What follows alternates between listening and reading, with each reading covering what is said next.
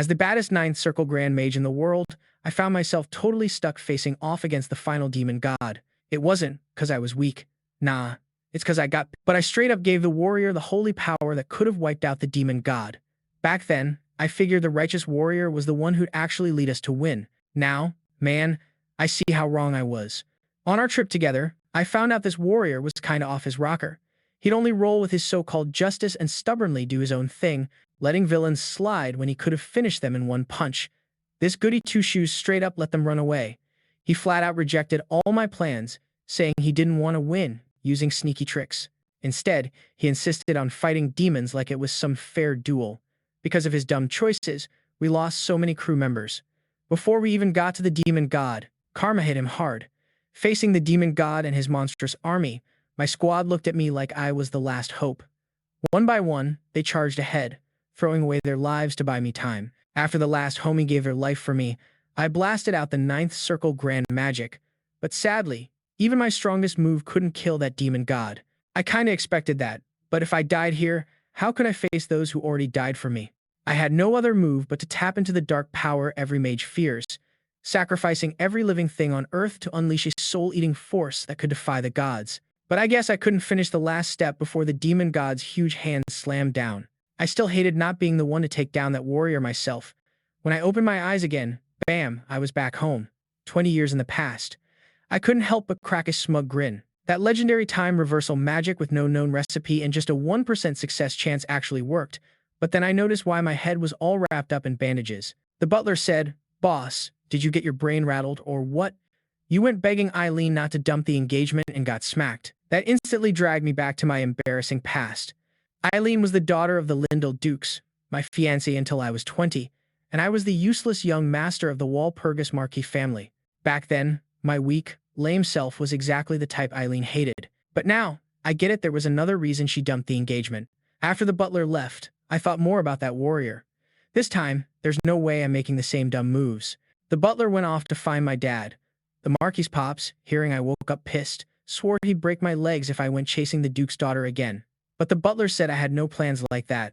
If he did, I'd tell you for sure, he said. And honestly, the young master's way mad right now.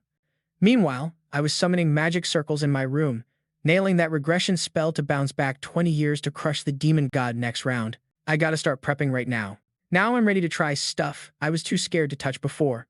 Every mage forms a mana core in their heart, but I'm gonna set up a dozen circulation points all over my body. That way, I won't need any training, and huge waves of mana will flow nonstop, so I'm ready for whatever's. This has to get done. Luckily, I pulled it off despite the risks. By some miracle, I even leveled up to the 4th circle. Then I tried casting a bunch of spells but could only handle 2 at once. That's the max for me at 4th circle right now. Suddenly, Dad barged in, threatening leg-breaking punishment for the dumb stuff I pulled. I quickly told him this was part of the plan, holding up a finger. Honestly, it sucks that the Duke's fam just dumped the engagement on us. Dad, seeing I was about to say something smart, sat down and let me finish. I asked, what were the conditions when we made the marriage deal with the Lindell Duke family? Dad looked confused, but yeah, no magic training secrets to let slip. After all, to have a legit heir, no other kinds of mana can mix in. I smirked and said, that's right. Making an heir is everything to a family. So, what if the Duke's daughter broke that rule? Yeah, from some rumors in my last life, I found out she'd been secretly practicing magic. To fool my dad, an 8th Circle Grand Mage, there could only be one explanation. That had to be some ancient magical artifact. I promised Dad I'd prove it myself. If I even said one lie, I'd willingly give up the Wal Purgous name and my spot as heir. Meanwhile, at the Duke's estate, Eileen was hitting the sword practice. The Duke walked over worried. Any sign from Mikuel's side since that day? Eileen assured Dad, that idiot won't catch on to anything weird. Hearing that, the Duke finally relaxed a bit. Even though they're a famous magic family, there was no way they could find that ancient artifact on his daughter. Honestly, it's super annoying that the Duke's fam just decided to call off the engagement without any heads up.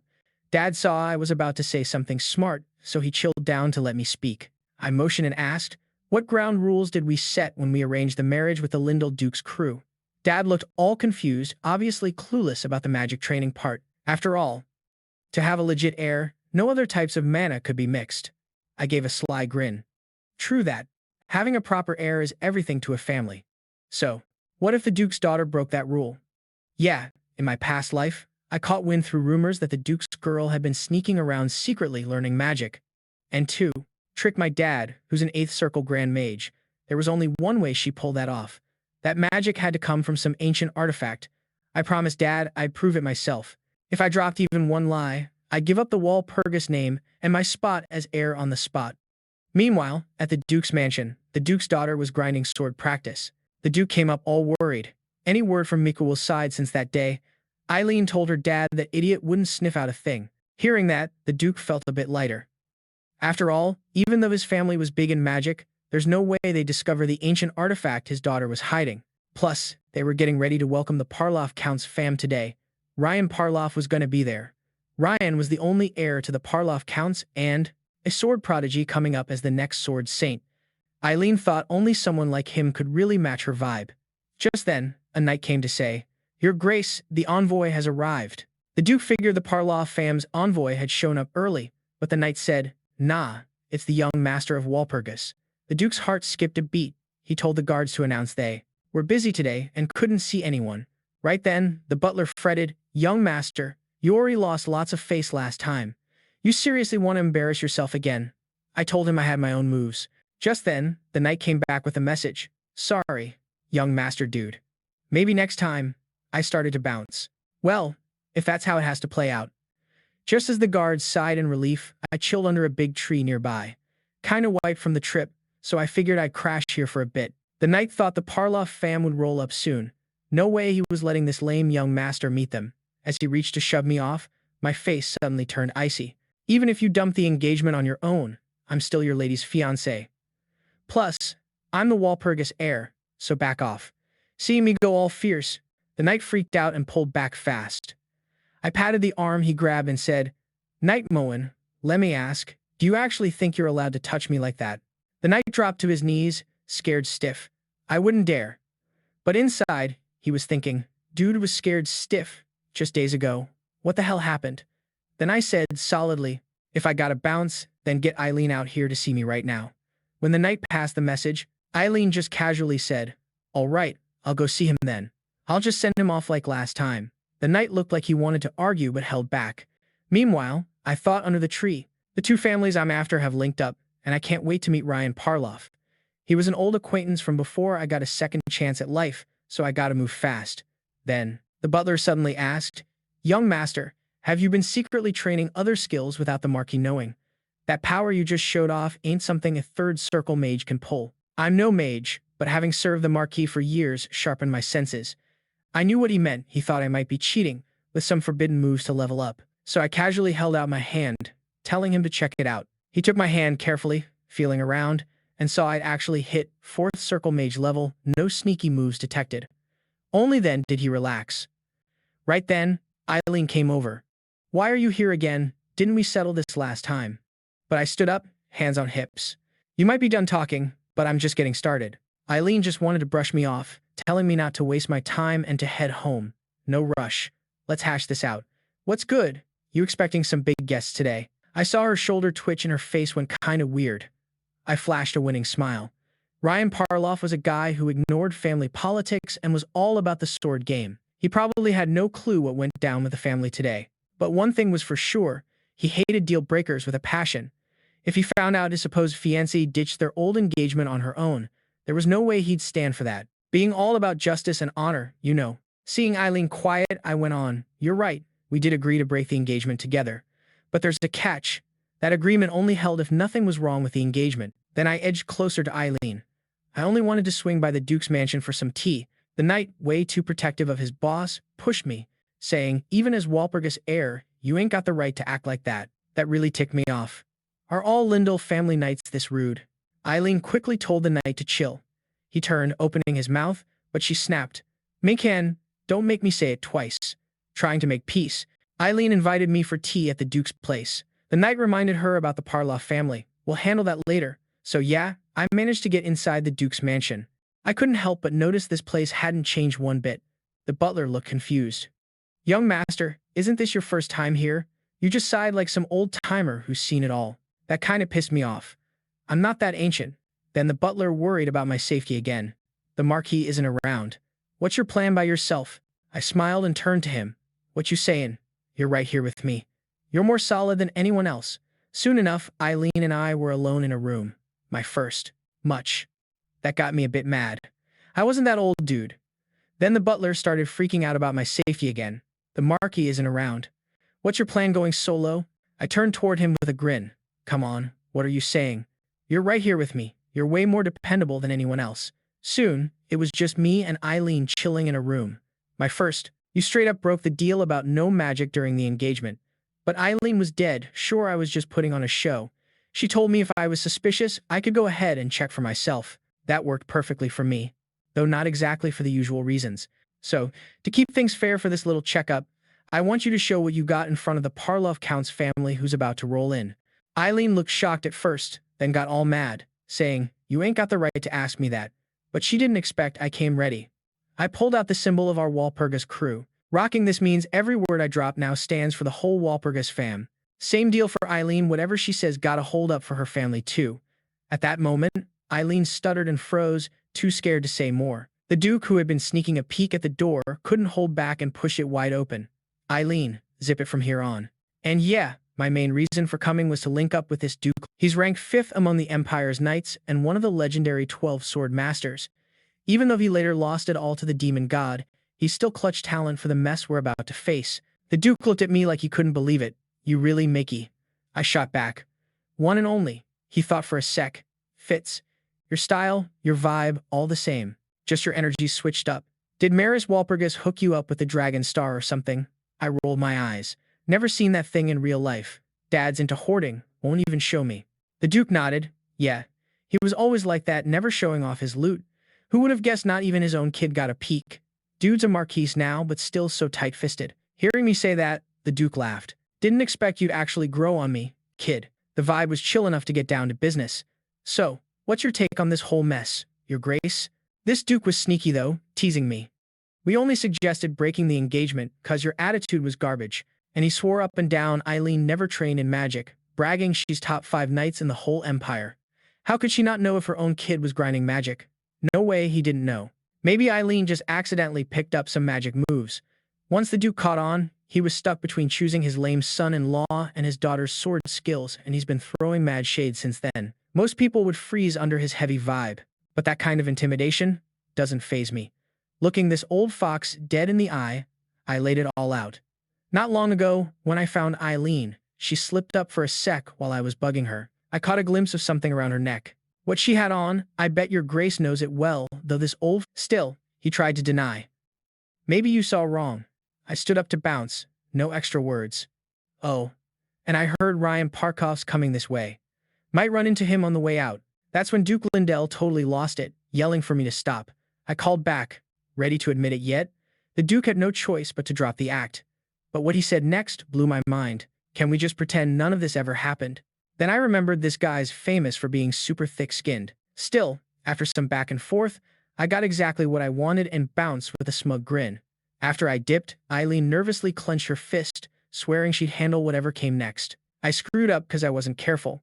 I'll take all the blame, she said, but the Duke told her this was a family issue, not just her solo mess to clean. Plus, he gave the thumbs up to her magic training. Who could have guessed Eileen would pick up magic moves on her own? No help. She's a sword prodigy, no way to waste that fire. Then the Duke gave her a pep talk. That kid's way smarter than you think. Time you start watching him closer. Meanwhile, I'd already caught Ryan on his way to the Duke's place. I put out my hand, come roll with me. But Ryan didn't know me from Adam, just the recently dumped idiot heir. Plus, I just popped up blocking his path for no reason, so he instantly threw off a serious, intimidating vibe. I had mad respect, though definitely earned his rep as the next sword saint. I shut that vibe down quick with a wave of my hand. Before Ryan could process what just happened, I told him to chill and let me finish. He was definitely caught off guard. He'd heard the Wal Purgous heir was a total bonehead, but now, he saw someone way deeper. I didn't stop him from doubting, been there myself. Right now, the top thing. Getting ready for the demon god's invasion. But just saying demon god made me flash back to that jerk warrior. I couldn't hide the rage on my face. I'm never gonna forgive him. Seeing that, Ryan instinctively stepped back. I quickly got my cool back and showed him I had something serious to say. Ryan nodded, ready to listen. I sighed inside. He hasn't changed a bit. Wild as he seems, he's solid underneath. anger and all, but I quickly wiped that aura away with a hand wave. Before Ryan could figure out what I just did, I told him to chill and let me finish. Ryan was pretty shocked. He'd always heard the Wal Purgous heir was a total dunce, but now, the guy in front of him felt impossible to read. I didn't bother denying Ryan's doubts.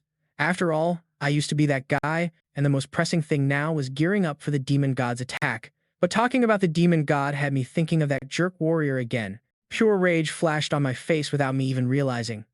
I'm never gonna forgive him. Seeing me like that, Ryan instinctively stepped back. I snapped myself back to cool and gestured that I had serious stuff to say. Ryan nodded, ready to listen. Inside, I sighed. He hadn't changed a bit. Though he seemed reckless, deep down he was rock solid. Anger. It all depends on the situation. He called it selective anger management. I asked straight up. You're here today to lock in that engagement with Eileen, right? If everything goes according to plan, you're about to be her fiancée. Ryan figured I came to stir up drama, all salty about the broken engagement. I couldn't hold back a laugh. No way, man. Eileen. She means nothing to me now. Then I pointed right at Ryan. Nah, I'm actually interested in you. As soon as he heard that, Ryan backed off fast. I quickly added that I'm into women, and all I meant was I want you as my partner. Ryan was totally shocked. Looks like you ain't dumb, just straight crazy. Seeing Ryan's face, I couldn't help but flash back to that epic fight from my past life. Ryan smashed the demon god's 3rd Legion like a beast, personally took down the Legion commander, the crazy Hajim. But that fight left him with wounds that could never fully heal. In his last moments, he called me close and hit me with a question. Miki, could you really have not been the hero back then? This time, I wanted to ask Ryan to fight with me again. Guess what? The Ryan of today wasn't buying any of it. Isn't that holy theocracy always making a fuss with dumb prophecies, heroes and demon gods? Nah, that's old news. We're living in chill times now. Sure, back before the demon god was a threat, there was a prophecy, Cassandra's prophecy, spread everywhere through some unknown way, but no one really cared at first. I knew convincing Ryan to accept all this was a long shot. So at our first hangout, I said believing wasn't the point. What mattered was becoming partners. But Ryan still thought I was tripping and tried to bounce. Yet, my next line made him stop dead in his tracks. The Merryill aura training method. Even as a sword prodigy of the new generation, you can't level up smoothly everywhere. Yeah, that's right when Ryan hit a wall with his sword training. Not that his aura method sucked, it was just incomplete. I mentioned it in a cryptic way, and Ryan got restless, asking straight up what I meant. I kept it cool and dropped my offer. If you roll with me, I'll spill the full Merryill aura training method. But Ryan, still skeptical, said he barely found one of Merrill's journals by a fluke, and even that was half-baked. I told him the rest of the training method was actually in my hands. To get it, he'd have to agree to be my partner. Ryan couldn't really say no, but he was curious. You say you don't care if I get hitched with the Lindell family, but that doesn't mean your fam doesn't care. I laughed and said, man, don't sleep on the Wal Purgous family. Hearing me flex like that, Ryan actually found me kinda his type. Though his first thought about me was trash, now I wasn't so bad. Still, he needed to make sure the Merryill aura training method was legit, so I took Ryan straight to the training ground and told him to show off the Merryill aura method. Just like the book said, special marks started popping up on Ryan's skin, but they weren't super clear, converting about half of his aura's power, while the real Merryill technique pushes it up to 70%. Then I grabbed his sword and took a chill breath. Suddenly, Merrill's marks appeared all over me. Seeing that, Ryan just dropped to the ground, stunned because here's a skill only swordsmen should have and I'm rocking it as a mage. Sadly, I could only keep up that method for 30 seconds. Still, Ryan had to rethink everything. He asked, are you really a mage? I told him, that doesn't even matter. Now you gotta believe I've got the complete method, right? But Ryan was way too shocked to process it. He lost it and yelled, just tell me the full method already.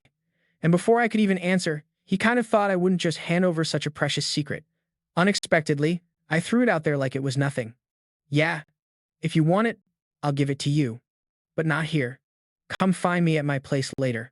Honestly, this training method was originally Ryan's. In my past life, knowing he was about to die, he passed the full method to me. Now, I'm just giving it back to where it belongs. Even after I walked away, Ryan was still standing there, stuck. Just as I was leaving the Duke's mansion, I noticed he'd been waiting for a while. Gotta say, that dude's slick as hell. He must have caught the entire scene. Then, out of nowhere, the Duke bowed and apologized, saying his family messed up and offered to give me whatever compensation I wanted. I also apologized for dropping by unexpectedly, and wished Miss Eileen and young Master Ryan all the best, leaving the Duke speechless. He even muttered with some sarcasm, "Why do I feel like this marriage is doomed?" I just smiled and told him I was simply giving Ryan another shot. Ryan's always been cautious. He thought Eileen broke it off because I wasn't good enough. But now, he saw my strength and character for real. He'd realized those rumors weren't true and that there was more to the broken engagement story. But the Duke didn't think any of that mattered anymore. After what he saw today, he's got someone he cares about way more than Ryan now. "Can we get the family's trust back?" I just smiled and said, "For sure. We're down to accept it any time if the vibe's right." Then I threw in a juicy deal. What if there was a top-tier teacher ready to level up Eileen's sword skills? The Duke's ears perked up hearing that. After seeing my crazy sword skills today, he probably figured I had some beastly sword coach backing me up. Then I dropped. But only after our families patched things up. The Duke couldn't help but take that seriously. "You're a slick one, kid." As soon as I got home, my dad messed up my hair with a proud smile. Said, "That's my boy. Who else could spot that old fox's trap?" I just rolled my eyes. "That wasn't what you were saying before I left." Dad quickly switched gears to business. "Before you got back, the Lindell Duke's crew sent word they'd swing by to say sorry in person. Looks like they want to keep this on the down low. Their family's got some chivalrous code. If word leaked, it'd be a huge hit to their rep," Dad said with a grin. "We're about to cash in big from this." He's always hated the Lindell family's cockiness. Then Dad asked what the Duke and I talked about. I said, "Nothing major. They just want to earn back the Wal Purgous family's trust," and I said, "Sure, if they show enough realness." Dad was cool with how I didn't waste time and asked Dad to let me take full charge of this mess. He hesitated, but then gave in since I had earned some props. Without me, the whole fam'd still be clueless. Just as I was about to bounce, Dad suddenly called me back. "Mickey, you crushed it today." Dad was beaming. That kid who used to be clueless finally grew up, and Dad stood by the window, all proud again. How should I brag about outsmarting that old fox? Meanwhile, I was thinking bigger stuff. Back in my last life, even though Purgous was the Empire's top mage family, their rep tanked overnight. For such a solid and powerful house to fall, only one thing could cause it: internal drama. The vassals were always throwing down, trying to snag higher ranks, and I got played by their moves, which indirectly tanked the fam. The biggest stirrer was Viscount Nostra. Thinking this, I called to the butler behind me. "Could you send Viscount Nostra up? He's probably just waiting for my call." In my past life, this dude not only stirred up the family beef, but also pushed which stalled me even with my solid talent. I had to ditch my original power and retrain all the magic circles. And since he used to be Dad's war buddy, even Dad couldn't toughen up against him at the end. That led him to drag the family under the demon god's rule. But this go around, I'm not gonna let that mess happen again. But I kept all that under wraps. Instead, I said, "Before you even think about teaching me, let's settle this with a fair duel. I don't mind learning, but first, you gotta prove you're worthy." Nostra looked confused. "Didn't I help you with your third honor that day? Isn't that proof?" I said, "Nah, that ain't enough. Show me why you're legit." Then I laid down the law in the name of Wal Purgous. If he wins, I'd be his student. Nostra was quick to agree, secretly hyped. Even though fighting on equal footing might seem risky, the jump from 7th to 4th circle is huge. After I dipped, he let his true colors show. He knew head of the family was off limits, but he wanted some power spot even the head couldn't touch, not realizing he was walking right into the trap I set. Soon, the butler came rushing to my room, out of breath. Word about my duel with Viscount Nostra got out fast, no surprise there. Nostra spread it quick, probably scared I'd chicken out. I told the butler to chill, but he was still wild. I heard, "If you lose, you're his disciple. That just makes him stronger." I didn't argue. "But why do you think I'm gonna lose? I'll never forget how Nostra bowed to the demon god's crew back in my past life. I gotta trap him this time." Then I seriously asked the butler, "You know why Nostra's still in the family despite being a jerk?" "Probably because he and the Marquis grew up tight," the butler guessed. "Exactly. Dad values loyalty deep, so he won't move against Viscount Nostra first. So that makes me the bad guy, using this contest to keep him in line. Wagers between mages have real power, they're magically binding. Meaning if you win, you get total control." But after I explained, the butler silently pulled out a resignation letter. "If I keep hearing this, I'll freaking quit," he said. I waved it off and burned the letter in his hand, telling him to trust me one time. His 7th circle, so I gotta keep him in check too. I told the butler to chill out, but he totally lost it. I heard him say, "If you lose, you become his trainee. That'd just make him stronger." I didn't deny it. "But how can you be so sure I'll lose?" I won't forget how Nostra bent to the demon god's followers in my past life, and I gotta do this to trap him. Then I looked straight at the butler. You know why Nostra is still around despite all his arrogance? The butler guessed it was because he and the Marquis grew up tight. Yeah, Dad values those bonds hard, so he won't move first against Viscount Nostra. That puts me in the villain role, using this bet to keep him in check. Bets between mages hold serious power, meaning they're magically binding. Winner gets total control. But when I said that, the butler quietly pulled out a resignation letter. If I kept talking, I'd probably get a stomachache from anger, so he said he was out. I waved it off and burned the letter right in his hands, telling him to trust me one time. His 7th circle rank was earned in some offbeat way, so his power's kinda unstable, meaning he can fake being a 7th circle mage, but can't actually take down a mage on his level in a real fight. Out of nowhere, the butler started digging through his pockets again when he heard that. I said, even if he hands me 100 letters, I'm not accepting his resignation. Then I went off to find my dad again, hoping he'd back me up in this duel. No surprise, Dad was mad too and threatened to break one of my legs. I told him, honestly, I didn't plan on losing. Isn't the whole point of betting to win? I want to win this fight and make Nostra my apprentice. I thought those words would soften him, but nope, Dad pulled out a stick ready to crack my rebellious legs. I had to keep talking him down. Viscount Nostra's our family's vassal, right? So as the heir, isn't it my job to keep him in line? The stick in Dad's hand was already creaking. You thought about what happens if you lose, or what I'm gonna do to you. Finally, I promised him peace for the family's sake. If I lose, I'll give you one leg.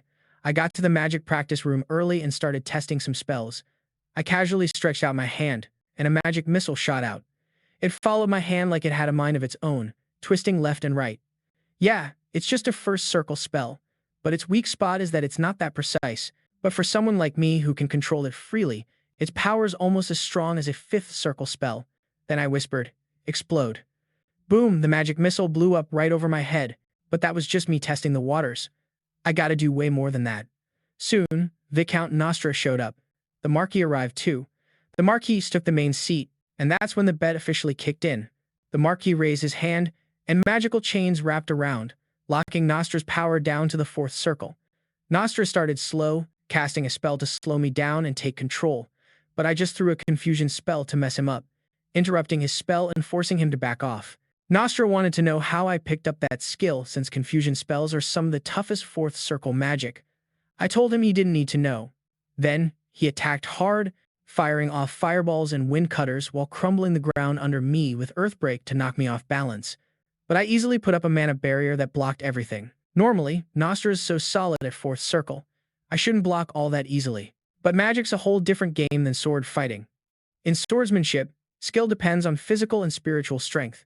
But magic, it's all about having a calculated mind. Thinking that, I cast the magic missiles again.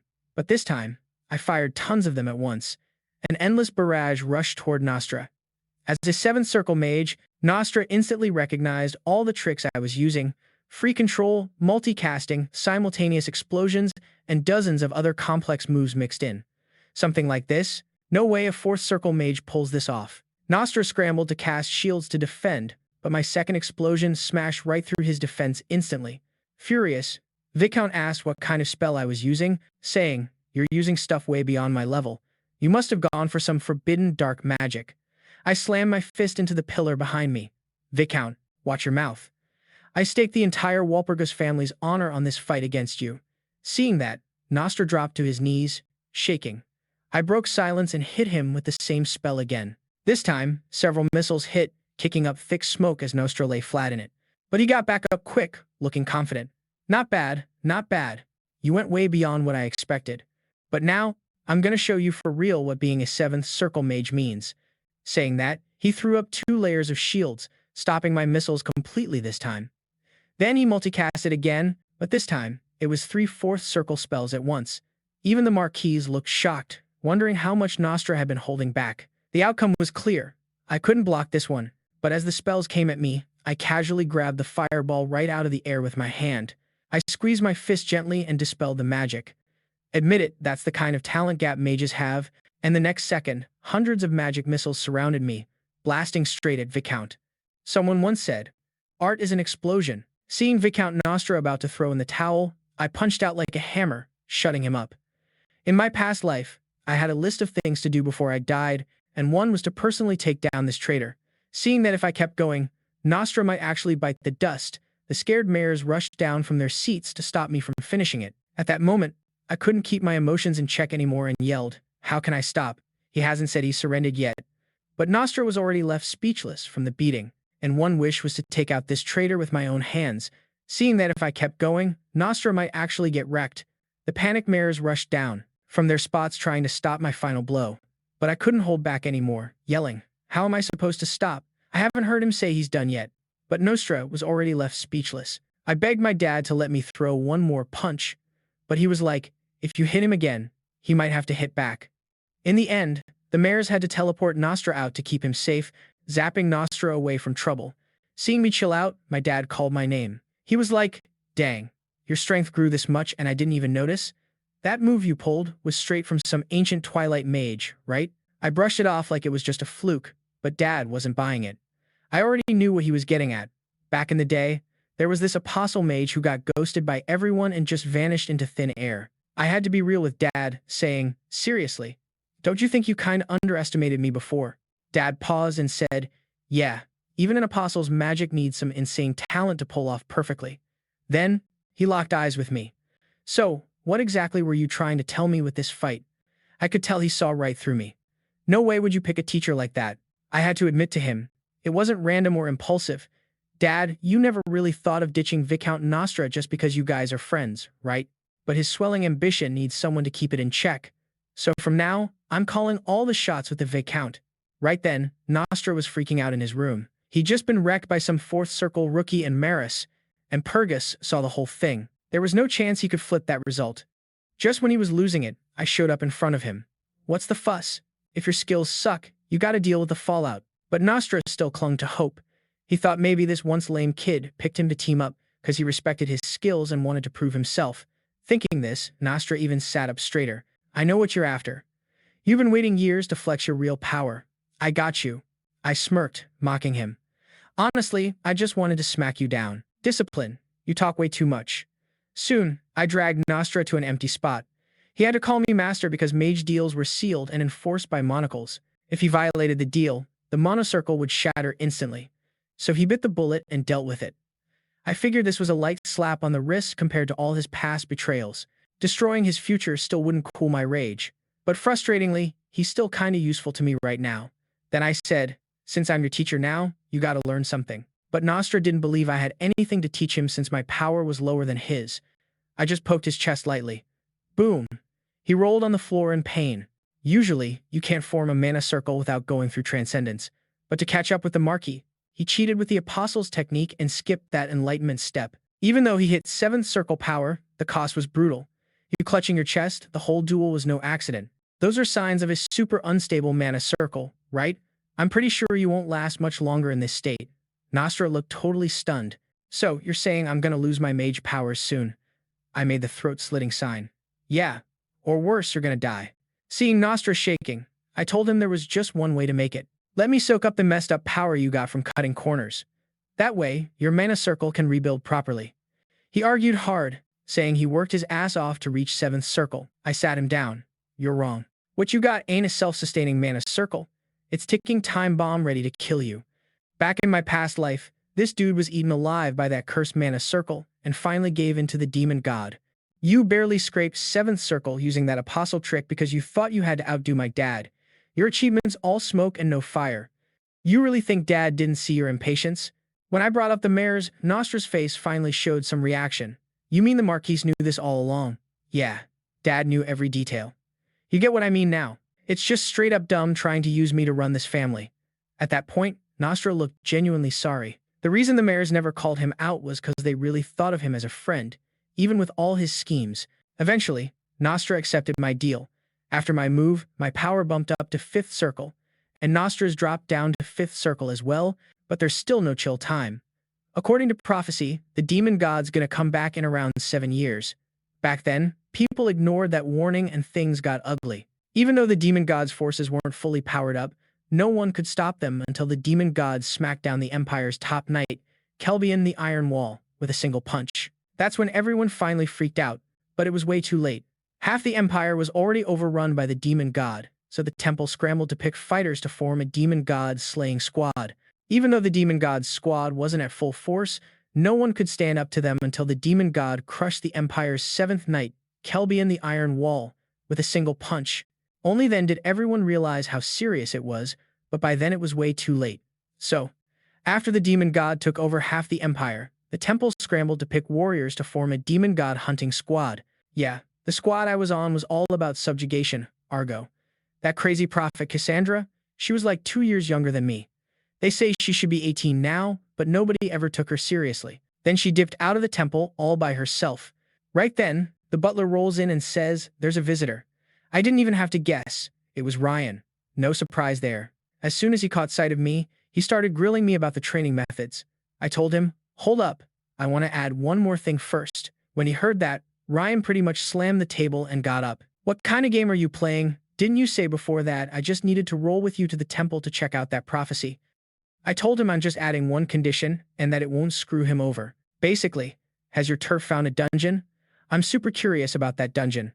Back in my past life, the Parloff Count's family sent out 5 scouting parties, but barely any made it back. The Parsoff fam stuck hard to sealing a marriage deal with the Lindell family since sending so many teams almost busted their budget. You see, I was talking with legit reason and proof, so Ryan knew he couldn't just play it off. But there was still a question hanging. This whole thing's been hush-hush in the family for ages, so could someone be snitching? Nah, I just pieced it together from mercenary gossip. Ryan had to admit he wasn't the one calling the shots. His dad would have the final say. I got ready to head out to Parsoff land. But before I bounced, I had to give the Marquis the rundown about my trip. When the Marquis caught wind of this, he threw a fit, thinking I was salty over the Lindell breakup and planning to stir drama in Parsoff territory.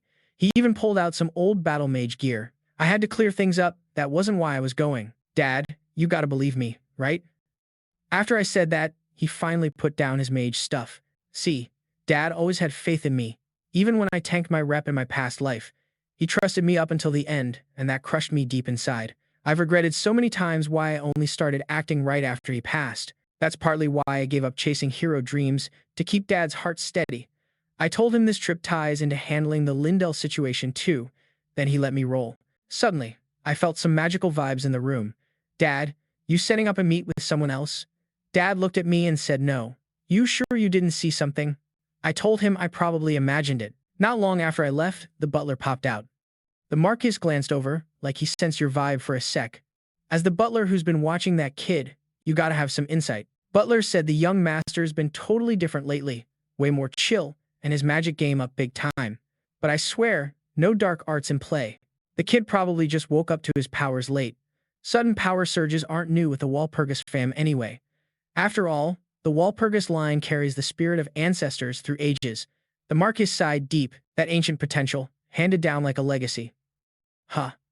Right after Ryan and I got the carriage ready, the butler came running in, totally out of breath. I asked, "Aren't you feeling well? Why come all the way here?" Butler said, "It was the Marquis' orders." I just shook my head watching him. Sounds like an excuse, but he's trying his best. I had no clue who he really was. Soon, our ride rolled into Parsoff territory. Ryan saw me staring outside with a serious look. He asked, "Why so serious? Is our land looking kind of backwards?" I told him, "Nah, your dad's killing it, just by the vibe of the streets and the people. This place is run tight. Flashy looks don't mean squat. What matters is if people feel alright living here. Your dad's a boss lord. You gotta be proud of him." Ryan grinned all proud hearing that. Didn't think someone from the Wal Purgous clan would say that. "You're right. This place's shine is all thanks to Dad, and I seriously respect him for it." I wasn't shocked by Ryan's answer. In my last life, he was always hyped about being Parsoff royalty, even when he was the last one left. Soon, Ryan told his dad, "Mikuel Wal Purgous is here."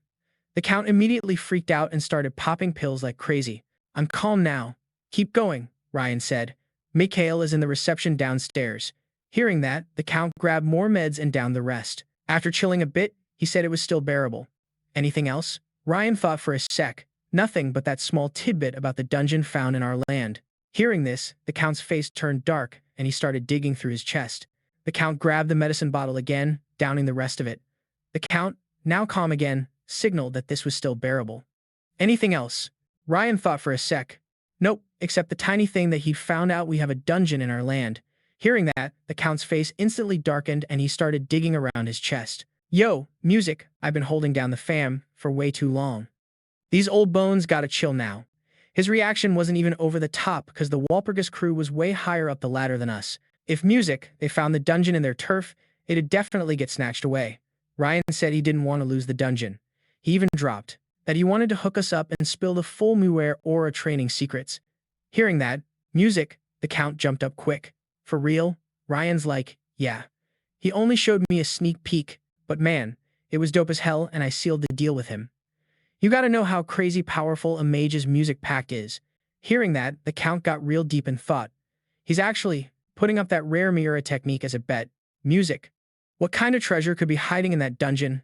Thinking this over, the Count stood up pronto. Gotta chat Mikuel Wal Perry's face-to-face. Music. No surprise, I got the Count to agree pretty quick because my only demand was clearing the dungeon within one day. The dungeon the Parcel family kept secret for years.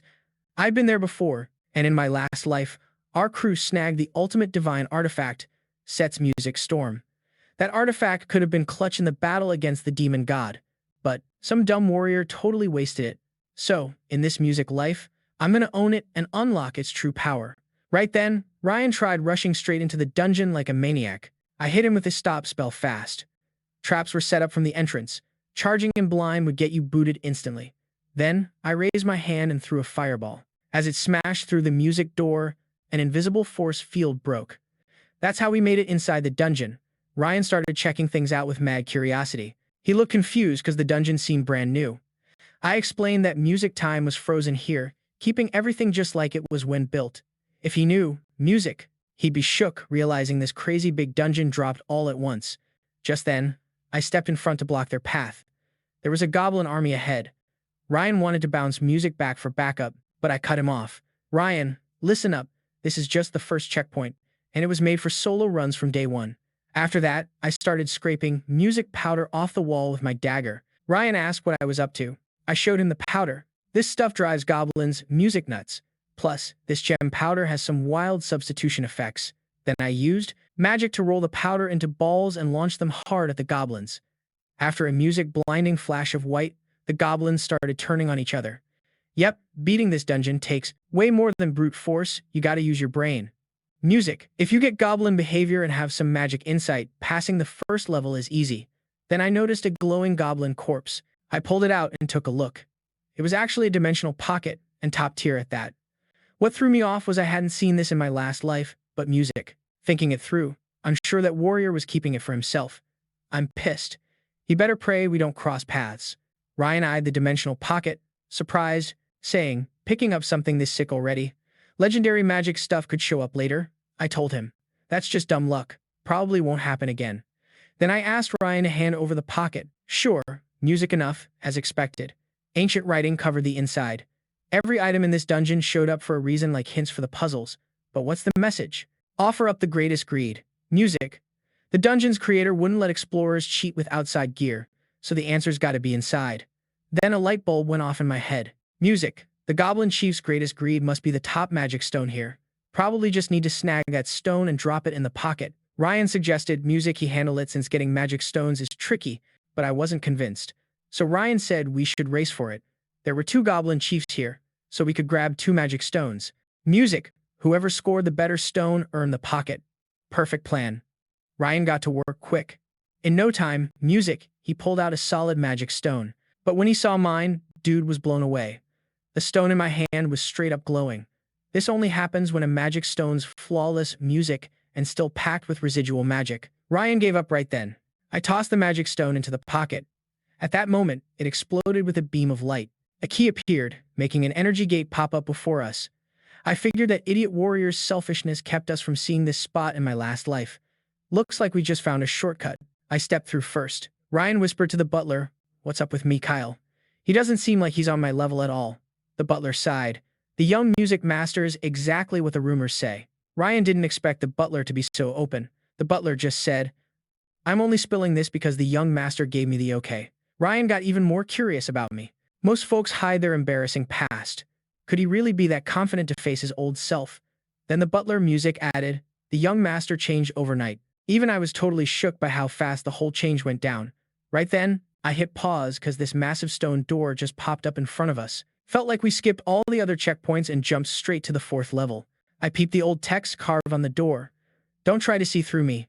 Just to be safe, I threw up some mind protection magic over the butler and Ryan. As I stepped inside, everything went pitch black all at once. Didn't expect to snap back to my old life at the dungeon's 4th checkpoint. Ryan, standing there, started moving toward me step by step. Then he grabbed my shoulders mad tight and snapped. Only you bounced from this hellhole, you total coward. I kept my cool and shot back. The Ryan I know would never talk like that to me. Suddenly, my vibe totally flipped. Don't even think about dragging my friend's name through the mud. As I said that, the illusion slowly faded away. The butler bolted over first, and then we both started hunting for Ryan. We didn't take long to find Ryan curled up on the floor, shaking all over. That illusion was his family's huge expectations. Yeah, it felt good on the surface, but those invisible weights were definitely crushing his soul bit by bit. When he saw me coming, his dead eyes glanced up. He was thinking, Wal Purgous, if he kicks the bucket, wouldn't this dungeon somehow be ours?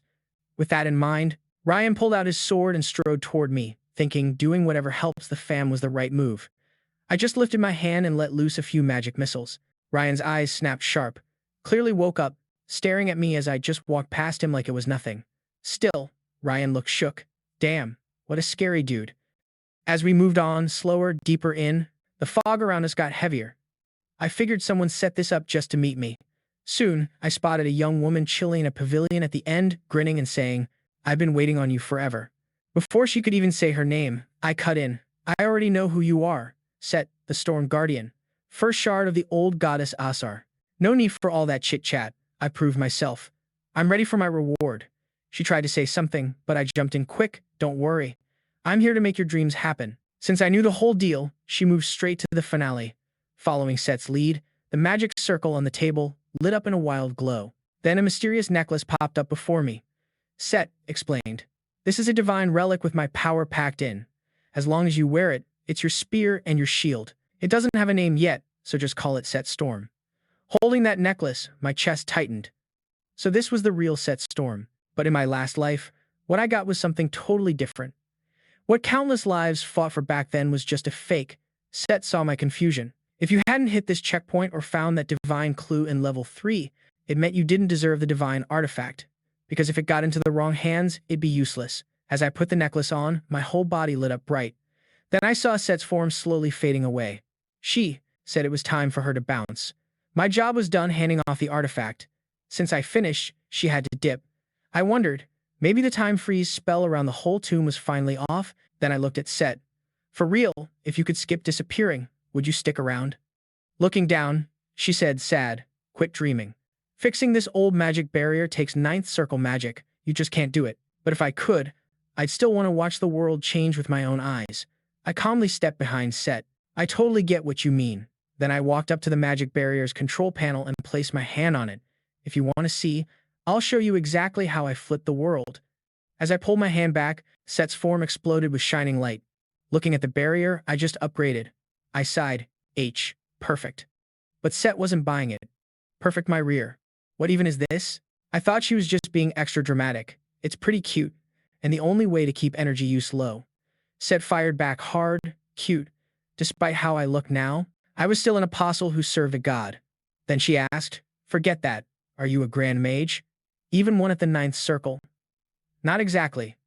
I'm a prodigy, a genius who'll save the world. After getting back from the dungeon, I started teaching Ryan sword skills myself. But man, I drove Ryan nuts because my way of teaching was kinda wild, making him feel the flow of magic while getting smacked a lot. Soon, Ryan got slammed with another magic blast. He screamed in pain, who the heck made this crazy training style? That got me fired up. You dope. Didn't your future self come up with this method? Then I had Ryan try to flow magic power inside him. When he did, he noticed his body wasn't as sluggish as before. Yeah, having him circulate magic to fight back against my spells was part of the drill. If he remembered that magic flow feeling, he'd naturally nail the training as he practiced. With me guiding him, Ryan picked up the training way faster than in his last life. I was hyped to see the final. Naturally got the training method down fast during practice. With me showing him the ropes, Ryan got the hang of it way earlier than before. I was hyped to see his ultimate progress. Level of that Merryill aura training technique. After wrapping up the training, I started messing around with the divine artifact I snagged from the dungeon. Set bragged. If you want to know, I got you. I've been guarding this thing for ages. I know it real well. But I was like, whatever you know, I already got down. And everything you don't, I know that too. Straight up, divine artifact stuff ain't as simple as it looks. Pretty soon, with me guiding the flow, a crazy magical storm started swirling around the artifact. Back before I was reborn, that storm wasn't my deal. But man, curiosity got me studying it like a total mage geek. Then I thought, what if I could plug that storm into my free circulation technique? That method's my own secret move that makes magic juice flow all over the body. What if I mix in the storm's power into my circulation? Set freaked out. Are you nuts? Using that storm in your mana flow, your body's gonna blow up. But next thing, the wild magic roaring inside actually chilled out. Yep, my past life research wasn't lying. Right after, I whipped up a mana circle using the storm's magic power. I held out my hand and sketched a 6th circle mage spell. Boom. I threw down a 6th circle firefield spell. Set was shook. 6th circle? How'd you get there at your age? But she couldn't even guess. I didn't stop. I scribbled out a 7th circle spell next. The 7th circle magic gravity exploded with a boom. Meanwhile, without me even noticing, Ryan had been grinding the Merryill aura training method for a full week and totally nailed it. Peeping Ryan now, I figured he might hit master level in the next few years easy. Ryan asked, so what's next? We hitting the temple? Weren't you saying I gotta train to join their hero squad? That question snapped me back fast, because I'd been so caught up chasing the first divine artifact I forgot all about that. Before the temple trip, I needed to track down that prophet girl, Cassandra. But how to find her? While I was stuck thinking, a guard showed up with news there's a visitor, but he looked super awkward about talking to me. I instantly guessed it had to be Eileen. I got alert quick. Meanwhile, in the waiting room, Eileen was steamed, carrying the whole Lindell family's shame on her shoulders. She needed to prove herself to her dad. If she could take down Ryan, the new-gen sword saint, she'd finally gain cred as a knight. But bam, next thing, I popped in front of her. Catching her shocked face, I told her I wasn't here to stir crap up.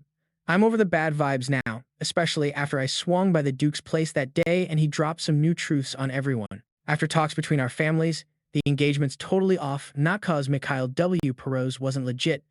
I'm actually cool with how it all shook out, though Eileen clearly felt way different. Huh. Then I asked why she showed. She awkwardly said, I'm from a sword arts family, so I just wanted to peep how other clans swing their swords. That lit a light bulb in my head.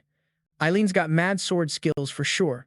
Thinking ahead, more allies means more power, so I flashed a sneaky grin.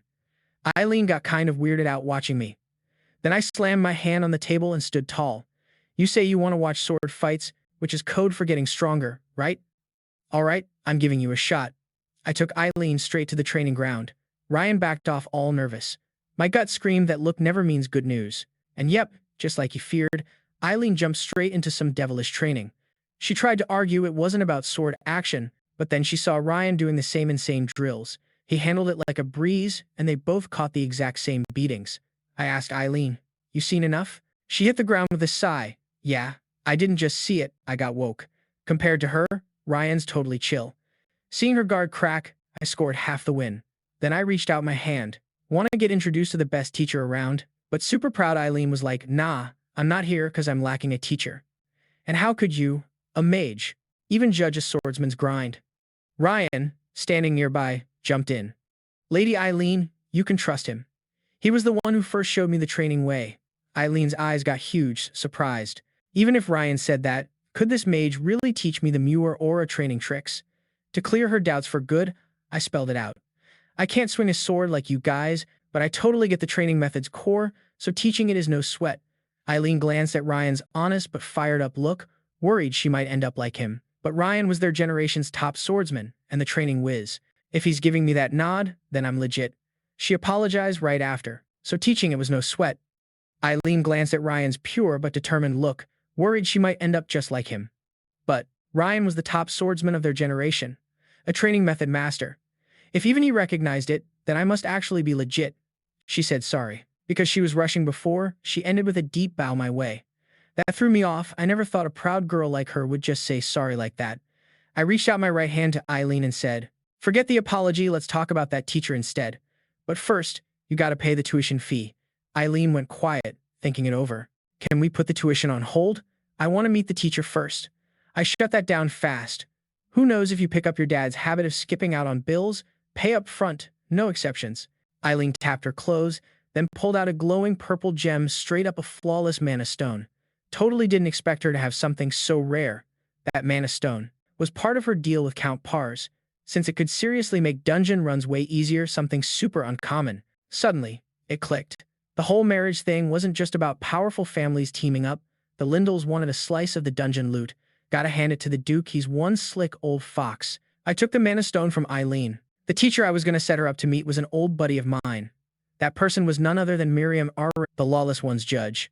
In my past life, she was the one who took down the Demon God's army's 7th Legion commander. Ryan's face went straight up shocked when he heard that name. That's the West's sword overlord, one of the continent's top 3 sword masters. Eileen obviously thought I was hyping it up. Even being a Wal Purgous family member, there's no way you'd bring in someone that epic. I just smirked and waved it off, not saying more. You'll get it when the moment comes. Then I told Ryan to get ready for the trip to the temple tomorrow because 3 major players were about to show up. The Pope was picking a hero. Meanwhile, the lawless judge, who's supposed to watch the western border, was already in the capital. Time to meet them for real. I looked at Eileen and said, "You should get ready too. Tomorrow, you're coming with us to the temple in the capital." Eileen froze for a sec. Once she snapped back, she wanted a legit reason. I just gave a sly smile. After all, I was running this whole show. Night rolled in fast, and I found myself zoning out at the window. Set, standing close, broke the silence. "Why are you acting so grown-up? You're still barely a kid." I grinned. "Guess I'm just ahead of my time. Who said I'm not a prodigy?" Then I turned my focus back to the mana stone chilling on the table. Seth asked how I plan to use this thing, since it's the main ingredient for tons of divine gear. I smiled and said, "I'm a mage. Of course, I'm using it to make magic stuff. I ain't gonna switch to swords like those guys." The big challenge was finding the right medium to channel the mana stone's power. Only wood that's been alive for over 100 years could handle that kind of energy. I told her not to stress about it because I already picked the sacred wood, and no joke, it's tied to her in some way. Set looked shocked, totally confused about how any sacred wood could connect to her. I didn't leave her hanging. The sacred wood I wanted was a branch off the world tree itself. She wasn't expecting me to know so much about her secrets. She snapped back hard. "You just snatched Seth's storm from me yesterday, and now you're asking for world tree wood. I ain't your ATM."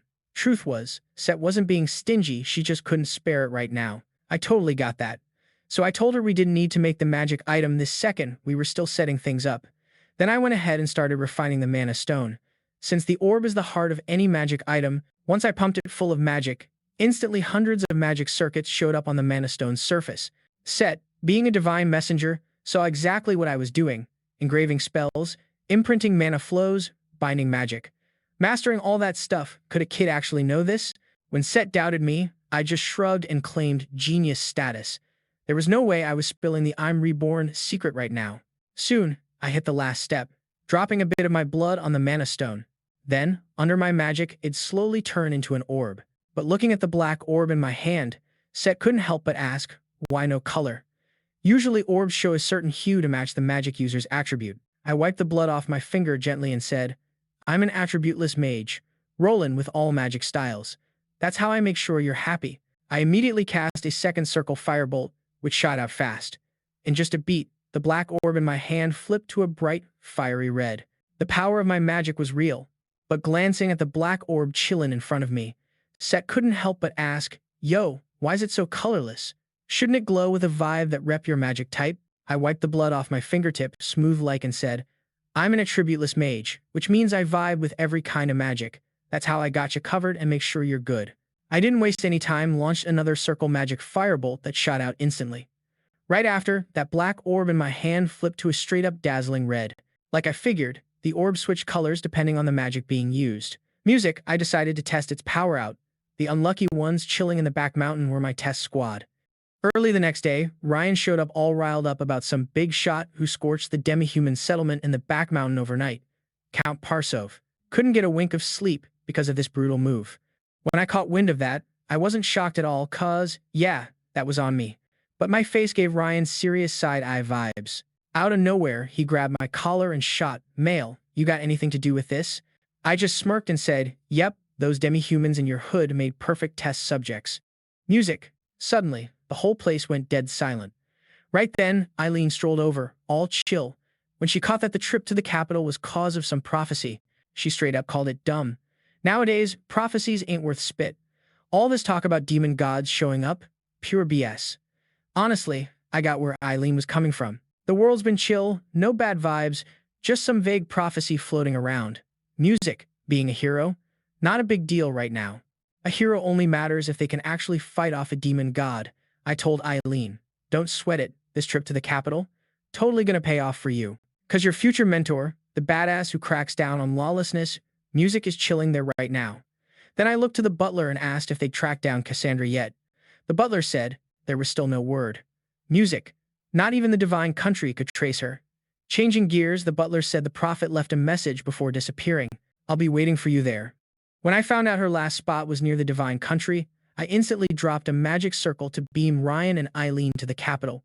Ryan definitely wasn't vibing with a long-distance magic jump, got sick right after popping out of the magic circle. Once he bounced back, he griped about why we didn't just take a carriage. I pointed into the distance and said, carriages can't do teleporting. The epic view caught Ryan's eye. Even though he's a count's eldest son, his far-off land wasn't loaded, so he'd never seen a city this bougie. Meanwhile, Eileen and I, rolling deep from rich families, were used to that kind of scene. The capital wasn't flashy, honestly even less loaded than my family's turf. Those upper-crust peeps always flexed, just as I was about to head to the central temple. Set nodded for me to peep a nearby alley. There was a robbery going down. But yo, why did that tiny girl give me some serious bad vibes? Could she be? Thinking that, I shot out my hand, ready to drop some time-stop magic to music safer. But a knight beat me to it, swinging a sword and sending the bald dude flying like crazy. Cool rescue moves, but it was basically suicide. Swinging a sword in the capital center is straight-up banned, punishable by getting your head chopped off. I told her to put the sword away, promising I'd act like I saw nothing. Then the girl herself said, please put your sword away, Sir Arling. She greeted me all polite, but then her next lines blew my mind. Good to see you again, she said even though we clearly just met. Why hit me with again? Did she see my future or what? While I was stuck on that, Ryan was nudging me from behind, telling me to bounce before things got messy. A crowd was already mobbing the scene, scanning around. Yeah, we should dip fast. Being the city gossip on day one? No thanks. But before I went, I had one thing to do. I lobbed an imprisonment spell on the bald dude and gave him a full-on pat down. Soon enough, I found a package on him. Music. Looks like this little girl really was who I needed to find. The bald dude tried to argue the package was hers, but when I pulled out a pendant, he zipped it. That pendant marked him as part of the divine country. A badge only the top rankers 4th level and up get to rock. I leaned close and whispered in his ear. Listen up, thief man. Pass this message to that sewer rat. The Wal Purgous family is on his tail. Then I handed the package back to the music girl. She paused, quiet. Then she looked up and asked if I needed her to reintroduce herself. Music, Eileen and Ryan looked totally lost. Wait, are we even on the same page here? That's when the butler spilled. She's the prophet we've been hunting, Cassandra.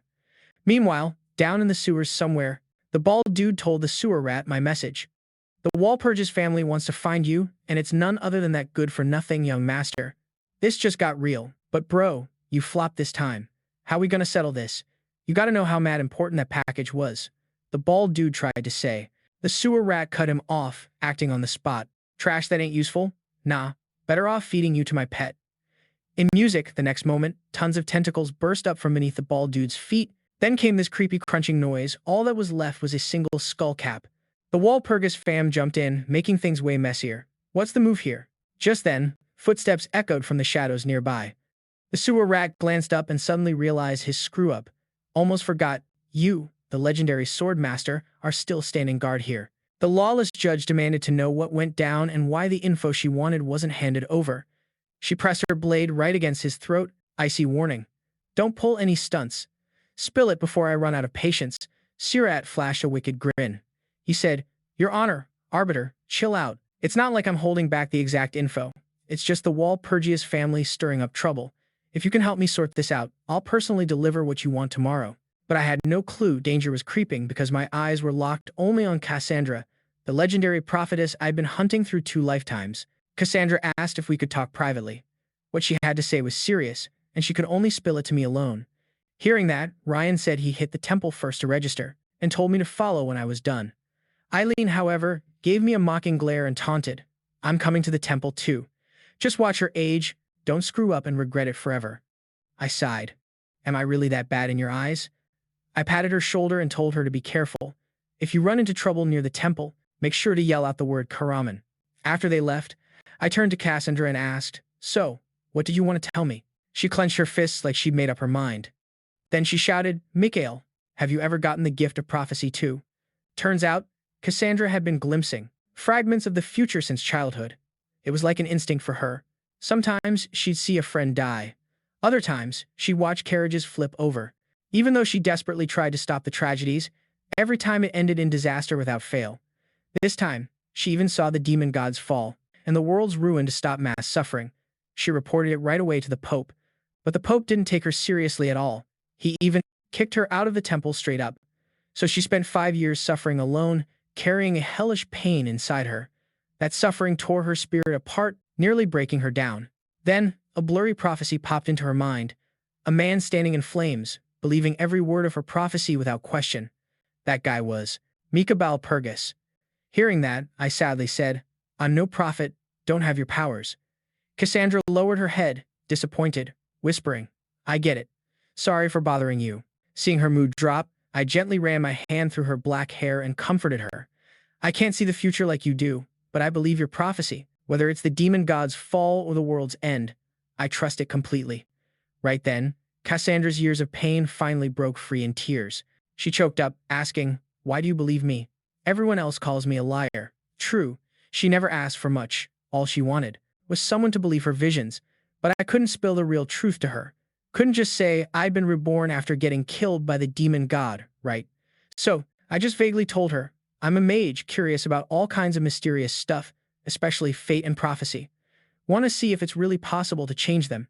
Hearing that, she wiped her tears happily and said, You're kind of weird, but I can tell you're real.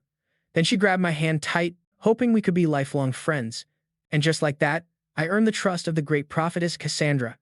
Meanwhile, over in the temple square, Ryan's face was beet red, begging the staff to sign him up as a hero. The staff looked at him like he'd lost it. In peaceful times, heroes aren't needed. He thought Ryan was either nuts or a total fool. Ryan's face was red as a tomato. He yelled, You jerk. You tricked me into becoming a hero, but didn't show up yourself, making me look bad for the Purgous name. Eileen and the butler, watching all this go down, happily fed the fire. They cheered Ryan on from the sidelines. Suddenly, hurried footsteps came from behind. Ryan thought it was me and spun around with a big grin.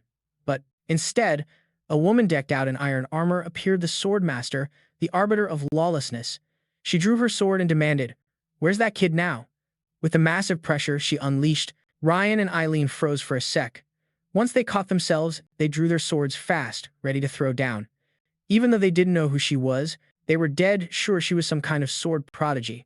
The arbiter asked again, Yo, where's the kid with the foresight powers? Music. That's when Ryan caught on she was hunting for Cassandra. He shot back coolly, Don't think I owe you any info. But before he could finish, the arbiter teleported in and grabbed his music head tight. No, oh, huh. Well, I'm gonna give you one right now. Boom. The ground cracked to bits in an instant. That insane power shook Eileen up for a sec. But for Ryan's sake, music, dug deep and warned, This is the imperial capital's main temple. One more strike and the Pope plus the Empire will hunt you nonstop. Still, music, the arbiter didn't flinch, just sneered. Girl, you forgot I'm rocking a mask. No one can sniff out who I really am. Then she got even cockier. Besides, the Parles family ain't wild enough to touch me. If their kid kicks the bucket, they just make another. Eileen didn't expect her to be so full of herself, stonewalling both sweet talk and threats. Right when she felt that earlier scene popped in her head. She just met prophetess Cassandra Music when she landed in the capital. Mickey had said her teacher was here too. Could this shady sword master be that teacher she was hunting for? Thinking fast, she yelled, Carrion, remember what I told you to do in a pinch? And sure enough, music. The lawless arbiter bailed on killing Ryan. But then she switched her target to Eileen. You sneaky dude. Hope you choke on your own spit. As soon as those words hit, I showed up. To save Eileen, music, I fired up Circle Expansion, a spell that boosts the number of circles you can use at once. Even though I leveled up to a 7-circle mage, I still couldn't tank her hit. One slash, didn't want to chat, then prove you're worthy. Right after, she packed a crazy amount of spirit energy into her holy sword. Ryan, who was close by, begged me to run. As a swordsman, he knew that move was beyond my limits. But music, I stood my ground instead, facing the sword energy head-on, cause I expected all this. Now, Set. As Set unleashed the divine artifact's power, music, a wild storm popped off around me. Even blocking that deadly energy, I still got wrecked pretty bad. For real, with music, my current strength, I just couldn't take that kind of magical load. The lawless arbiter scowled, puzzled, and asked, "What type of magic music did you just use to counter me?" "Half my power," I said. Of course, I wasn't about to spill that I'd tapped a divine artifact. Music. After all, Set Storm only pulls off once a day. I asked her straight up if now I qualified for a proper talk. The arbiter went quiet for a second. Then, she sheathed her holy sword. She was clearly conceding. Then, I filled her in on how I knew the name Karyaman. About 2.5 years back, I found a badly hurt boy near death. He was wandering aimlessly somewhere. After I gave him food and water, I found out where he was heading and music. Why? Hearing that, the lawless arbiter suddenly grabbed my shoulders, hyped up, and demanded, "Where's the kid now?" I stayed chill and said, "No way, I'm handing info out for free. And looks like he doesn't want me to tell you either." Then I threw in, "But here's one thing I gotta say. The person you're backing now was the one almost killing Karyaman. How you feeling about that? Actually, I should call you Karyaman's mom." Turns out, music. Sewer Rat wasn't just Capital's biggest dark crew. They were running some low-key child slavery gig too, training noble kids to be music-obedient tools, selling M off to the Nouvoish who got off on torturing proud nobles. Karyaman had spent decades locked behind iron bars. Meanwhile, Sewer Rat was smugly thinking he had the lawless arbiter on a leash, totally clueless she was already won over to my side. Meanwhile, music, our crew rolled into the temple church. I told Archbishop Arlie I wanted to be a hero by taking down Sewer Rat. Music. But Arlie dropped a hint that just beating some dark gang wasn't enough for hero status. I pushed music harder, asking, "But what if they're not just a regular dark crew?" His eyes got tight, and he asked quietly if I meant ties to heretics. Yep, I just heard from William that Sewer Rat could control shadows. Arlie, the Archbishop, knew exactly what that meant. That power belonged to the vile monarch, one of the 12 monsters who once served the demon god. He thought it over, before pulling out a magic pen, ready to seal a contract with me. He said if I could prove Sewer Rat really was the vile monarch reincarnate and beat him, music, my squad rolled into the temple church. I told Archbishop Arlie straight up, I was aiming to be a hero by taking down Sewer Rat. Music, but Arlie threw a hint that beating just any dark force ain't gonna cut it to earn hero status. I pushed music harder, asking, what if this wasn't just some regular dark force? His eyes snapped tight, as he low-key asked with a dark tone music if I meant they had heretic vibes. Nailed it. I just heard from William that Sewer Rat had shadow control powers. As an archbishop, Arlie instantly got it. That skill was straight up unique to the nasty monarch, one of the 12 monsters who once rolled with the demon god. He paused, thinking for a sec, then pulled out a magic pen, ready to seal a deal with me. He said if I proved Sewer Rat was really the odious monarch's incarnation and took him down, he was down to back me up to become a hero. After that, we bounced from the church together. On the way, Mayim hit me with a thanks, dude. Without you showing up, I'd probably still be stuck dancing on that jerk's strings. But can you actually help me find my kid? I was like, for sure, but how you gonna pay me back? Milliam pulled out her holy sword. With a sharp times zing, asterisk. She stabbed it straight into the ground. I can't stand haggling, especially when it's about my kid. If you help me track down my kid and fix our bond, I'll be your one and only sword. Exactly what I was looking for. I was in. From Milliam, I found out Sewer was actually the nasty monarch's avatar, so I made up my mind to take him down. Right then, Sewer was planning to sneak off at night, because his henchmen spilled the tea about the arbiter of lawlessness snitching on him, meaning she was clued in on all his dirty moves. He wasn't about to face off against one of the continent's top 3 blade masters, but the odious monarch inside him had zero plans to back down, because he needed to devour the great prophet Cassandra. That was key to getting his memories back. Seeing Sewer was set to make a run for it, he morphed a mess of tentacles, looping tight around Sewer Rat's body, smirking, "If you're scared to face them, I'm taking over." Meanwhile, we pulled up at Sewer's base. William took charge, leading Ryan and Eileen to draw fire, while I teamed up with Set to hunt the odious monarch. A flash of sword light cut through the air, and the guards by the gate dropped like flies. The rest panicked, turning tail, screaming for their moms to save them. Seeing that sick swordplay, Eileen couldn't help but be shook. Is this the future I'm chasing? With that, she started copying the sword moves. But but the wild surge in her spiritual energy made her cough up blood out of nowhere. Was I hyped up too much? My body couldn't handle that chaotic spiritual juice anymore. Mayim noticed and said, "Wal Purgous brat wasn't lying. I've got some talent. But if you want to be a real swordsman, you need a training style that vibes with your own spiritual energy," Merryill said. Hearing that, Eileen's eyes snapped tight. She dropped into a deep bow, begging, "Please don't turn me down. Teach me swordsmanship." Merryill didn't hesitate. She then motioned for Eileen to roll with her, ready to kick off her sword training as soon as possible. Eileen hesitated. "Don't we gotta help Male beat Sewer first?" Mayim chilled her out. "Relax, that dude's way tougher than you think." Cut to the odious monarch fully controlling Sewer's body. "Bring it on, pests. I'm starving to devour you all." Suddenly, a divine vibe snapped him alert as he spotted one of Asar's minions hanging around. Interesting. To lock down his win, he planned to use the dungeon kids as pawns. Meanwhile, Set and I hit the entrance. With detection magic, I pinpointed the odious monarch chilling in the dungeon where the kids were locked up. That instantly set off red flags and mad confusion. Eating those kids should do him no good, so why is he doing this? After hearing this, Set got it right away. He was going to use the kids as hostages. Soon, I rolled into the secret chamber in the sewers. Hearing me step in, the odious monarch opened his eyes, saying, "You're finally here." He stood and demanded to know where Cassandra's hiding, promising he wouldn't hurt me if I played nice and would even free the kids. Of course, I didn't buy that nonsense. I shot him a cold look, leaving him to read me. Why was he so sure? Maybe because of Asar's divine artifact, but the mark on his neck made it clear he'd already used that artifact today. The odious monarch thought I was bluffing, assuming my final play was the divine stone right next to me. With that, he reached back towards the kids' cells. Dark energy waves pulsed from his hand, instantly turning into black tentacles that lunged at me. I barely cast up a shield. A golden barrier popped up, blocking the tentacles. The odious monarch grinned, clearly impressed. "You're stronger than I thought. Eating you will speed up my power-up." Then his whole body unleashed even scarier dark energy. To keep things tight during the fight, I told Set to protect the kids while I handled the odious monarch solo. While I said that, the tentacles slammed right up on me. I fired up blink magic, teleporting right over their attack. In that split second, I caught on to something. Even though the tentacles could still shift forms like back in my old life, their power was way weaker, meaning this odious monarch wasn't at full strength and hadn't fully recovered his memories. I immediately multicasted Wind Cutter, perfectly blocking all the tentacle strikes. The energy I threw down shocked the odious monarch.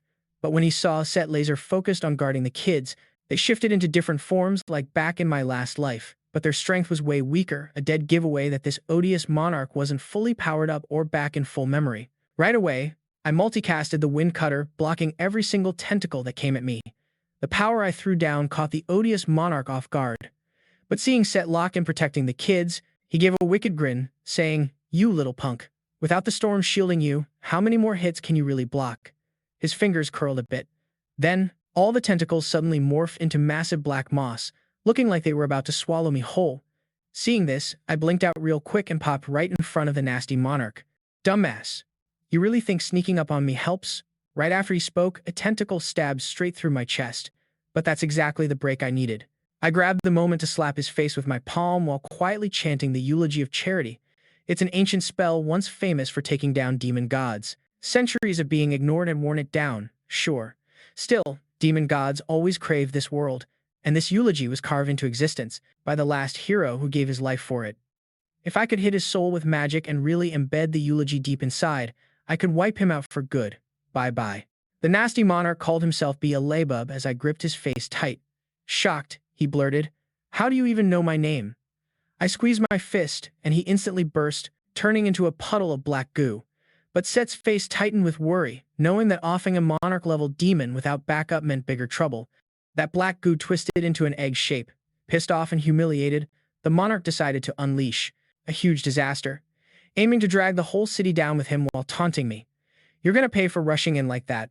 I just smirked and said, "You seriously think I killed you without a plan?" I started drawing a magic circle on the ground, and soon enough, a full circle appeared under the monarch. He barely cared, spotting it as just 7th circle magic, knowing it'd take at least 8th circle power to break any curse. Technically, I shouldn't have the strength to bust that curse now. But in my past life, I was the world's strongest 9th circle Grand Mage. Crushing curses like that was easy for me, just a quick analysis away. After all, curses are just another kind of magic. Whether magic hits or misses totally depends on rules and formulas. Casting spells is like solving math problems, doing step-by-step calculations. What I had to do now was hit rewind, breaking the spell back to square one. Before long, the giant egg broke apart into a clump. The curse wasn't gone completely, but its power was way weaker now. Plus, I'd already lined up sword masters all around the city to deal with whatever popped off next. The slimy monarch yelled, "Die!" and things got tenser. His heart pounded insanely, like it might burst out, then a blast of dark energy shot upward. I seized that moment and dove straight into the dark energy, needing to test something, since bare-handed fights against demon curses like this are super rare. Meanwhile, above the city, that dark energy spread a cursed vibe in every direction. Watching all this, the butler let out a sigh. Man, the young master's a real pain, loading an old dude like me with a million tasks. Behind him, Milliam asked, "Why do you stick with the Wal Purgous family? Does Mikuel even know you're here?" The butler waved it off. "We'll get to that later. Right now, we gotta fix this mess." Then he reached out to the dark energy, signaling to follow his lead. Milliam gave a slight nod, ready to roll. She smiled. This totally took me back. Then, a bright flash streaked across and sliced that towering dark energy in half.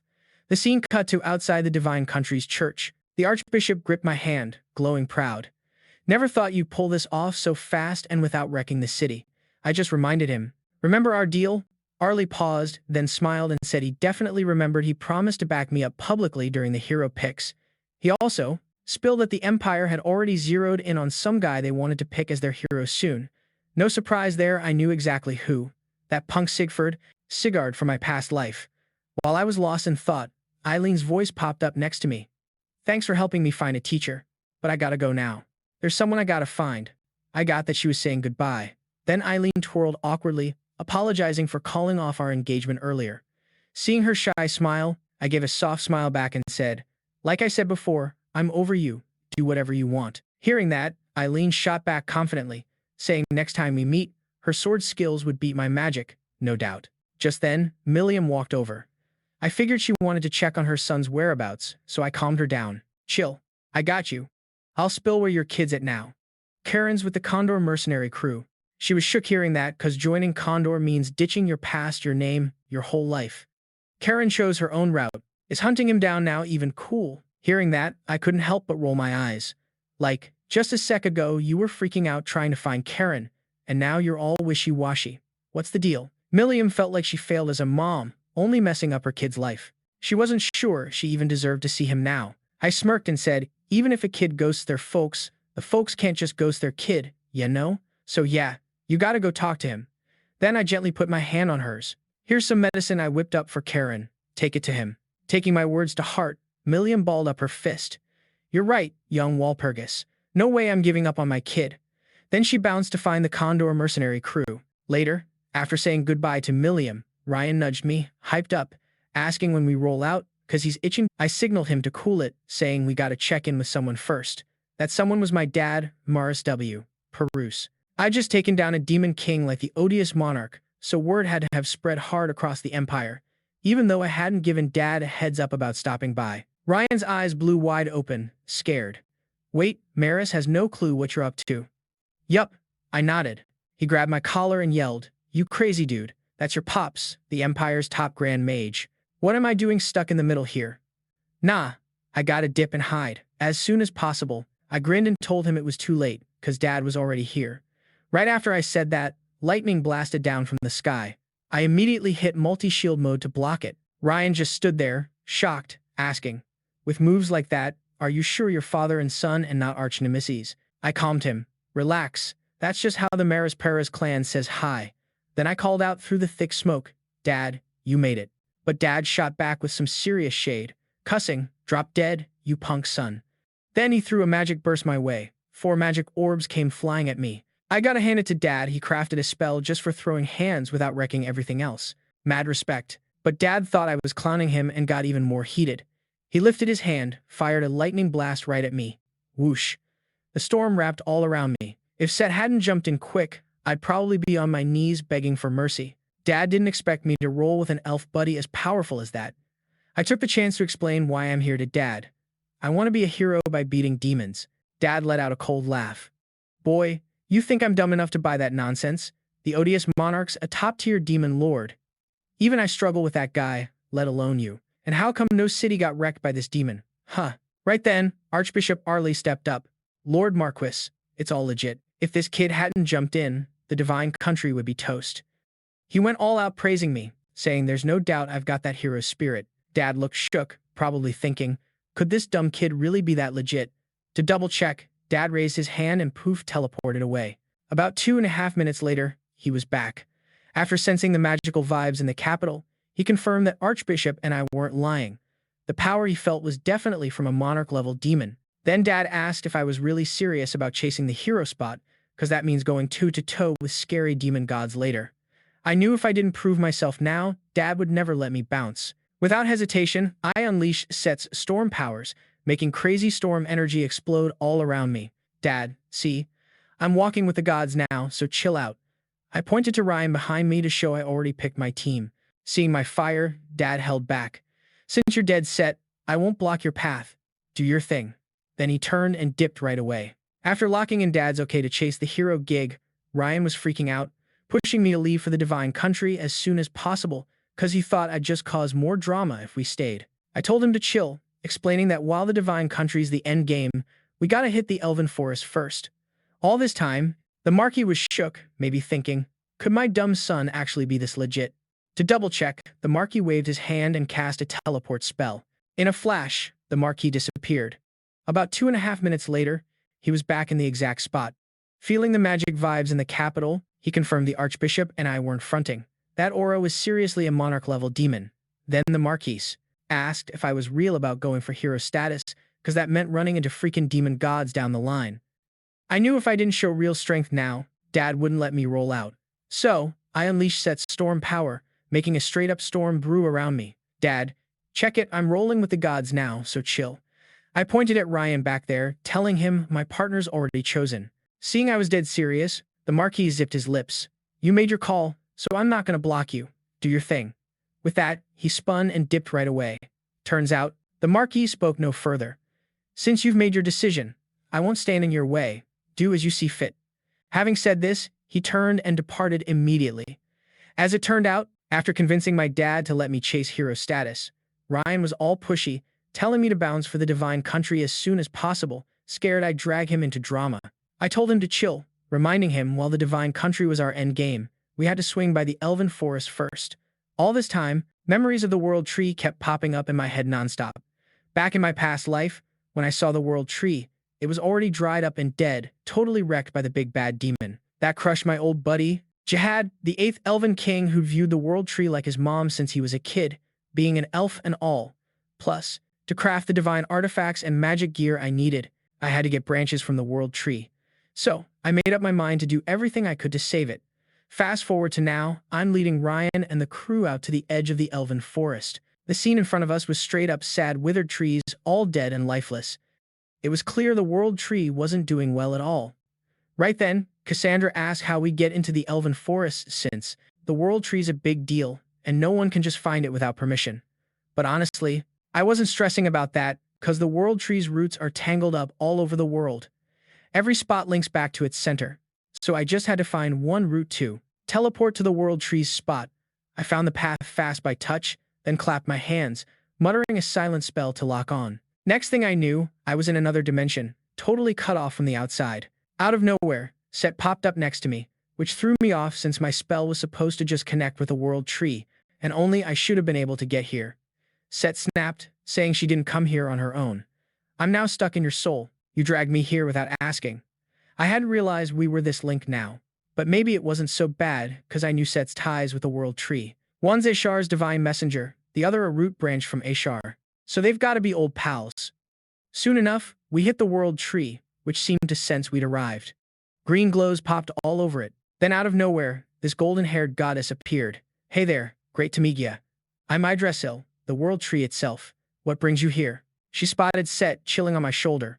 Whoa, what a surprise to see a familiar face here. It's been ages, sister. Set sighed like same old you, unfazed no matter what goes down. Aren't you curious why I'm tagging along with this dude? Soon, Idrisil got the scoop on me from Set. When I said I was here to help her break free from her mess, Idrisil was skeptical. But when I mentioned this all tied to the demon god or some super powerful baddie, her eyes went wide. How do you know? Idrisil showed me her body broken and corrupted by the demon god. Look, this mess is from the demon god's leftovers. Seeing that, I finally got why the mighty world tree was nearly dying. The demon god's curse couldn't be fully wiped out. Its residue was watching over everything, and the world tree took all that poison onto herself to protect the world.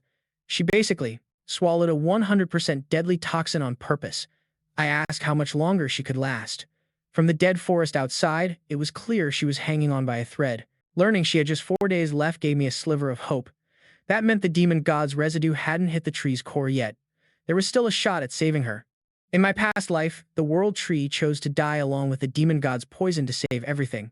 But at her final moment, the demon god spotted a weak spot and sent its army to invade. That made her sacrifice pointless. But this time, things were different. We had a real chance to flip the script. I just had to erase the residue before it reached the core. I vowed to Yggdrasil, I'll get you back on your feet within these 4 days. Set stepped up too, backing me up. Don't judge the dude by looks. He's way capable. Yggdrasil froze at those words, not expecting any hope. She instinctively clenched her fist. If that's the case, I'm putting this mission in your hands. Right then, I shot her my hand, making it clear I wasn't doing this for free. She gotta throw me some upfront pay. Set pinched my cheek to shut me down. How can you be so mercenary? Yggdrasil asked what I wanted for my cut. I pointed out I kept it simple. I wanted the best, oldest branch she had. Not just to craft divine magic stuff, but mostly because that branch was key to fixing her problem. After Yggdrasil handed me her ancient branch, I headed straight to the spot where I needed my old friend's help. There, by a massive dead tree, Jihad bowed his head in prayer to the world tree. Mother, the real deal was, only this branch could fix her current mess. After Yggdrasil passed me her oldest branch, I dipped straight to the part of the elven forest where a past close homie could help. There, in front of this massive withered tree, Jihad bowed down, praying to the world tree. Mother, music, out of nowhere. The massive tree burst out this wild green glow.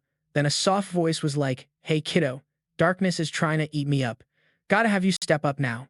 Right when I heard that, Jihad got super shook and blurted out, "What do I gotta do to help you out?" The world tree replied, "Soon, someone carrying my light's gonna show up. If you back him up, that light of hope will push the darkness back." As music was wrapping up, the green glow from the big tree slowly faded. Jihad quickly shot out his hands, trying to grab hold. "Mom, don't bounce on me. And who's this person you're talking about? If not right behind you, then where else?" Just then, I popped up behind him. "Yo, I'm Mikuel Wurgis, messenger for the world tree." Cut to this, Jihad and I are walking the road to the elven palace, me leading the way. That got Jihad to spill his worries, music out loud. "Have you been to the elven forest before? How are you so chill with this trail?" I played it off casual, couldn't exactly say I was reborn. Last time I came here, even though the forest was burnt to a crisp by the demon god, this path survived.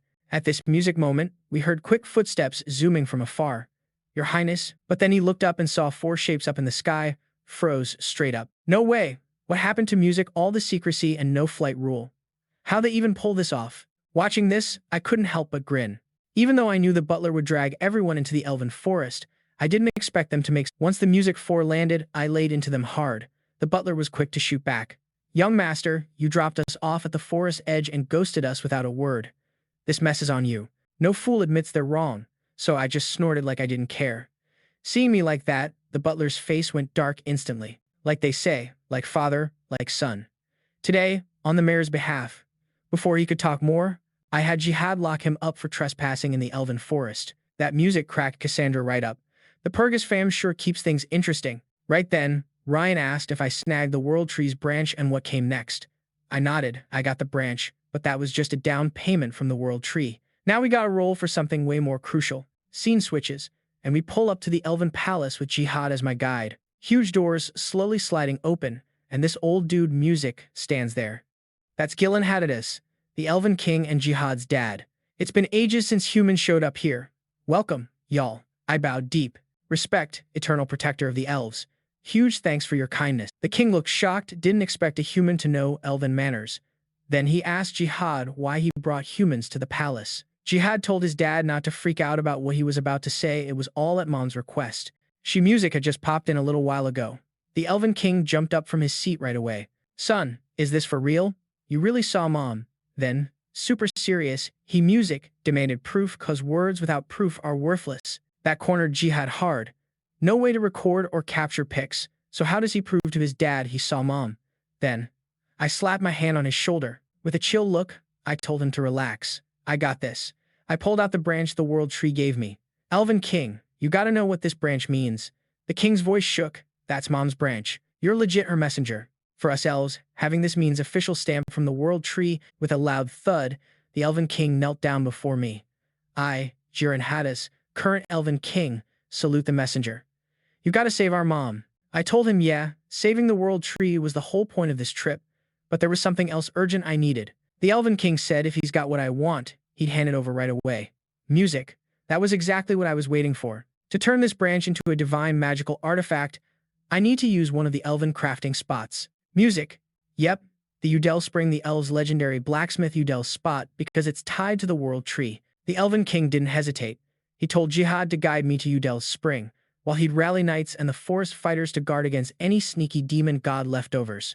I told Ryan to back the king, knowing once I start making the magical artifact, the demon god's leftovers will definitely Alright, crew. Time to kick off our mission to save the world tree. Cut to Jihad. Jihad was stuck. Without gear to record or snap pics, he had zero proof to show his dad he'd seen our mother. At that moment, I slapped his shoulder, flashed a look like don't trip, and told him I got his dad covered. Then I whipped out the branch the world tree handed me. Elven King, you know what this branch means, right? The Elven King shook, saying, that's mother's branch. You're for real, her messenger.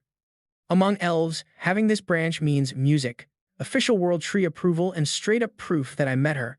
With a thud, the Elven King dropped to his knees before me. I, Jiren Haddas, your Elven King, salute the messenger. Please, you gotta save our mother. I told him saving the world tree was the exact reason I was here.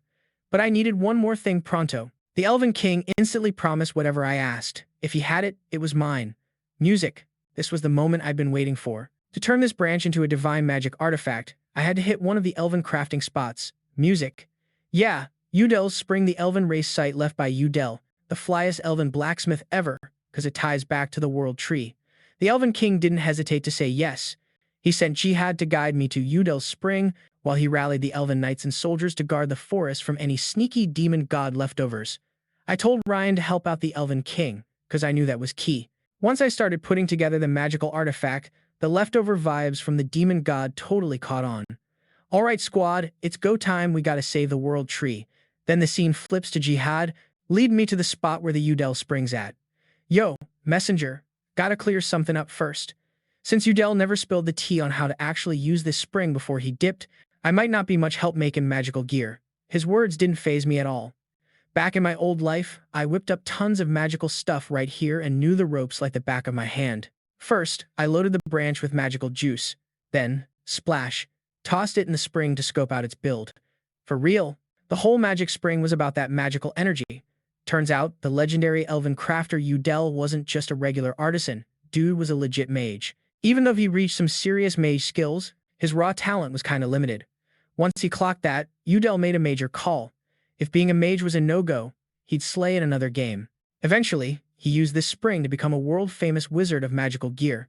Checking out the bubbling spring water, I finally got it. It was the magic water breaking down the branch. But fully analyzing it, that was no joke, since this was a parasite from the world tree, a rare material packed with all the world tree's life force. Usually, getting a perfect 100% process on this stuff would be straight up impossible. But what if I only roll with magical elements? A grin crept up my face thinking about that. Right then, Jihad asked what was up and if he could back me up. I told him working this parasitic would take 4 full days, and nobody better bug me during that time. Then, nodding toward the spring ahead, I dropped a little hint. Somewhere in there was a magical tool Udell made for the Elven King. He could go look for it. For the next 3 days, the Elven Forest soldiers stayed on max alert. With zero sign from the demon god's leftover power during those days, Ryan hit up Cassandra to see if she could predict what was coming. Cassandra said her future vision was kinda limited, but one thing was for sure. Things were straight up bad. No lie. Right after she said that, the ground's rock cracked bit by bit, and every flower and blade of grass just dropped dead. While everyone was straight up stunned, a dark shadow exploded out of the cracked earth. Soon, a giant snake with 3 blood-red eyes coiled tight around the big tree. That snake? It was the real-out demon god's residue body. Cassandra freaked and told the two to bounce quick, feeling that the snake's crazy power was beyond what they could handle. But Ryan was like, no way I'm running, because that's not how he rolls at night. Still, after the giant snake let out a thunderous roar, Ryan's firm vibe started to crack. That crazy power shook him up big time. Dang it, I am so not beating this thing. Right then, he bit back his frustration, swearing he wished he was way stronger. And when's that Mickey finally gonna roll through?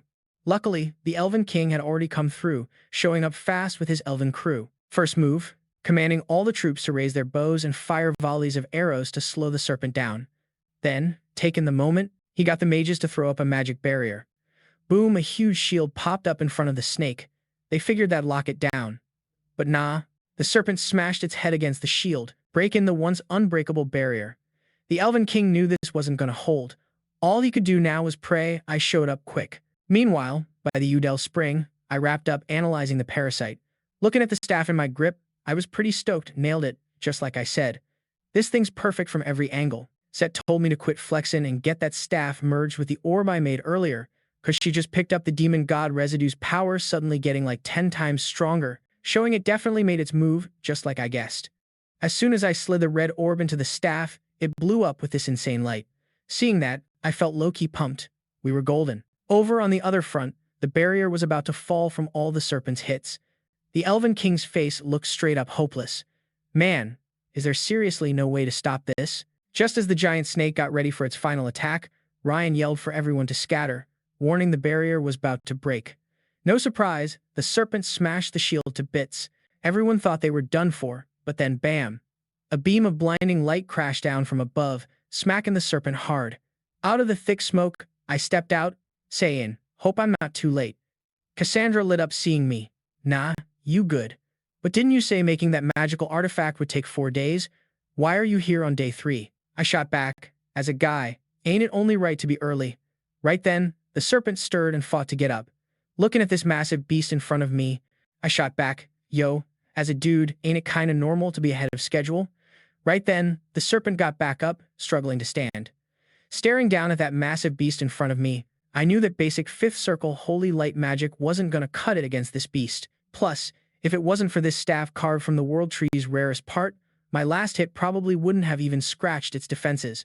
But now, the real question was how to take down the serpent.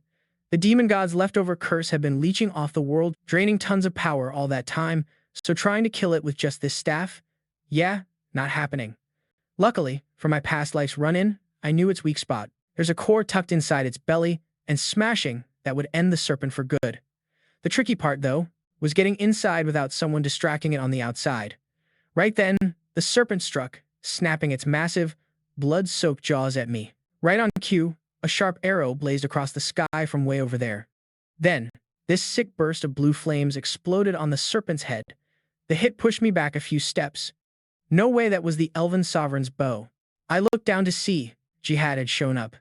Apparently, he grabbed the magical gear left behind by Udell. This Elven Sovereign's arrow was specially made by Udell for the next Elven King, packing some serious destructive clout and the purest holy power. Sadly, none of the other Elven Kings ever got his blessing. Otherwise, that demon god residue wouldn't be acting so reckless. But Jihad timed his arrival perfectly. His attacks were just the distraction we needed. The serpent was healing from the arrow hit, though it looked rough, with half its face's skin blown off. I quickly cast a speed boost on myself, seizing the moment while the serpent's jaws were wide open in pain. I charged into its mouth at lightning speed. After zooming through that slimy intestinal maze for 2.5 minutes, Set and I finally hit the serpent's belly. What we saw next was a swarm of terrifying creatures made from black goo, tons of them. Set told me these were demon god clusters, that the residue called up to guard itself. Dangerous for sure, but they didn't seem too strong individually. I asked her, so she schooled me on these beasts. They're real threat? They can respawn forever as long as they're inside the demon god residue. While we were talking, these creeps suddenly attacked. I wasted no time casting my circle expansion magic, instantly tripling my power. Then I lifted my staff and quietly activated Divine Gate. Boom. A holy aura disc slowly floated over my head, blasting the monsters with pure white light. At the same time, I took a big gulp of tomato juice. Yeah, this is pushing it, but it's exactly what these freaks need. Then I pointed the disc, firing a beam of white light that turned all those monsters to dust on contact. Set's jaw totally dropped. What is that thing? She tugged at my cheeks, demanding an explanation. These monsters weren't supposed to go down that easy. Her reaction made total sense. See, Divine Gate was a spell I invented specifically to fight demon gods, preparing for moments exactly like this. With my past life knowledge as a 9th Circle Archmage, this spell is insanely tough to use and gobbles up huge magic reserves. Right now, I could probably only keep it up for 5 minutes max, so we had to take out the demon god residue before time ran out. Set and I raced to the core's spot. There you are, you bastard. The thing in front of us stunned Set. She didn't expect the residue's real form to be the demon god's eyeball. No wonder it caused Idrisil so much grief. With just 3 minutes of boost left, I had to finish this fast. But the eyeball seemed to sense my energy drain and let out a mocking hee-hee laugh. Then it swung several tentacles at me. Crap, no time for your tentacle games. I instantly cast Blink and popped up right in front of the eyeball with only 1 minute of magic boost to go. The eyeball tried to open its tentacles wide to gulp me down, but I was ready, pulling out a signal stone. I casually clenched my fist and crushed it. Whoosh, a green-lit arrow shot out and chopped all the tentacles blocking my way. That arrow came from Jihad outside. The giant serpent, pierced through its body now, let out a furious roar as its life force drained fast. Hovering before the eyeball, I yelled, "Did you really think the World Tree would just sit there and take your pain without a fight?" Back in my past life, the World Tree didn't manage to save itself and died right alongside you, but it never truly lost, 'cause it planted a seed of hope deep inside you. A spell made just for the World Tree. Raising my staff, I unleashed the 7th Circle unique spell. Idrisil, did you honestly think the World Tree would just sit there and take your abuse without being ready? In my past life, the World Tree couldn't escape your wrath and died with you, but she never truly lost, 'cause she planted a seed of hope deep inside you ages ago. A spell made just for her. Raising my staff, I dropped the exclusive 7th Circle spell, Idrisil, way out there, caught the vibe of those seeds starting to sprout. Thanks, Mikuel. And hey, Purgous, she said with tears of pure joy flowing. Meanwhile, the serpent's body was breaking down and fading away bit by bit. Watching this, Jihad burst into happy tears. We seriously wiped out the demon god's leftover mess. He still couldn't fully believe it was real until this beam of green light zoomed over from far off. It silently merged into the big tree. In the next moment, the dead branches popped back to life. Fresh green leaves sprouted rapidly under the golden glow. In no time, the entire tree was glowing with that golden light, radiating mad life energy. Amazing, Mother's finally back.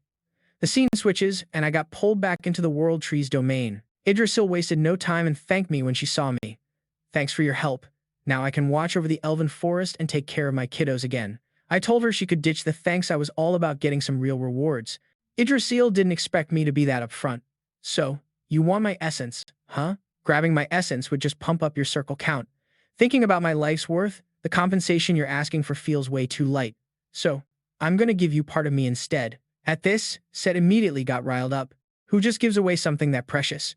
If you give away part of yourself, how's the world's balance gonna stay steady? Sister Set, I'm doing this for the exact same reason you picked this kid in the first place. So, you shouldn't stop me. Set's face turned bright red at that. Fine, do what you want. Give whatever you want to give. I won't butt in. I saw Set getting annoyed and teased her. That's what you get when you poke around. Now you're quiet after Idrisil handed me a strand of her fancy embroidered hair. I kind of felt just a piece of hair. I was about to chow down on it, but Idrisil shut that down fast. She told me to just tie the hair around my wrist, and then I'd control her power. Sure enough, when I closed my eyes and gave it a shot, this life-packed energy exploded from my wrist and spread all over me. So, this was the World Tree's power. Not only did it heal all my wounds, it also quickly restored my magic circles. Then I held out my right hand, ready to test out this power. The magic spun super fast, shaking my whole body. Luckily, the World Tree's healing was faster than the magic spin, so it saved me from getting wrecked right away. After going through that painful mess, I finally nailed my 6th magic circle, breaking through to become a 6th Circle Mage. Back in the Elven Forest, everyone gathered around a huge bonfire for a big party. Watching all their happy faces, I thought how awesome it'd be if the world could keep this kind of joy and laughter forever. That moment was seriously beautiful. Just then, the Elven King came and sat beside me. He asked if I was hurt. I said I was good but had something important for him to know. He needed to properly guide Jihad and set up a meeting with the fairies because Jihad had the potential to seal a contract with a fairy king. Hearing that, the Elven King smiled softly. Thanks, honored messenger, for speaking so highly of my son. As his dad, I'm really proud. I looked at him and thought he was exactly what Jihad said. Back in my old life, Jihad would always tell me, my dad's the best, and he wasn't wrong. Luckily, I saved him this time around. Suddenly, the Elven King stood up, ready to say something to everyone. Raise your glasses for the honored messenger. Without him, our mother couldn't have been saved. So, I swear by my name as Elven King. From this day forward, we elves are officially allies with Messenger Mikuel, Wal Purgous, not just sticking to the Elven Forest anymore. Everyone pumped their fists and shouted, "Long live the honored messenger. May the World Tree Mother live forever." Then they threw me up in the air like a champ. I really didn't see that coming from the Elven King. Still, why did I feel like I totally forgot something? What on earth did I forget? Meanwhile, in the Elven dungeon, the butler was locked up for exactly 4 days. With the World Tree drama all wrapped up perfectly, our crew finally hit the road to the Divine Country. On the way, Helen kept bugging me with the same question. Who exactly are you? I rolled my eyes and snapped back, saying I was obviously the only son of the Wal Purgous family. Did she think I could be her? Then Set chimed in, saying she totally got where Helen was coming from. She even doubted if I was human because of the crazy stuff I was pulling off lately. I had to set things straight and shut down their doubts. I, Mikuel, started talking straight nonsense with a dead serious face. Like you all see, the reason I can do these crazy things is because I hear the god's voices, thinking he was exactly like Jihad said. Back then, Jihad always told me, my dad's actually an amazing guy, and he wasn't lying.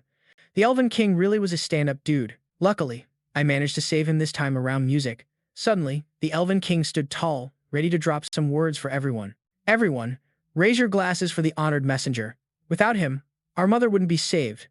From now on, I vow, as your Elven King, that the elves stand with Messenger Mikuel as allies, not just stuck in the Elven Forest. Hearing that, everyone pumped their fists, shouting, "Long live the honored messenger." Music, "May the Mother World Tree live forever." Then they launched me into the air like I was the hero of legends. Didn't see that coming from the Elven King. Huge surprise. Still, why do I have this weird vibe like I forgot something important? What did I miss? Meanwhile, down in the Elven dungeon, the butler had been locked up for exactly 4 days. Music. With the whole World Tree crisis wrapped up flawlessly, our crew finally hit the road toward the Divine Kingdom. Along the way, Helen kept repeating the same question, who am I really? Music. I just rolled my eyes, telling her, duh, I'm obviously the only son of the Wal Purgous family. You don't actually think I'm your dad, do you?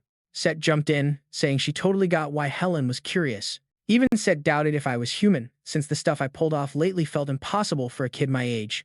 No choice but to clear the air and kill the vibe of suspicion. I, Mikuel, started spitting straight-up nonsense with zero hesitation. Look, the reason I pull off these crazy moves is 'cause I can hear the gods talking. I, Mikuel. Music began to speak complete nonsense with a straight face. As you all can see, the reason I can accomplish seemingly impossible feats is that I can hear the voice of the gods. The moment I dropped that bomb, everyone hit me with those "you're out of your mind" looks. Quit flexing, Miki.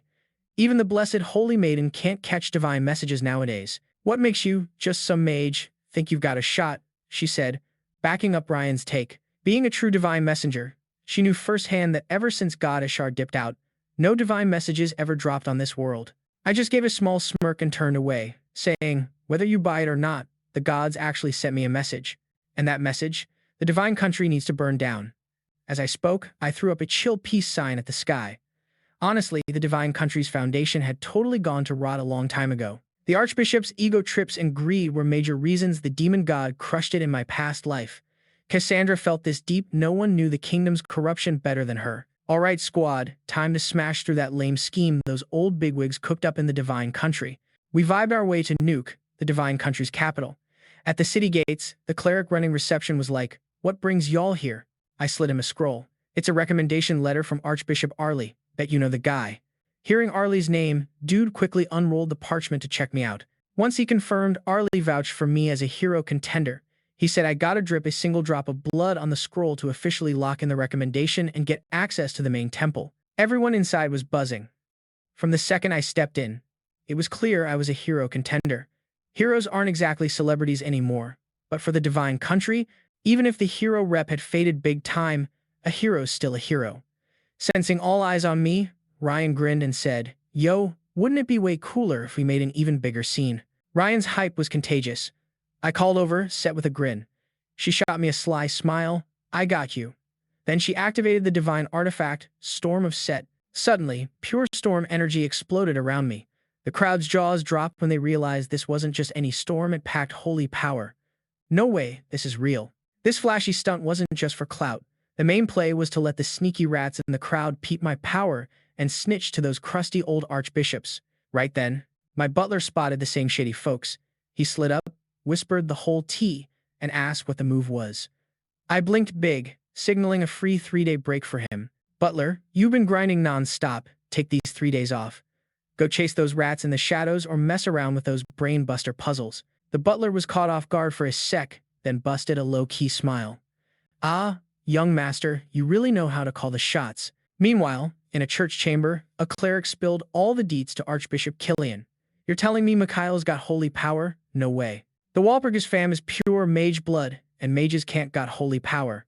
Magic and holy force just don't mix. For someone to wield both like that, sounds like some fantasy novel plot.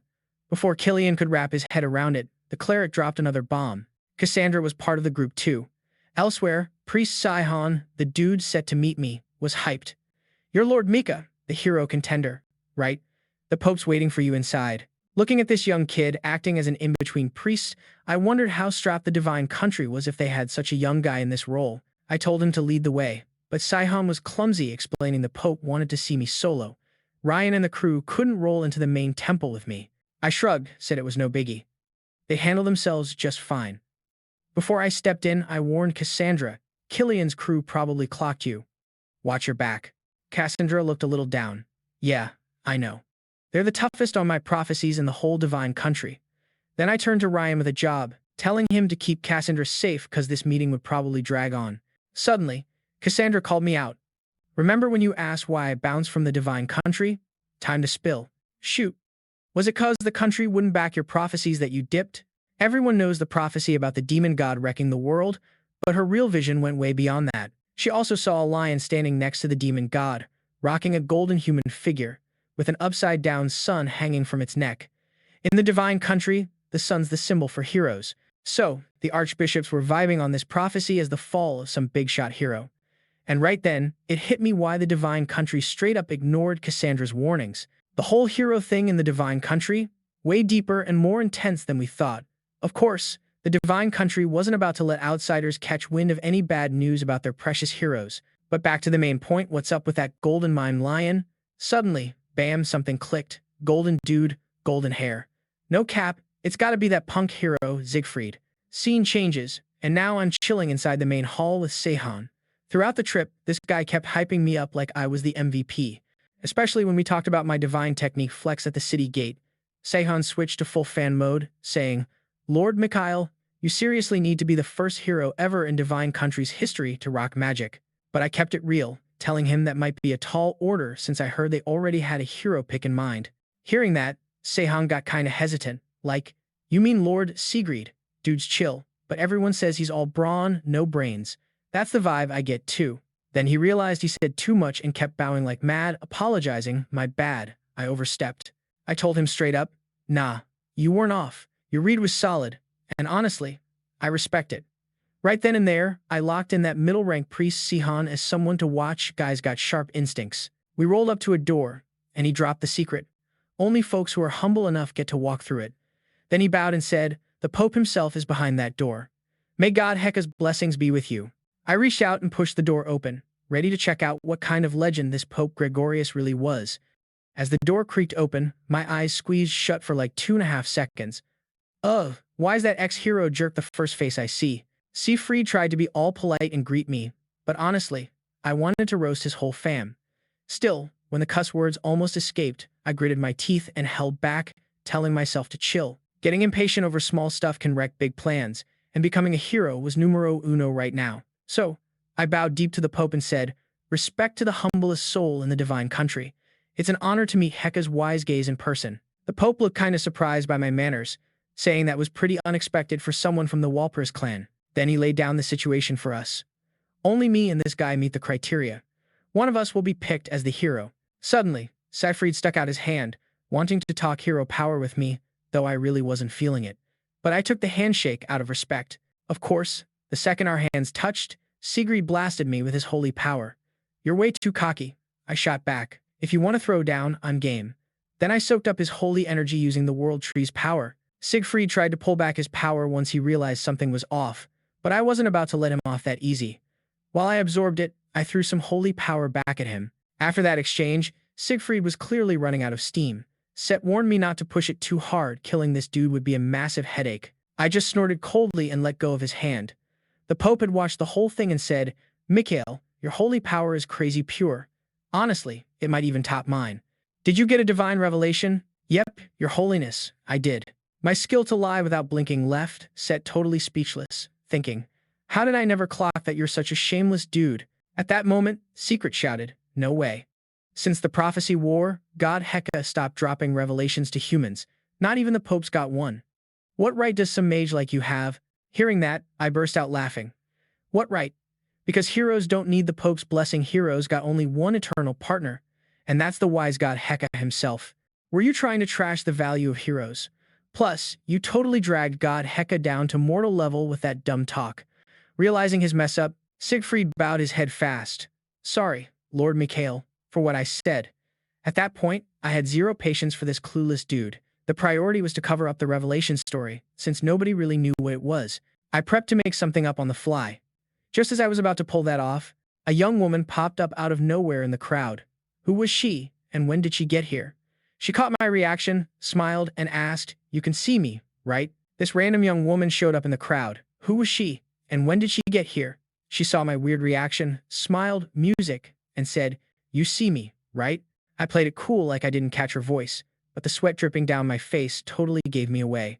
The girl snapped her fingers, and boom time and the whole room just froze. Music. Watching that went straight to my head. Only one person could pull off a stunt like stopping time effortlessly. Music. You're God Hekau, right? I felt kinda awkward, because I just tried to fake her name in a lie, but got busted before I could even finish. Music. With that cheeky grin and chill vibe, she looked way more like Set than some god. Set caught my eyeball staring and said, "Looks like you're not exactly showing me mad respect." Right then, music. Heck also noticed Set standing there and called out, "Whoa, Set, didn't expect to see you here. You're looking way more humble.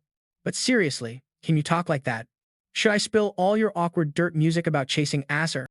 But before Set could even finish, bam, Heka slammed into Set with a shoulder toss, so hard Set almost flew straight to Asar. Then Heka hit me with that question from earlier. Your eyes are straight up throwing shade. Even with Asar's legacy inside you, I'm the only real god here now. So why don't I see even a little respect in your eyes? Her words instantly lit a fire in me. When the world tree was dying or when those huge demons were expanding, you just stood there doing nothing, right? So why on earth should I respect you? Heka froze for a sec, hearing me, then smirked. You're seriously an interesting dude. Music. If you're mad that I haven't reacted to the revelations, I got my reasons, all right. Then she shushed with a finger near her lips and added, I don't respond because my words ain't getting through. People call me a god, sure, but I'm no Asar. For some crazy reason, my message just won't reach anyone. Even my prophecies, my backup plan failed to earn their trust. Hearing that, I was totally lost. But you're a god. What could be so impossible to fix in this world? Heko said, that's a whole other story. I'll explain it later. You're the only human who can chat with me right now, so I need you to help figure out what's blocking my words. Since her words wouldn't get through, music, she hoped I could check it out. In return, she promised to help me become a hero. Even though I was pretty sure I could do it on my own, thinking her problem might tie back to the demon god, I said yes. With another snap, time started ticking again. Meanwhile, Siegfried was still bugging me about what kind of revelation God gave me. Music. Since you're so hyped, I'll spill. God said, music. She's majorly disappointed in how the divine country's doing right now. When I said that, Siegfried quickly got on my case for being disrespectful, daring to music throw shade at the divine country in front of his holiness. I kinda expected that. You haven't even checked if my revelation's true or not, yet you're calling me rude. I think you're the one who's not taking God Hekau seriously. A dumb dude like you should just music zip it. Then I shot a look at the Pope. Oh yeah, God told me more. Long ago, your holiness, you took in 2 kids. Yeah? One you kept close, the other you kinda ignored. Music. Hearing that, the Pope's eyes popped wide open. This info was known only to a few top archbishops in the divine country, but I dropped it right on point. Now he was absolutely sure I'd gotten a revelation from Heka. Truth is, music, these weren't real Heka revelations, just what I wanted to make happen. The divine country's whole system was straight up rotten and needed shaking up. Actually, it didn't even matter if they believed these were revelations or not, because once I made this real, that's when it became truth. The Pope Music then ended today's hero selection chat, saying he needed to talk it over with the other archbishops. Once I left the church, I saw a weird pattern mark had popped up on the back of my hand. Set told me it was the unique design showing I'd accepted Heka's legacy. Then, Set joked that now I've got 2 marks, music, wondering if I'd soon be rolling like a street boss with a full mythological tattoo set. Honestly, that could totally happen. While I was music talking with Set, Ryan was almost losing it, because some big fight was about to blow up. In came Hab, the Divine Country's music top holy knight, trying to snatch Cassandra away. Of course, Helen, Cassandra's guard knight, wasn't having it. You ain't got the right to see her. Leave now or don't blame me if I get rough. When that hit, Hab just sighed calmly. Music. Then he stepped up, shaking the ground so hard stones flew everywhere. Hasn't anyone told you it's suicide to pull your sword on a holy night? And Lady Cassandra's part of the Divine Country, so it's only right I bring her home. Seeing Hab ready to strike, Ryan instantly moved to shield Helen behind him. This move totally rubbed Hab the wrong way, and he warned Ryan straight up that if he didn't step aside, he'd be labeled an accomplice. But Ryan shot back, saying Helen was his ride or die, and just standing there doing nothing would be a slap in the face to the Parsoff family rep. So, Ryan pulled out his sword and got ready to throw down. So, you're the Empire's hotshot, Ryan Parsoff. For your family's sake, I'm cutting you some slack. Step aside now, and I won't make it ugly. Still, Ryan stood his ground solid. Like I said before, no way am I stepping aside. The moment he said that, Ryan charged forward, sword swinging. His heart raced fear because he was up against the Divine Country's top holy knight, but hype at the chance to fight somebody that powerful. When their blades clashed, Ryan got that sinking feeling. He clearly saw the gap between them. There's no way I can beat him. Right then, Cassandra yelled out, "Cut it out." That's when this one-sided fight finally stopped. Hab, even as the Holy Knight's commander, had to admit, barging in so harshly wasn't the way to handle things. Hab said it was his sacred duty as a Holy Knight, and that Archbishop Killian had repented his past mistakes and wouldn't cause trouble again. So, he told her to come with him. Cassandra instantly knew this guy was on Killian's side, and if she went with him, she'd be locked up again, stuck in the Divine Country forever. If I say no, you're gonna haul me away by force. Hab didn't hesitate to say yes, explaining, I'm not here to bargain, I'm here to keep Ryan and Helen, who were shielding her, safe from harm. Just as Cassandra started to agree, my voice boomed from a distance. Who gave you the green light to take anyone anywhere? Little purple hair. Suddenly, a towering pillar of fire shot straight into the sky, splitting us apart. Hab's eyes went wide. That's 6th circle magic. I didn't expect Lord Mikuel to be rocking that kind of power at such a young age. But listen, this is the Divine Country's business. Even if you've got what it takes to be a hero, you've got zero right to meddle in the Holy Knight's affairs. I couldn't help but laugh. Hey, Commander, have you actually memorized the Divine Country's laws? 'Cause heroes aren't outsiders here. If you missed that memo, I'm more than happy to school you. Hab was caught off guard for a sec, but admitted he'd tripped up on that. Still not ready to back down, he tried to bring up how Cassandra vanished out of nowhere. I made it clear.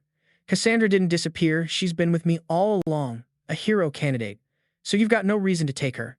Seeing he wasn't budging, I pointed at him, fired up, and said, You still hanging around? You trying to challenge a hero's status here in the Divine Country? That hit hard, so he didn't dare argue. Sorry for the fuss today. I'm out.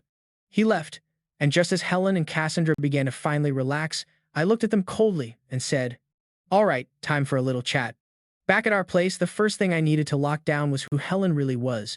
So Helen dropped that helmet. To my shock, under all that armor, she was the sister of that jerk hero, and her real name wasn't Helen, it was Nibiron. This was way beyond what I expected. I asked her to take off the helmet because something about her had felt off the whole time we were together. Somehow, she reminded me of a friend from way back, though I never thought it would end like this. Then I asked why she'd stick with Cassandra after getting kicked out of the Divine Country.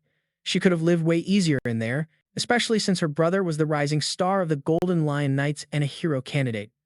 When I said that, Ida's eyes grew distant as she started opening up about her childhood. My brother and I were orphans from a young age, abandoned and left to survive alone in a sketchy alley run by dark forces. Everyone knew kids in those alleys were treated like trash.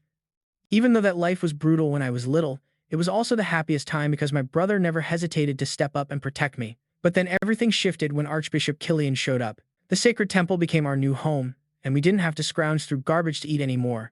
But somewhere along the way, my brother started to change. After he joined the Golden Lion Knights, he got cocky, stopped listening to people. And worst of all, his first big move as a hero candidate was to eliminate the prophet's key supporters. Honestly, it shocked me to realize Sigrid had engineered taking out everyone close to Cassandra. Ida explained it was because the archbishop messed with her brother's head. The archbishop took advantage of that and played on her brother's sense of justice by only showing him the people who. Everybody knows kids in the streets are treated like trash. That harsh life was rough on little me, but it was still the best time because my brother always had my back, no questions. Then everything flipped when Archbishop Killian came around. The sacred temple became our crib, and no more digging through trash for food. But my brother started changing after joining the Golden Lion Knights, getting all cocky, ignoring what others said. The worst part? His first move as a hero candidate was to chop down the prophet's main supporters. That news hit me hard. Turns out Sigrid was behind kicking out everyone close to Cassandra. Ida explained it was cause the archbishop twisted my brother's judgment, playing off the prophecy's fuzziness to make him see it a bunch of ways. The archbishop snagged on that and used my brother's sense of justice, only showing him who to target. Me to think that Sigrid had orchestrated the removal of everyone around Cassandra. Ida told me this was because the archbishop had confused her brother's judgment, using the prophecy's ambiguity to interpret it from multiple angles.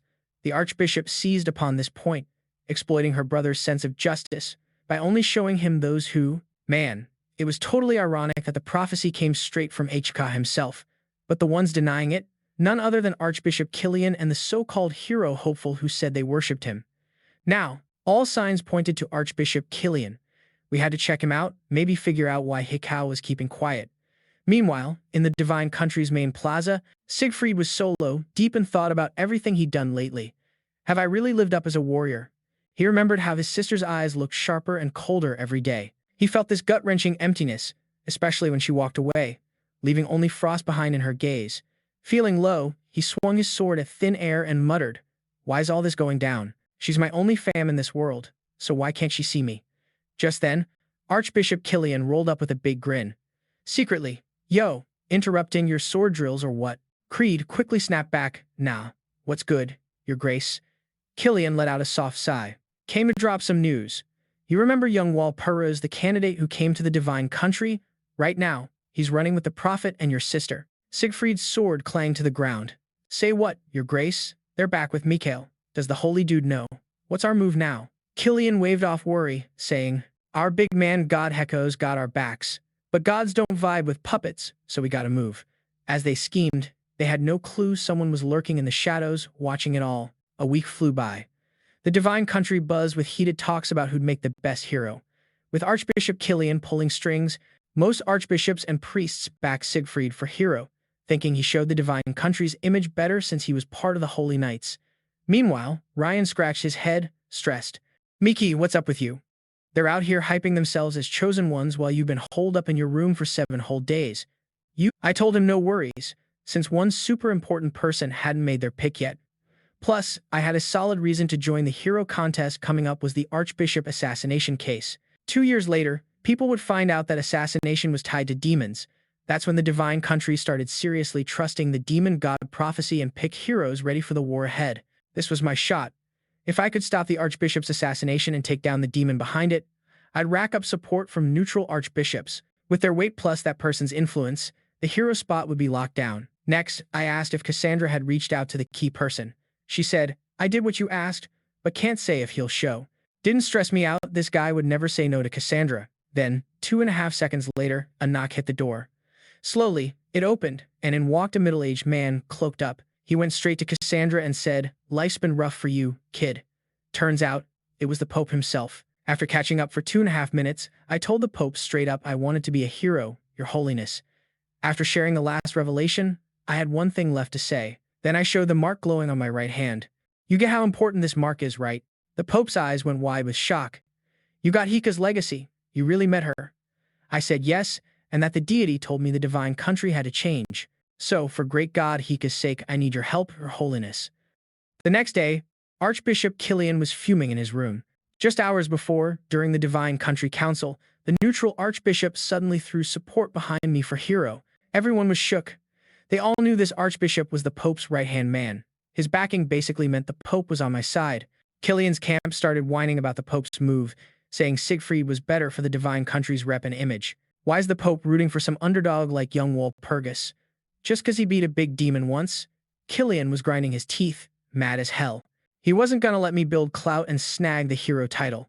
With a nasty grin, he told the others, "Brothers, for the divine country and what's right, we might gotta get our hands dirty."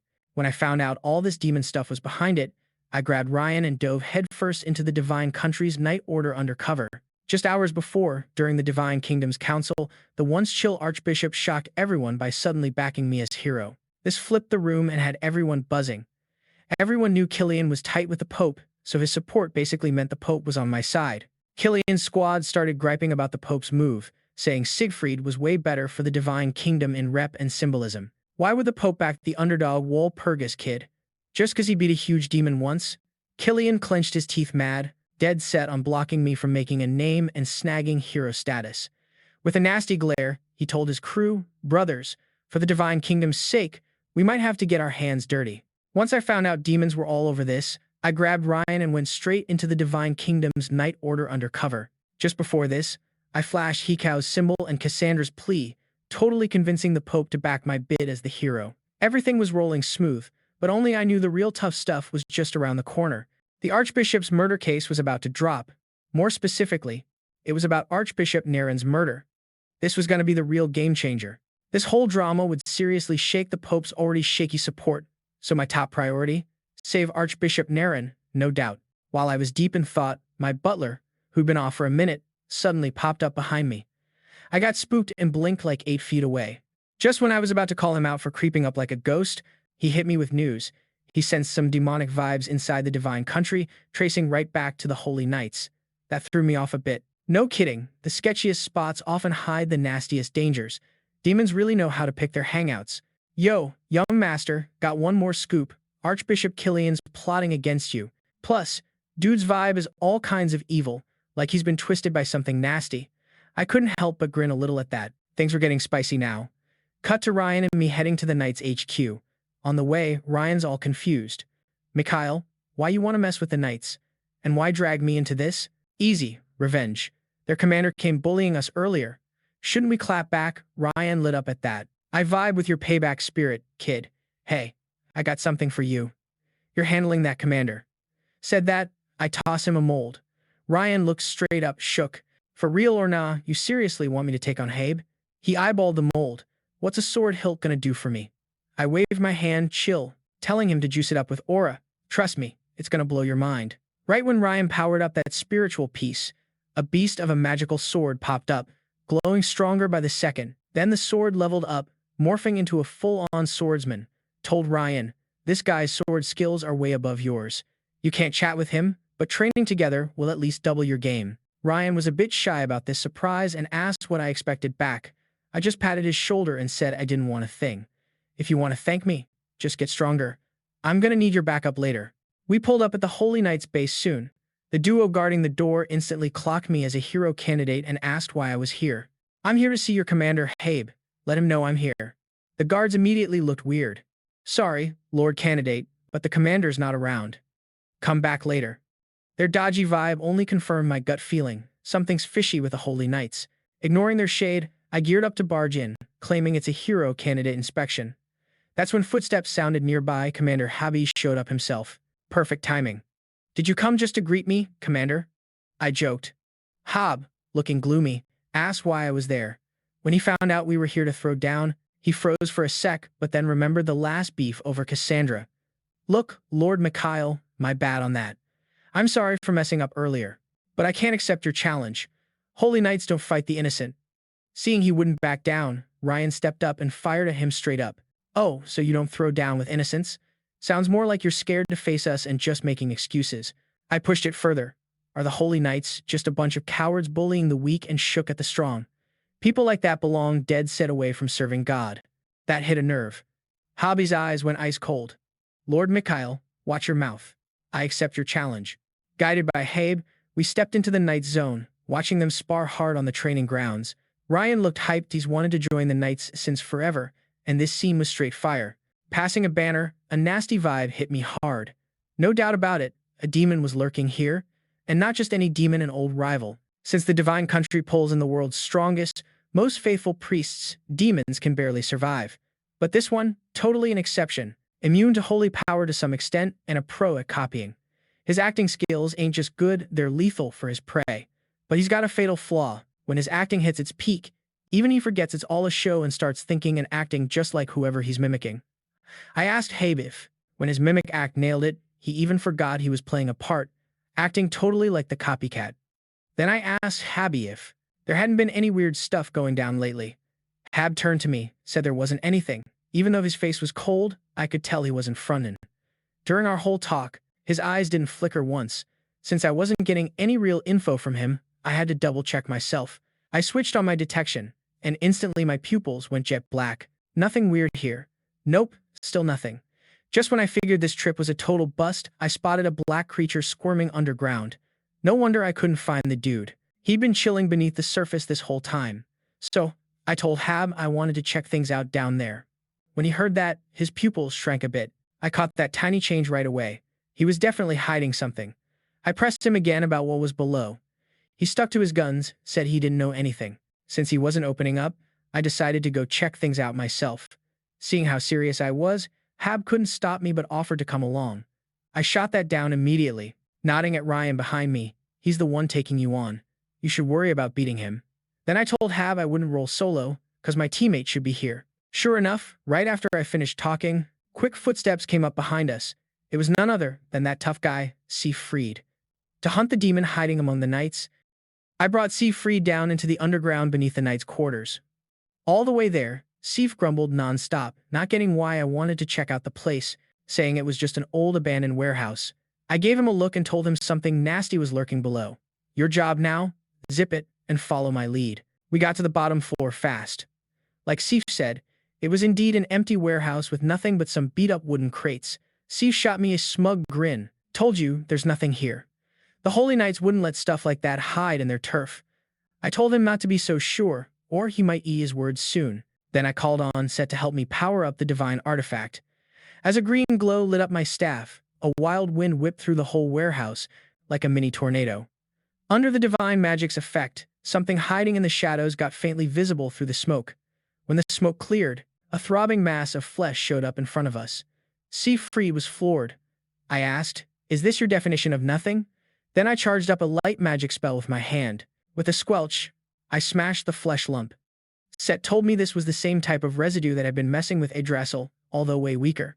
That meant there had to be more of these, since wrecking an entire divine realm would need hundreds of them. Plus, behind these things, there's gotta be something scarier.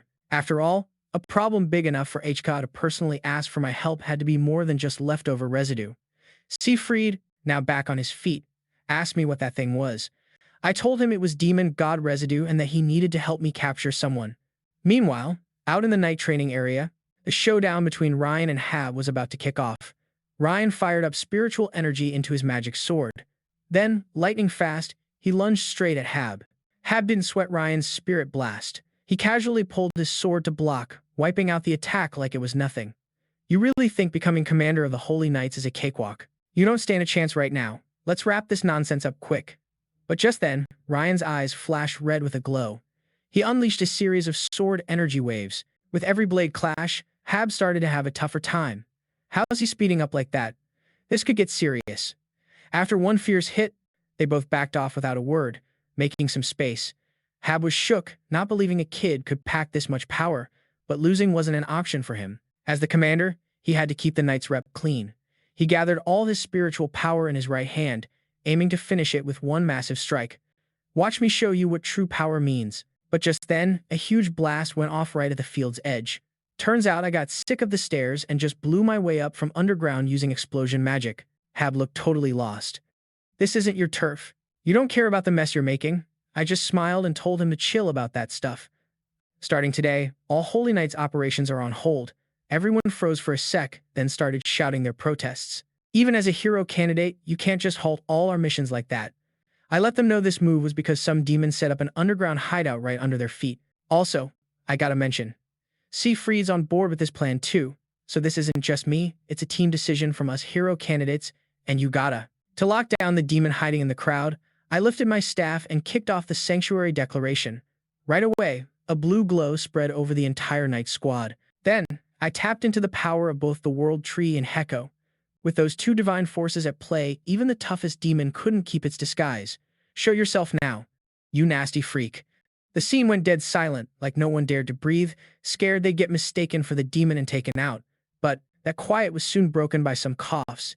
Hearing that, my eyes popped wide open as I yelled, "Who just coughed?" Two nearby knights spotted their buddy struggling and rushed over worried. "Son, you good?" I moved closer to the sound. Seeing me, the guy panicked and blurted out he was a holy knight. No way, he was the demon. But as he talked, his eyes slowly turned jet black, and dark energy started spilling out from him. "So, it was you all along.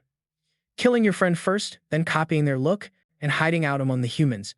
Gotta admit, you're a slick one. But your games won't fool me, I see right through all that." Saying that, I slammed my staff down hard. With a loud bang, holy power shot from the staff straight into him. His disguise shattered, and his real demon face showed up. "Yep, it's definitely you, Dos the demon lurking behind the scenes." Dos looked mad, confused since he had zero memory of meeting me. Meanwhile, I seemed to know him super well. That's cause of the woman behind him, Merryill, the 6th Corps commander under the demon god. Dos wasn't just Merrill's right-hand guy, he was a part of her, kinda like her shadow. My words caught Dos's attention, cause, you know, I'm Lady Merryill's trusted buddy. "How dare you start beef with me?" I shot back with a sly grin. "Cause honestly, you're just a lame poser who copies others." Dos, feeling lowballed, blew up instantly. "Kid, hope you got the skills to back that mouth." With a snap, he vanished in a puff of smoke, which was his classic move. First, the smoke blinds. Then he circles around to sneak up behind and hit you with a killer strike. But just as his claws were this close to my neck, a green storm popped out of nowhere and blocked him. I'd already called in Set's divine storm right when he made that smoke. A faint green glow lit up my neck tattoo, whipping up a tiny tornado right there, knocking Dos flat on his back. He instantly realized there was a serious gap between us. Just when he tried to scramble and escape, a massive hand stretched out from the mist, and bam, I grabbed his throat tight as hell. Holding Dos, struggling in my grip, I knew Merryill was peeping through his eyes.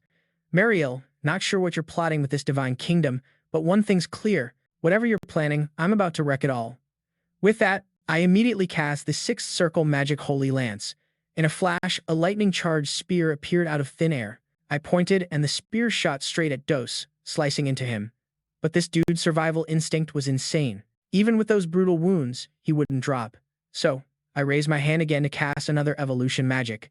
He was powerless against the holy energy this time, and finally, his body started dissolving inside the orb of light after I totally took him out.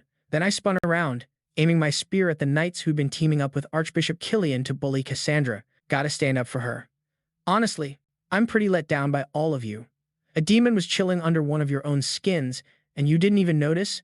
How do you call yourselves proud holy knights? And I hear your knight orders super tight with some archbishop, following his orders mostly. Is that true? Hearing that, Hab quickly stepped forward to shoot that down. As holy knights of Heko, we only follow divine revelations.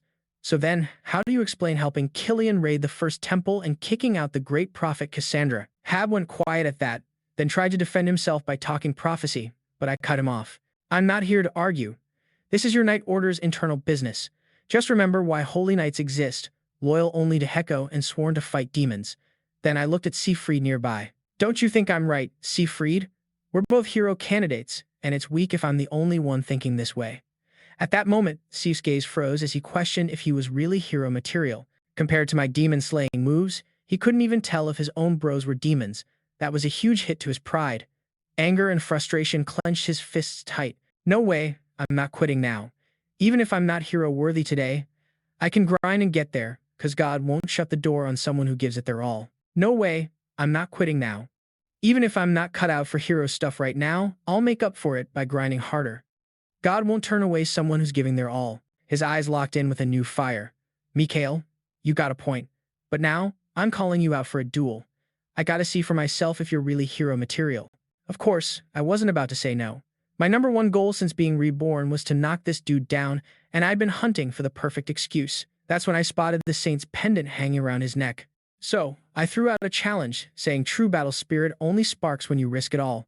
If you take the win, I'll back off from the hero picks. But if I come out on top, you gotta hand over that saint's pendant. Siegfried was all in on proving himself, so he didn't hesitate to accept. Watching him fall for my trap, I couldn't help but grin. The guy's still as clueless as he was before. Even if it's kinda unfair with how strong I am now, I just had to throw down with him. But just as Set asked if I wanted to tap into the divine artifact's power, Sigrid struck first. His slash was lightning fast. Throwing a full-on attack from the jump, I thought, this dude's serious about winning. Who else would bust out their ultimate right off the bat? So, I shot back with a 5-layer shield spell to block. Suddenly, Siegfried twisted his wrist, switching up the direction of his sword's energy. Boom! The shield shattered right in front of me from his hit. I'll admit, I did underestimate you. Gotta say, your fight instincts are sharp. So out of respect, you're gonna feel a little pain now. I fired up the 5th circle spell, 1000 sword release. Instantly, hundreds of mana swords swirled behind me. I originally designed this magic to help Siegfried train, so it wasn't deadly. But after I came back, I upgraded those mana swords. Still, not killing blades, but now they had a nasty trick to give heavy sword fighters serious grief. Seeing the swords close in, Siegfried threw out even more intense sword energy. Boom! Their attack clashed midair in a loud explosion. When the dust settled, Siegfried vanished. Didn't this guy just watch me take down Dose? Why is he pulling the same stunt? No matter how sneaky he got, I could pinpoint where he was with my eyes closed. Straight up, he'd attack head-on. In his mind, mages can't cast magic after a big spell like that, so he figured no sneak attacks. Too bad for him, I'm nothing like the mage he thinks I am. This round, while running 1000 sword release, I casually threw a 5-layer slow spell on him. Next thing he knows, Siegfried's body felt like it sank underwater movement gone. Then the mana swords rained down on him as he screamed in chaos. Even with that, stubborn as ever, he claimed he could still fight. Gotta give him props for that. There's something awesome about fighting your hardest till you're satisfied. I pointed up and said, I know you're not out yet. That's why I lined up another 100 mana swords in the sky just for you. Siegfried froze, shaking. No way. I'm done for. I'll bounce. Before he could finish, I pressed my finger to his lips and joked, What are you talking about? The night's still young. My mysterious line totally scrambled Siegfried's brain. Night? Dude, it's full daylight. Before he could catch the meaning, half of the mana swords dropped from the sky. Scene switch. Siegfried was out cold, foam at the mouth. The knights watching all got serious chills. Lord Mikuel, aren't you going overboard? Ryan couldn't help but mutter, what a wild man. Next day, as soon as he woke up, Siegfried handed over the saint's pendant like he promised. Once I got the pendant, Set immediately recognized how valuable it was. Not only did it boost holy power and massively speed up healing, but the real kicker was its hidden power that made this pendant a legit holy relic. Though, that ability wasn't ready to use just yet. After everything that went down, Siegfried was totally wiped. Mikael, thanks for being straight up in this fight. I lost because I just wasn't strong enough. Hearing that, I was speechless. This dude still hadn't caught on, just like before, never looking at his own flaws.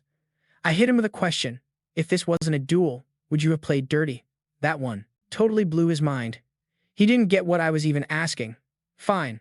I broke it down. In that spot, would you sneak attack or use hidden gear? Siegfried scoffed at the idea. What? Heroes don't do shady stuff, he said.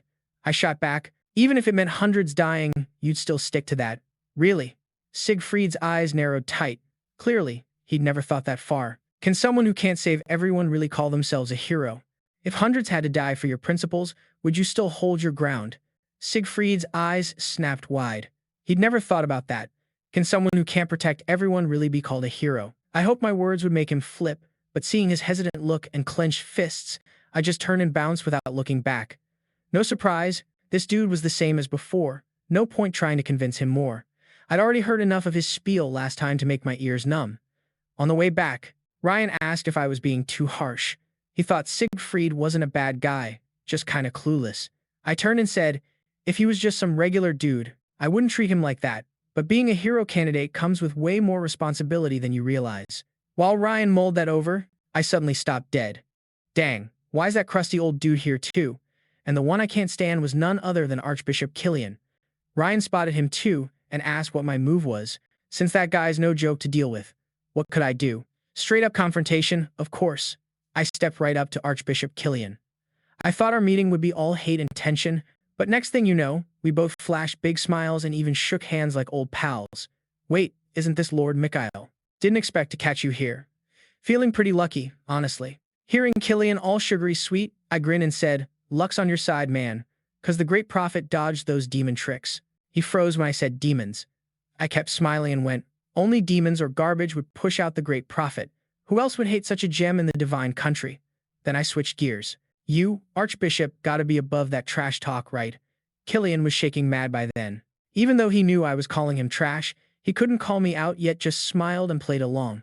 But Lord Mail, about you wanting to be a hero, I don't think you're the right fit. I cut him off with a smirk. Your opinion means zilch to me anyway. The real call on who becomes heroes always been up to our god, the wise Lord H. Cow. Killian couldn't argue and made a quick exit, not wanting more of my jabs. Just then, a nasty stench hit the air. Set instantly covered her nose. Why is there demon vibes here? I glanced sideways at the three folks in front of me. No doubt, Archbishop Killian was sketchy. That gross smell was definitely linked to him. Set asked if I could tell which demon that scent was from. I confirmed I could, cause that smell was just like the wiped out Dose. And get this, he's got a bad rep twin. Dose was that demon who mastered copycat assassinations, while his little bro Rouse is all about sneaky infiltration and manipulation. To stop more chaos, I planned to hunt him down and take him out. But Set thought that dude wasn't the real deal and said we should check out other spots in the Divine Country first, since she just picked up the demon god's right eye aura somewhere around, thinking it might be why H-Cow went quiet. If the demon god's right eye was here, that'd explain the crazy amount of demon god leftovers. If so, let's team up and find it. Scene change. Set and I showed up at the Divine Country's most mysterious spot, the tomb of the very first hero. This jaw-dropping place gave Set mad awe. The tomb was huge. Could the demon god's right eye really be chilling here? While Set doubted it, I was pretty sure it was the spot. After all, it's the least obvious hideout in the whole Divine Country. Set got curious and asked, if you really become a hero, which number would you be? I told her there have been 7 heroes so far, so I'm aiming to be the 8th. Though, if the first hero saw how messed up the Divine Country's gotten, he'd probably pop out of his grave pissed. We entered the Great Hall, and I felt this heavy vibe of unease. My gut said I wasn't wrong. The demon god's right eye was stashed here. Now, fingers crossed, it's not in that one spot. And that spot was the coffin holding the first hero's body. I gently laid my hand on the protective shield. First hero, hope you can forgive this intrusion. As I spoke, the whole barrier shattered in a flash. Set was stunned. In her mind, the demon god's eye couldn't be near the hero's corpse, and the fresh protective barrier seemed to prove it wasn't inside. But what if it sneaked into the hero's body before death? Set's heart skipped. She was shook by my wild theory. To test if I was right, we had no choice but to crack open the coffin and check. But the second I opened it, she was totally shook by my wild theory. To see if I was right, we had no choice but to pop open the coffin and check it out. But the second I cracked it open, my eyes instantly went dark like I thought they found the coffin empty. Instead, there was just this endless hole. Mikuel, what's our move now? Looks like we're way deeper in trouble than what Set was warning about. I kept my cool and said the situation wasn't actually that bad. Honestly, we should be glad we caught this now. Then I just jumped straight down into that hole. Since we spotted the problem, it's on us to fix it. Before long, Set and I hit the deepest part of that pit. Sitting right there was the first hero's corpse. Suddenly, his right eye twitched just a bit. You finally came. I've been waiting on you. With those words, the first hero's corpse jumped up, laughing maniacally. At the same time, a nasty black aura started swirling in his hand. With a whoosh, a black energy ball shot straight at me like lightning. Seeing that, I didn't waste a sec. I hit up Ring Expansion Magic and followed up with a 6th Circle Flame Shockwave. The moment those two powers slammed into each other, boom, a huge explosion shook the place. Gotta hand it to the first hero's corpse, that power was no joke. Even drained, this girl could spit out some serious energy. Right then, the demon god's eye threw down another attack. Out popped tons of black tentacles right in front of me. It looked like it was ready to end me with one clean hit. But too bad for it. Now that I'm rocking 6th Circle Mage skills, I can boost my magic using Ring Expansion's power-up effect. I raised my hand and launched the 8th Circle Ice Throne spell, instantly conjuring a massive ice wall made of sharp crystals that froze all those black tentacles solid. Just when Set was about to compliment me, her eyes suddenly went wide because she saw the first hero's corpse, controlled by that demon god eye, pull out his holy sword. Dozens of magic circles ignited behind him, and scarier yet, they were all 6 circle magic spells. Before I could even blink, those spells slammed into me all at once. Luckily, I quickly triggered Set Storm. A powerful tempest burst out from my palm with a massive boom, causing an even crazier explosion. I took that chance to teleport right above the demon god eye. Then, I grabbed its head. Gotcha, you creep. Finally, but the demon god's eye stayed chill. Basic magic can't break parts of the demon god. Still, I prepared for this by copying a unique ability from my last life's top fighter buddy, the Beast King. Time to borrow his holy fist. I threw my punch, and this intense red force poured into the demon god's eye. The surge made the eye blow up instantly, completely wiped out in a blinding flash. Suddenly, my awareness shifted to a pure white space. Even though it looked different, I immediately knew this was Heko's doing. So, when are you going to show yourself? A deep male voice sounded behind me. Don't rush it. She needs time to get ready. The voice belonged to the first hero who'd come to thank us. If I hadn't saved him just in time, he'd have fallen deeper into endless despair. I gave a small smile. Your years of suffering are fine. Haha, you're one interesting guy. But you've got that vibe about you, so I'm good. I'm counting on you for this world's future. With that, his body started glowing white and slowly faded away. Right then, Hekao popped up from somewhere and hopped onto my back. You nailed it. Not only did you fix my muting problem, but you also took out that gross parasite messing with the first hero. She got more hyped as she patted my shoulder and asked what reward I wanted. Hearing that, I paused to think for a moment. Could this reward be for Cassandra? Like, maybe a blessing for that girl who sees your prophecies. I mean, she went through stuff no one her age should face, all because of you. He said she'd bless her, but since that's basically what she's supposed to do anyway, it doesn't really count as a reward. So, anything else you want? At that, I rubbed my chin and thought again. I already got the divine symbol. Thanks to the self-running training method, mana isn't a problem either, so what more could I need? Suddenly, it hit me. How did I forget something so important? When I told her I wanted the divine stigmata, she was caught off guard for a sec. I held up my hand to confirm, yeah, I'm serious. The divine stigmata is the dopest blessing and sign a god can give, and it's the most priceless thing I could get from you. Hearing that, Heko flashed a playful grin. You're really something else. Honestly, I want to see how you'll handle getting the stigmata. I've never given it to any kid before. But, just so you know up front, the stigmata is part of divinity. I can't promise you won't lose yourself to it later. Even with that risk, you still want to go for it. I looked her dead in the eye and said, yeah, because this power is going to be key when we face the demon god down the line. Then Heko took my right hand and started the inscription. She explained that getting the stigmata won't make me stronger right away, but it'll boost my divine nature, and that effect gets stronger as time goes on. Then she let a drop of her blood fall onto my palm. I looked her dead in the eyes and said, yeah, because this power is going to be clutch when we face the demon god later. Then, Hekao grabbed my right hand and started doing some legit inscriptions. She explained that getting the stigmata won't make me stronger right off the bat, but it'll definitely level up my divine vibe, and that power is only going to get crazier with time. Then, she dropped a tiny bit of her blood right onto my palm. She announced the stigmata engraving was finished. Right then, a sharp, burning pain shot through my right hand. Red patterns started spreading all over my body, clear as day. Keep getting stronger like this, dude. Can't wait to see how high you climb. When I opened my eyes again, I was back in the actual tomb. Set immediately popped up next to me, asking if I'd gone to check out that girl. Totally needed my confirmation first. She was fuming, shaking her tiny fists. That chick's really petty, just like the rumors. Just because I said a couple things about her last time, she totally cut me out this go. While she was still throwing shade at Heko, a massive stone pillar dropped straight from above, smashing right onto Set. When it landed, I noticed a white robe and a letter chilling on top. Opening the envelope, it was from Hao. Told that brat Set to go kick it for me, and said this robe was her gift to me.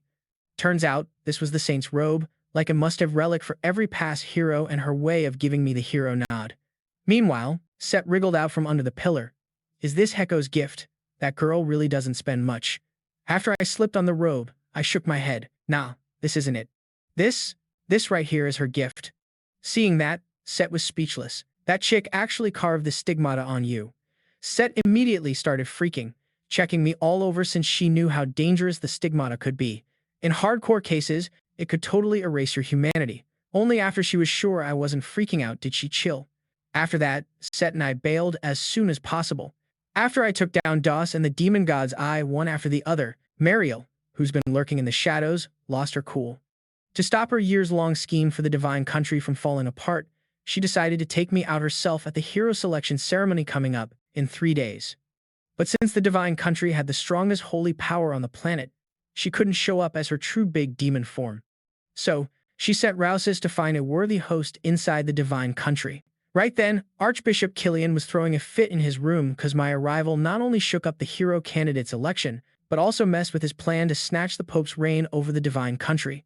At that moment, the priest Heron, who was actually Rouse undercover, appeared before him. Killian immediately perked up like he found his secret weapon. Haran, did God drop another prophecy on you?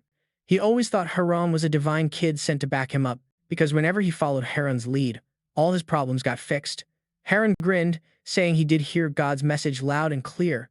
God was super unhappy with how the hero selection was going and said there was no way they'd allow some magic bloodline like the Wal Purgous messing with the divine country's order. As he spoke, Haran stepped close, placed a hand on Killian's face, and with a wicked look said, "For that guy, I hope you're ready to get down and dirty." Dark power crept into Killian's eyes, snatching control of him without a struggle. Time flew by, 3 days slipped past fast.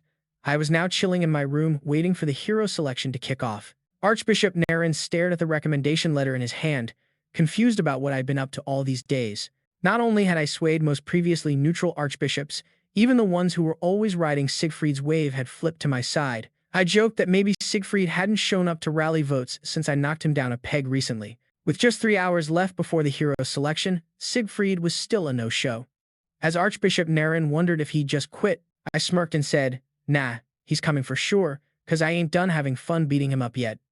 Sure enough, 2.5 minutes later, I spotted Siegfried sprinting into the church. At that point, he was still stuck in a slump, thinking about how his old buddy was actually a demon in disguise and how he, a hero candidate, failed to see it coming. That shook his confidence about whether his path to being a hero was legit. Even though I always figured you were the least hero-like dude, I gotta admit, you pulled off some of the most heroic stuff. So now, I'm straight up confused. "Mickey, what's my next move?" Hearing this, my expression darkened. "You really got zero self-awareness, huh?"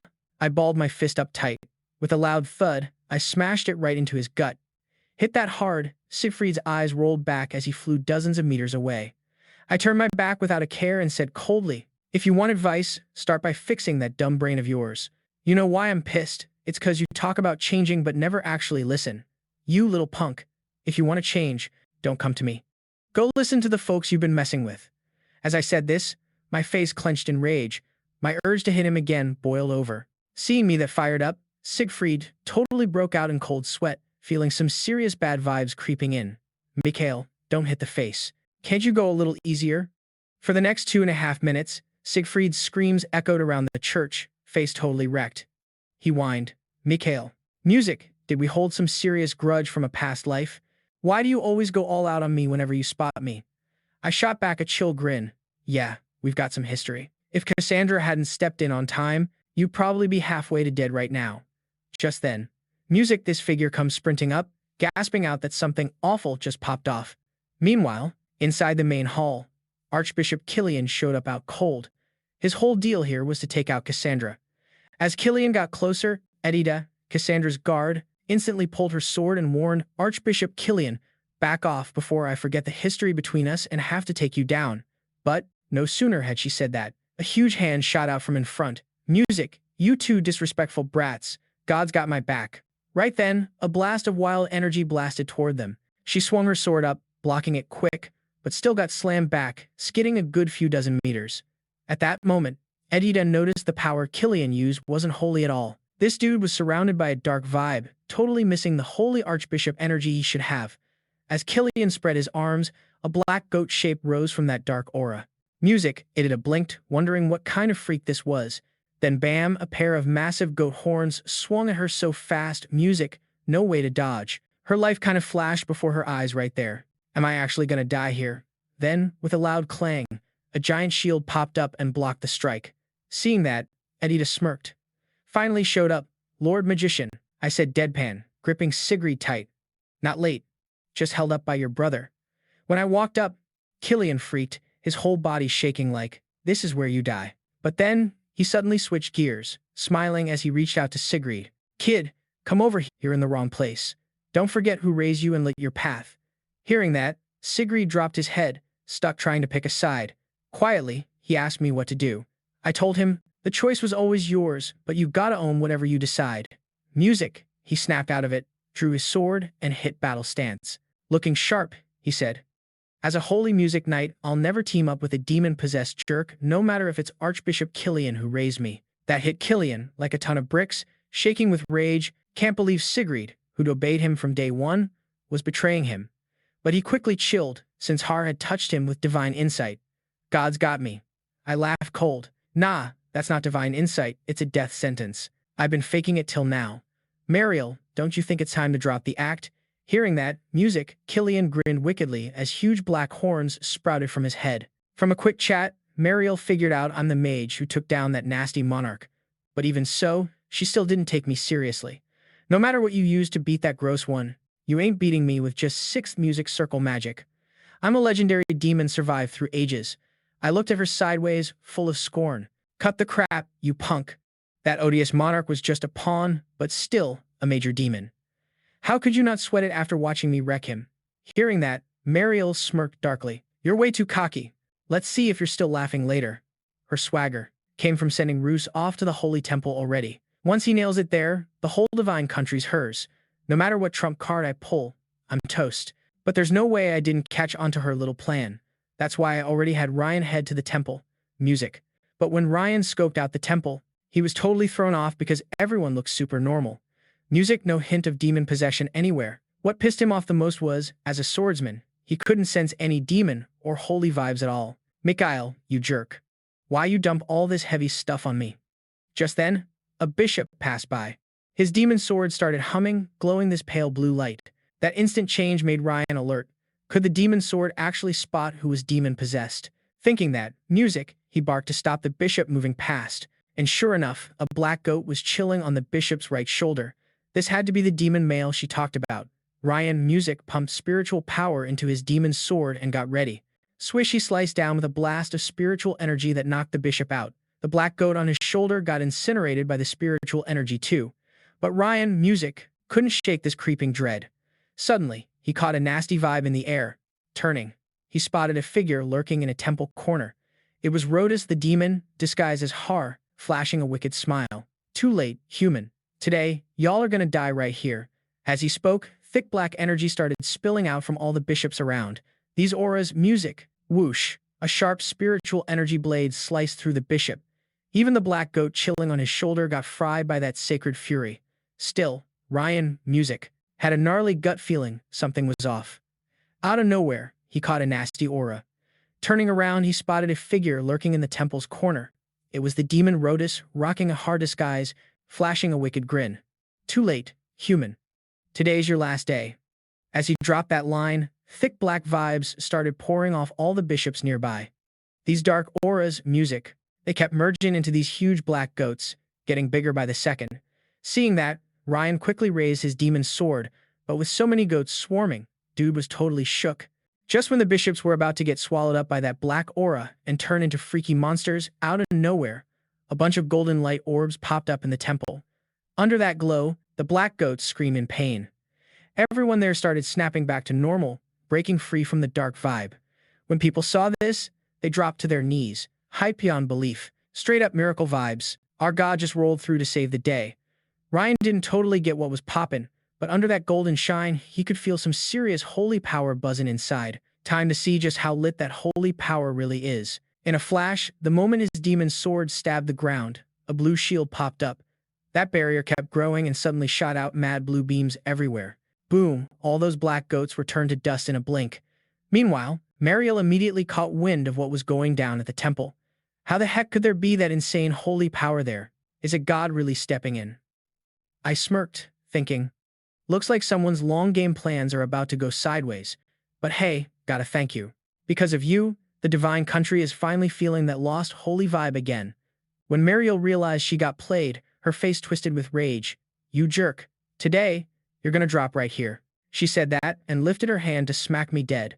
But as her unleashed black energy lunged at me, a fierce green storm exploded from inside me, easily shutting down the hit. That just made Merryill even madder.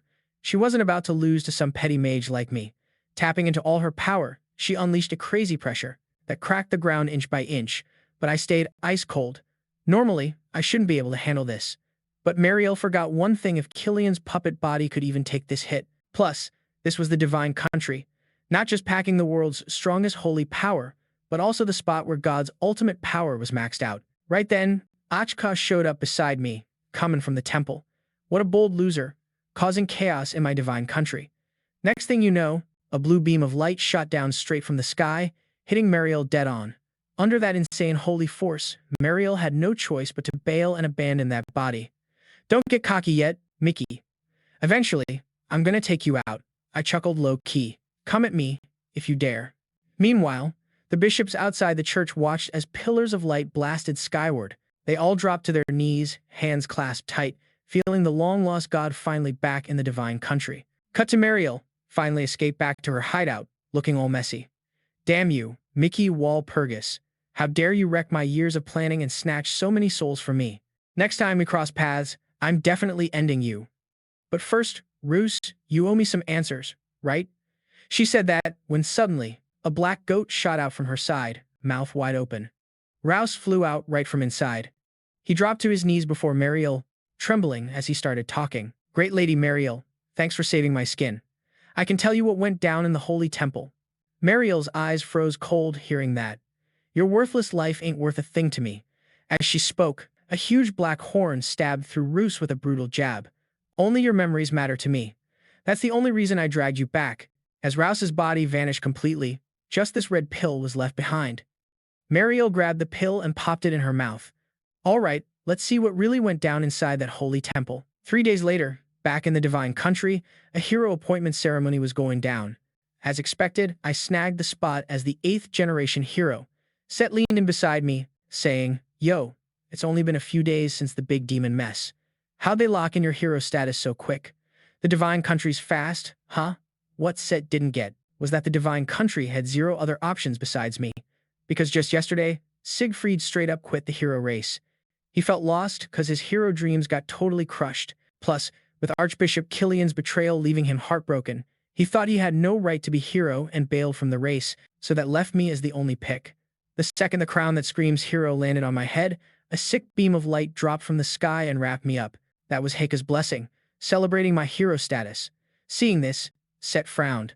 Looks like Heike's really vibing with you, putting in mad energy. Even though I made it as a hero this life, I knew this was just the starting line. From this moment, I earned the real right to go head-to-head with the demon god and close that gap much faster. The day after my hero coronation, I kicked off a fresh quest with Ryan. We were headed straight to Count Draculian's turf. When word got out where we were going, Ryan felt like the whole world was crashing down on him. He kept asking why. Heike picked me to be a hero who's basically on a suicide mission. Watching his over-the-top freakouts, I seriously thought he must have maxed out his comedy skill tree. Total opposite of the serious, cool guy he was back in his old life. But hey, I get it. I mean, Count Draculian's land was straight up terrifying. It's known as the no-sleep zone. Even though it was booming a century ago, Draculian got obsessed with immortality, and he ate up about half the people living there. The divine country had to lock down the whole place because of his unforgivable crime. Ryan was still confused why. I was so dead set on heading there. I told him there were 2 reasons. 1, there's a dungeon seal kinda like the one on your family's grounds. 2, Draculian's seal is about to break. The butler, who had been quiet till now, freaked out. That beast's gonna get unsealed, but in theory, the coffin seal can't be busted from the inside. I didn't spill too much. There was no way I could tell them I'm reborn, so I just said it was Heike's revelation. After hearing it was Heike's will, Ryan straight up asked if I had a plan to take Draculian down since the immortal monster title wasn't just for show. I signaled for Ryan to chill, letting him know I had a plan. But first, he needed some solid training. When I flashed that sly grin, Ryan totally freaked, knowing I was scheming again. Sure enough, I hit him with a sleep spell the next moment. The butler immediately caught on. It was illusion magic, planting multiple versions of me in Ryan's dream world. Then, I asked the butler if he wanted to get stronger.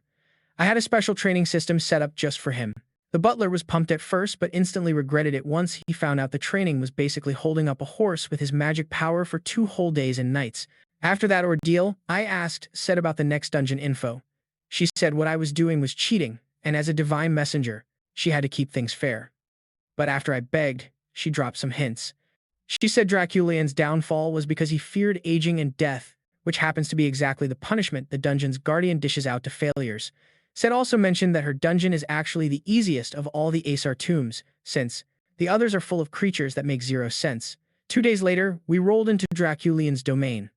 The butler nervously asked if his training was over, and if he could finally let the horse off his back. After I gave him the green light, he just crashed on the ground. That was a serious workout. Then he planned to catch some Z's on the grass. Seeing that, I sighed a bit. You still want a nap in this state? Shouldn't you check your magic power first? When he checked, he found out his magic power, which had been stuck for years, actually grew. He was totally shocked. Young master, what kind of training did you give me? This was a self-circulation training method I tailor-made for him, perfectly fixing the mess from his crazy old training. This time, I'm gonna get you past that 8th circle mage limit for sure. We soon hit the central city of the territory. The desolation showed just how bad Draculian's problems were. The barrier wall in front was a magic boundary, set up to block contamination both ways. Back then, the divine country sent their top holy knights to seal Draculian, splurging on all the materials needed. That's why they always believed this seal would hold forever, but that wall's on its last legs. At that moment, Set next to me suddenly started coughing hard. She caught a nasty smell coming from here, even beyond the contaminated zones. This place smells like a livestock pen, I laughed. Livestock pen, huh? Not a bad way to put it, Ryan said from behind, asking if we're just gonna charge in. I raised my hand and pointed. No rush. We're starting our cleanup over there. I was pointing in a village outside the city. Rolling up to the village, we saw quite a few folks still living there. Ryan asked why they stuck around. Not scared of sealed monsters or contamination, I explained these people were probably survivors from that whole disaster. After all, Draculian got sealed after devouring half the town. These people hung on because of some perks. Nearby monsters steer clear, scared off by the fallout Draculian caused. Also, no lord wants to claim this spot, so these residents don't owe any taxes to the Empire. My eyes turned cold as I said this, but that peace ain't gonna last, because Draculian wasn't some dumbass. The monsters around won't come close because they're scared stiff of the chaos Draculian left behind. Plus, no boss wants to claim this spot, so folks here don't gotta pay the Empire any taxes. My eyes got icy cold as I said it. But this chill vibe won't last, because Draculian ain't no dumb dude to pay taxes to the Empire. My eyes grew cold as I said this. However, this tranquility will soon be broken, because Draculian was no incompetent fool. He had been planning for what? Right from the second that seal was locked down, the butler quietly asked me, "Did the deity say how Draculian busted through the seal?" I'm super curious how something that's impossible to break from the inside got popped open. I told him Draculian had a demon sidekick, but we don't know how strong that helper really is yet. Then we met the village chief who said this spot is called Payaku, the most legit thriving place in the whole territory. The chief asked if we wanted to crash here, saying he could hook us up with some primo accommodations.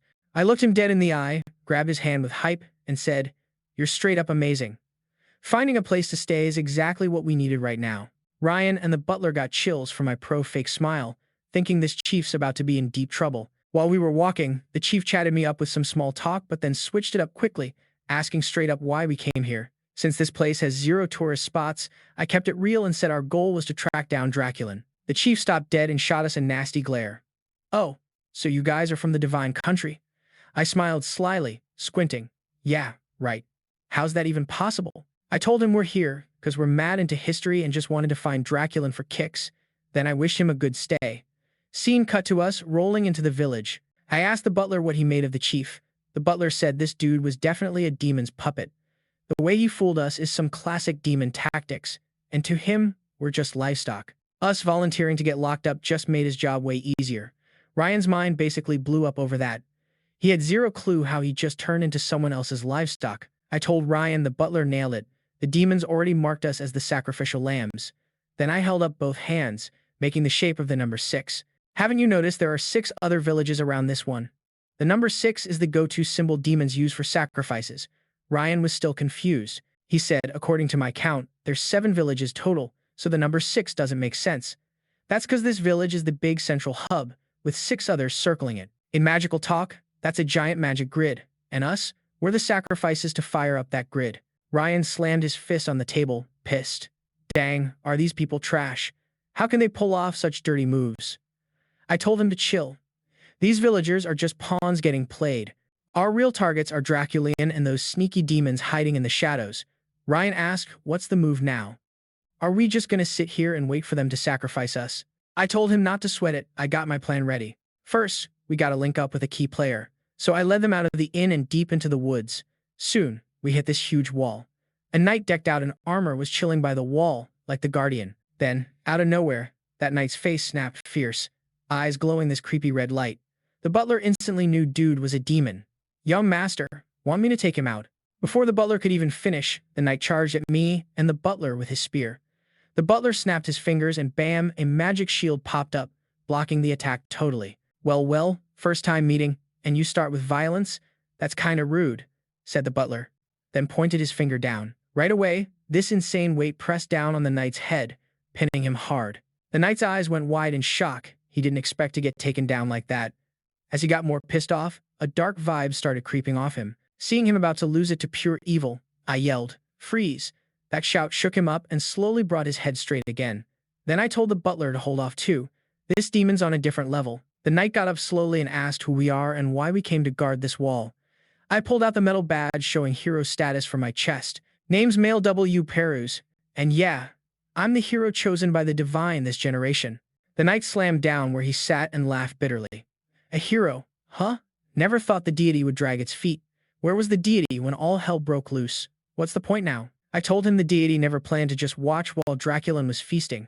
The deity wanted to step in, but some deep, untold stuff stopped the divine blessing from dropping in. Then I asked why he's still guarding this barrier and hasn't left. He said he's cursed and can't live with others. Then without warning, he grabbed his spear hard and shoved it through his own body with his sick squelching noise. Ryan's jaw dropped big time. He seriously thought this guy might be into some weird pain stuff. Why else would he mess himself up for no reason? But suddenly, Ryan's eyes snapped wide, staring. What's the point in sending you now? I told him the god never planned to just sit back when the Draculan disaster went down. The deity wanted to jump in, but some crazy hush-hush reasons stopped that divine power from coming down. Then I asked why he stuck around guarding the barrier wall instead of bouncing. He said he was cursed, couldn't live with people. Just as he finished talking, he grabbed his spear tight and stabbed it right into his own gut with a squelch. Ryan's jaw hit the floor at that. He seriously thought this dude had some serious masochist vibes. Who else would just hurt themselves for no reason? But then, his eyes suddenly narrowed. I couldn't believe my eyes. The knight's gnarly wound just vanished like it never happened, instantly healed. This dude's gotta be immortal, like some demon-level power. Realizing that, Ryan jumped to attack without thinking, but I told him to chill and put the sword away, saying this guy isn't our enemy. Ryan shouted, demanding why this guy's definitely immortal. He's gotta be Draculian's lackey. The knight asked why I didn't try to off him like, isn't that what heroes do? I told him nope, I can't go after someone who's just trying to be human, not a monster. Right, Cephas Draculian. Seeing that face instantly reminded me of a guy from my past life who fought endlessly to be human again. Back then, he was known as the Blood Spear. After taking down countless demons with his spear, he got crowned the Immortal King. During the Draculian disaster, he kept trying to stop his crazy dad's evil deeds, but in the end, he was just another poor soul fighting fate. When I said his name, Ryan and the butler seriously froze. This dude's actually Draculian's son. Now that you know who I am, what's your move? I told him I'm not here to fight, but I do need a favor. Help me put your dad Draculian to rest forever. Cephas paused, then laughed bitterly. Looks like I don't have any other choice. I'll help you out, but you gotta hear me first. After agreeing to team up, Cephas led me through a secret passage beyond the wall into the contaminated zone, known as the Land of Unknown. Even though I braced myself, the ruined, desolate town hit me hard. The scene was just tragic. Draculian's gotta go, and this wasteland has serious issues that need fixing. As soon as possible, Cephas warned me not to be fooled by how dead the place looks now. This used to be one of the Empire's gems. Back then, my dad was a solid, dependable lord, truly loved and respected by the people. But everything flipped after he found a dungeon. I asked coldly, so your dad tried to conquer the dungeon and totally failed? Yeah, he flopped hard. And after coming out, he lost his mind overnight. Saying this, Cephas shut his eyes tight, like he was fighting off painful memories. I frowned. I hadn't heard about Draculian going crazy in my past life.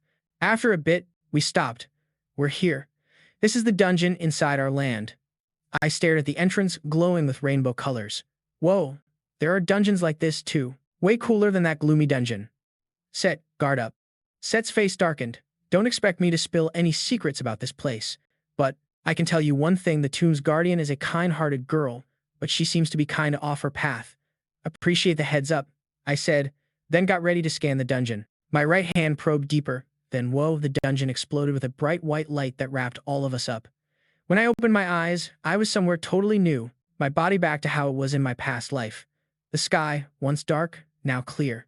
Even the land that used to be cursed by the demon god looked healed. Just as I was trying to figure it out, familiar voices sounded behind me. I turned fast toward the voices. My old crew was smiling back at me. Thanks to you, Mikuel, the demon god's finally down. The nuns sat next to me, filling me in on what happened while I was out. They said my 10th circle magic packed a punch so massive it wiped out the demon god and its army in one hit and even brought everyone back to life. Thank you, male hero. You closed the chapter on all of this. I looked off into the distance with a soft grin. No big deal. That kind of ending's pure beauty. But no matter how nice the ending, it was just a sweet dream. Time to snap back. The nun asked when I realized it was all an illusion. I flashed a confident smile. Chill, this won't stay just a dream. Someday, we're gonna live that awesome life for real. That made the nun smile. I believe in you, Mikuel. We're banking on you for what's next. As she spoke, she slowly faded away and the space around us turned blank white again. At that moment, a girl appeared above me, telling me, "It's cool to chill out a bit here. You can have anything you want." She was Nefertiti, the dungeon's guardian in charge of the divine artifacts. I had wanted, set to join and chat with her to score the artifact easier, but my shoulder felt empty. She didn't show up at all. After landing, Nefertiti walked over slowly. "You're not here for a nap in this dream, so you must be after the divine artifact I hold." I shut my eyes and confirmed, "Yeah. But first, I gotta check something. You know about Draculian, right?" Nefertiti nodded, saying he was the last challenger. Then he probably saw his heart's desire in some illusion like I did. Nefertiti slowly walked up to me. "If you ain't here just to chill in this illusion, then you're after the divine artifact I hold." I closed my eyes and said, "Yeah, that's right. But first, gotta check something. You know about Draculian, right?" Nefertiti nodded, meaning he was the last guy who tried. Then he probably saw his heart's desire in an illusion like I did. He realized what he turned into cause of you. He's not just treating people in his turf like sacrifices, he straight up became a monster. When Nefertiti heard that, she just muttered, "Sorry. I really regret what he did." Her cold vibe totally pissed me off. I had thought a lot before coming here. I get it, you're super kind, using illusions to show folks what they want most deep down.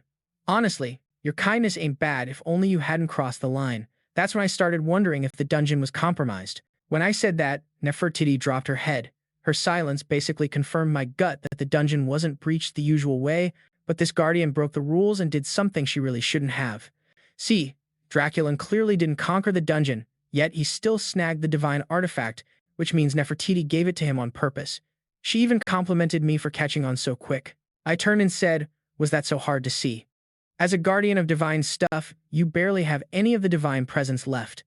Anyone could tell the artifact's already gone." Then I laid out the disaster her fake sympathy caused. After getting the divine artifact, Draculan didn't just gobble up hundreds of thousands of innocent people, he also poisoned huge chunks of land, turning them into dead zones where nothing can survive. When I said that, Nefertiti hung her head lower, babbling, "Sorry," over and over. Then she spilled the reason behind Draculan's madness. He kept trying to conquer the dungeon over and over, and during all those tries, he lost himself in beautiful illusions where he could get back what he lost. If you think about his quest for immortality like that, it wasn't really about living forever, but about making the illusion real to bring his dead wife back. Damn.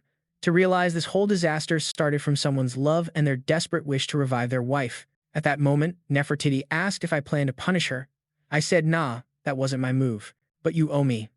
I don't want much, just treat me like I conquered this dungeon and hand over control to me."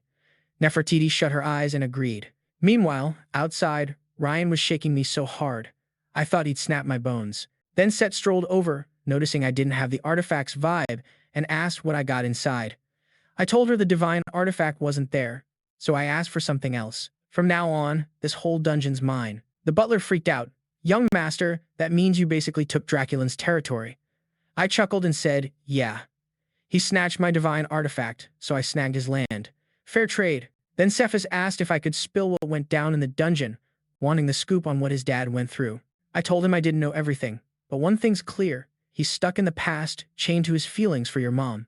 Hearing that, Cephas shook and muttered, "So that's the deal." I told him, "No matter the reason, Draculan's evil can't be forgiven. Hope you get that." Cephas gripped his spear tight and promised, "As his son, I'll bring my dad peace. That's probably the best I can do for him." Good mindset. Now, I've got a job for you. I want you to be Count Draculan for a bit. After I took over the dungeon, the village chief rushed to the sage, telling him what went down tonight. He thought we might be spies from the divine country because we didn't look like tourists and who visits a barrier wall at night. The sage told him not to stress. Just keep the villagers chill, and don't let them bail from the village. After giving the village chief that job and dismissing him, the sage showed his true colors. "They're from the divine country? Interesting. Should we just wipe them out?" Right then, the door burst open. It was the village chief, rushing back yelling, "Sage, something bad's happened. Draculan seems to be back and showed up in the village." Meanwhile, elsewhere in the village, Cephas was playing Draculan like I asked, oozing that scary immortal energy with every step. The villagers freaked out and booked it, screaming, "Help! The demon Draculan's back. Where's the guard?" But even the guards were shook. Their hands trembled so hard they barely gripped their weapons. To ramp up the panic, Cephas stepped forward with his spear and lightly hurled it, piercing and smashing the city wall about 8 feet away. The insane power scared 2 guards so bad they wet themselves and bawled out for their moms. Seeing the plan worked, Cephas dipped with a cool farewell. Seeing all that, the villagers freaked out and booked it, screaming, "Help! The demon Draculan's back. Where the heck are the guards?" But the guards turned out to be scared too. Their hands shook so bad they could barely grip their weapons. To make things worse for the townsfolk, Cephas stepped up with his spear. With this insane power move freaked out 2 guards, so much they peed themselves and wailed for their moms. Once Cephas saw he caused a panic, he dipped with a smirk. Seeing that, I cracked a grin. "Finally dragged you out of your safe spot, yes scaredy cat." After he came out, Draculian looked serious. Instead of charging, he took his time checking out our strength one by one. But soon, he spotted a familiar face in the crowd. "Let's flush out whoever's lurking in the shadows," I told Cephas. "The demons want to use some magic circle to sacrifice the villagers. So, we gotta make everyone realize this spot's totally unsafe and want to bail. That way, the puppet masters won't let their sacrifices just walk away." The very next day, the village chief was begging everyone not to leave, but because of the freakout from Draculan showing up the day before, nobody was down to stick around. And honestly, that chaos was exactly what I wanted. As long as the chief couldn't calm things down, those puppeteers had to show up. Sure enough, just like I thought, a smiling old dude rolled up. Everyone called him Sage. I squinted, thinking, this guy's style screams divine country, but why can't I place him? "Hey everyone, chill out. The guy who hit the village last night wasn't Draculan. Just some evil vibes that he's known for," Sage said. "If Draculan himself really strolled through, this whole area would be cursed and corrupted. Check the ground under your feet, no death, vibes, or undead energy anywhere." His words calmed the crowd a bit.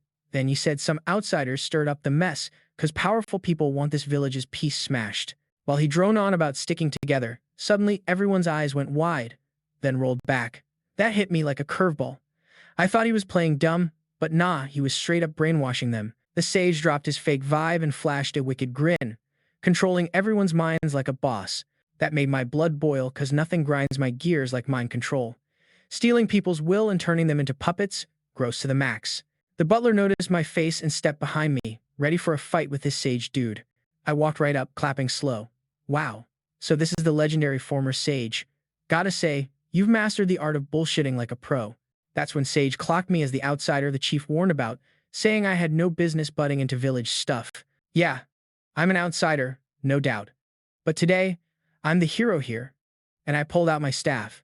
Mind control has been a nightmare, a total pain in my past life, but since rebooting this life, I found the easiest, toughest fix. Hit hard, hit fast. If you bash someone till they doubt they even exist, they won't have the juice to mess with others' minds no more.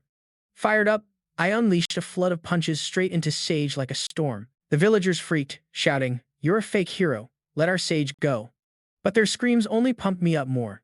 I told myself I wasn't hitting hard enough. They still hadn't broken free from the brainwash. So I slapped the Sage's face 99 times, yelling, "You freaking demon. Get out of the Sage's body right this second." Some villagers started snapping out of it, so I needed a good excuse to keep pounding him like a kind sage trapped by a demon. At this point, Sage was close to blacking out, but I kept my fists flying with a sly grin. "Yo, demon filth. I know you're still chilling inside that body. Bounce now." Just as I raised my fist again, Sage tried to say he wasn't a demon. Nah, no way. I zapped his face with lightning. "Zip it, demon scum. I'm not falling for your tricks." Some soft-hearted villagers were starting to panic. "Hero, stop. Even if Sage is possessed, you'll kill him if you go on." I told them, "Chill out. A hero's punches got holy power, they only hit demons, so Sage is good." Then I stomped hard on the Sage's face again. Finally, Sage went down for the count after my relentless love. Once I broke his mind control, I warned everyone about Draculan coming back soon. Sorry guys, but the demon and the Sage let Draculan loose too early. And yeah, I couldn't resist landing some final kicks. The villagers were way too shook to care about the sage. Harrow, save us, they begged. So with my word, the whole village made a temporary getaway. Once that mess was sorted, I had to get real with the scared sage. When I woke him up, he freaked and called me a fake, saying no word came from the divine country about picking a hero. I shot back coldly. Just because you didn't get the news doesn't mean I'm lying. Merryill's just too slammed to update you right now. Then he spilled the full tea about the Draculan drama. The demons couldn't break into the dungeon but were itching for its divine artifact. Merryill ordered him to mess with Draculan to snag it. At that, back then, Draculian had just lost his wife and was drowning in grief. So, you played him, telling him he could bring her back if he conquered the dungeon. Until finally, the terrifying Draculian disaster blew up. But you didn't expect the divine kingdom to act so fast, sealing Draculian before you could grab the divine artifact. So, you had no choice but to stick around and help gather sacrifices to break his seal and get the artifact. The sage screamed like a maniac. So, what if you know all this now? Draculian's already absorbed most of the sacrifices. You can't stop his revival. True, I can't stop him. But can you? I smirked, stretching out my right hand with a wicked grin. The trick that made Draculian came from you, so it makes sense you'd know how to undo it. Then I grabbed his face. Instantly, a pale blue spirit energy spread from my palm. The sage's face twisted as his soul got pulled out. You punk, you're more damn demonic than we demons. I laughed at that. If becoming a demon's what it takes to finish creatures like you for good, then I'm all in. Pulling the sage's soul told me he had cast a technique called reversal on Draculian. It's a spell that breaks physical limits, draining power from divine artifacts to keep itself alive, making it immortal. This gave me a headache. Not only did Merryill upgrade the divine artifact, but she also cooked up a seriously annoying spell. Lucky for me, I got the original reversal chant straight from the sage's mind. Otherwise, breaking this spell would have taken who knows how long and how much effort. By now, the sage was bawling for my torture. Go rot in hell, scum. As he said that, he focused light magic on his hand. With a blast, both his body and soul vanished in holy light. Outside, Ryan and the others caught the noise. How's it looking, dude? Did you figure out how to handle Draculian? I nodded to say we're ready. Time to hit Draculian's sealed spot. Soon, our crew showed up outside the fancy count's mansion. Seeing this huge, untouched place, a flash of pain crossed Cephas's eyes. It was here his dad turned him into an immortal freak. Back then, he begged his dad to stop. But all he got was, "Aren't you happy?" Even though he could tell his dad didn't mean harm and just wanted him immortal, he couldn't accept being a monster for that power. What a messed up way to show fatherly love. Before stepping inside, I asked Cephas straight up, "You sure you can raise your blade against your dad? If it's too much, you don't have to face him. We get it." But Cephas's answer, instead of letting my dad rot in corruption, I'd rather be that ungrateful son who stands for what's right. With that, he pushed open the mansion doors with both hands. Inside, roses took over my view. Surprisingly, it wasn't spooky at all, it was kinda romantic. The butler leaned in and asked me when Draculian would break free. I told him Draculian could bust out any time, but judging by how things look, he probably doesn't want to leave his coffin yet. But that wasn't gonna stop me. I pulled out my staff's FS and joked, "You cool if I wreck your place a bit?"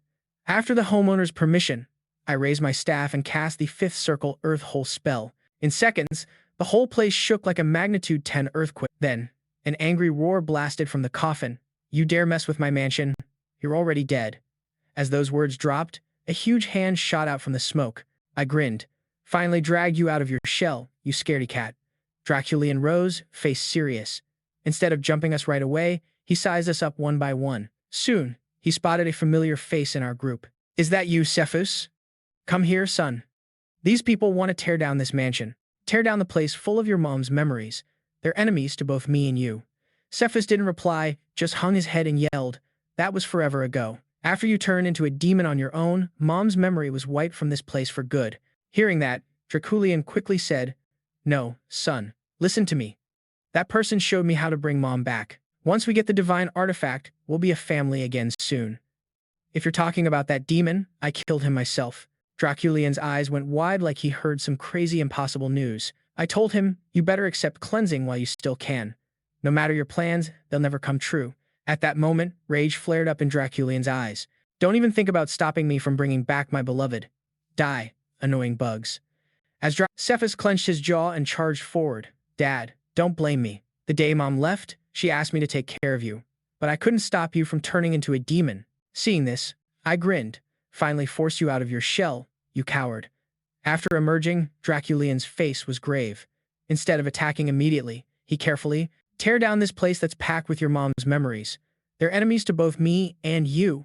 Cephas ignored him and just bowed his head, shouting back, that's way in the past. Since you chose to become a demon, mom's been gone from here forever. On hearing that, Draculian hurried to say, no, son, hear me out.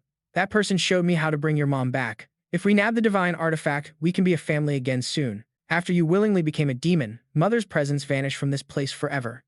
Hearing this, Draculian hastily explained, no, son. Listen to me. If you mean that demon, sorry to say, I already took him out myself. Draculian's eyes went wide like he couldn't believe it. I told him, better clean yourself up while you can. Whatever you're planning, it ain't happening. Draculian's eyes widened instantly, as if he heard something impossible. I told Draculian, you better accept purification while you can. Whatever your plans are. Right then, pure rage flashed in Draculian's eyes. Don't you dare stop me from bringing back my love. Die. Pests.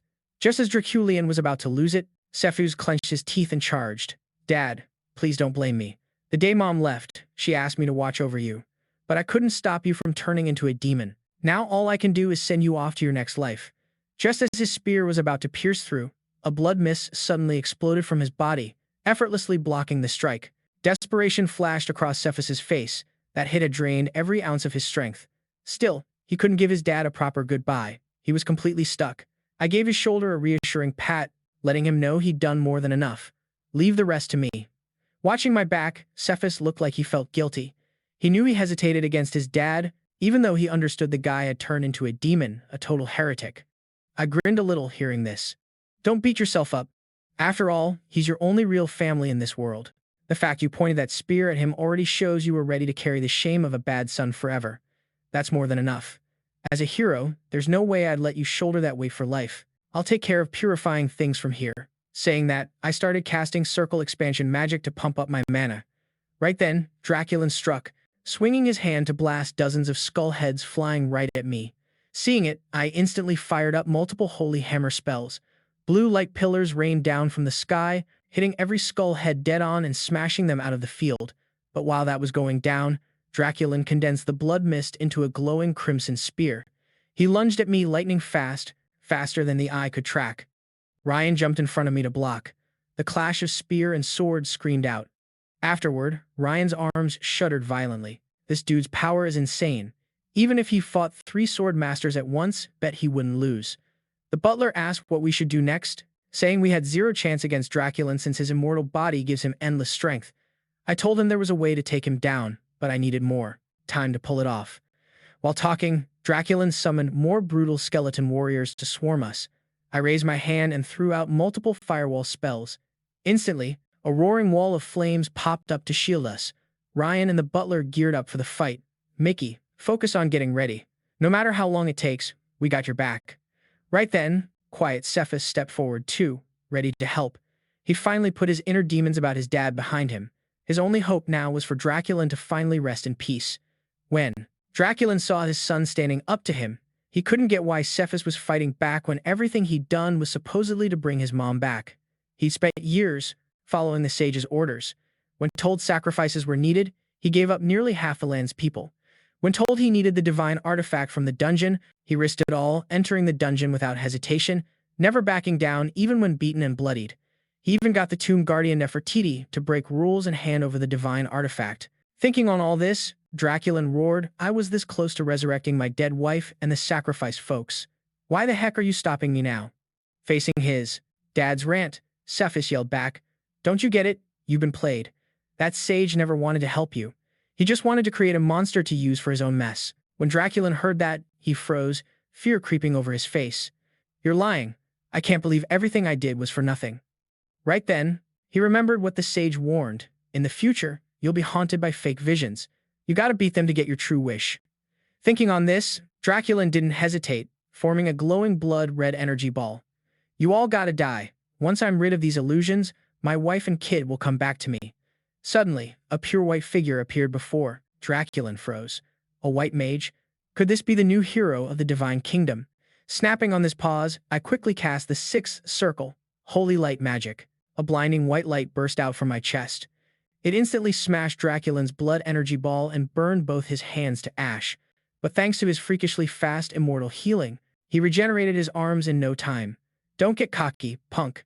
Hero or not, this is my turf.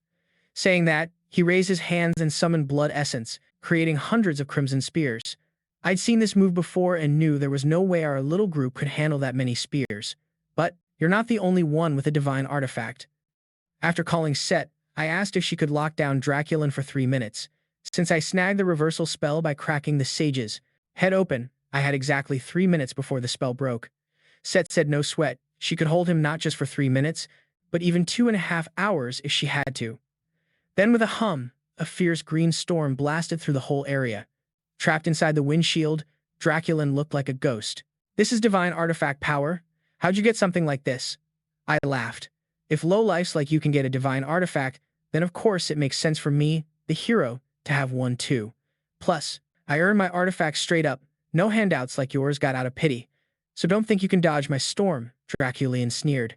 Even if your artifact packs more punch than mine, time's always working for me. You really think your short-lived existence can stand up to my immortality? Worst case, I'll just wear you out over 100 years till you drop. I held up one finger. No plans to drag this fight on.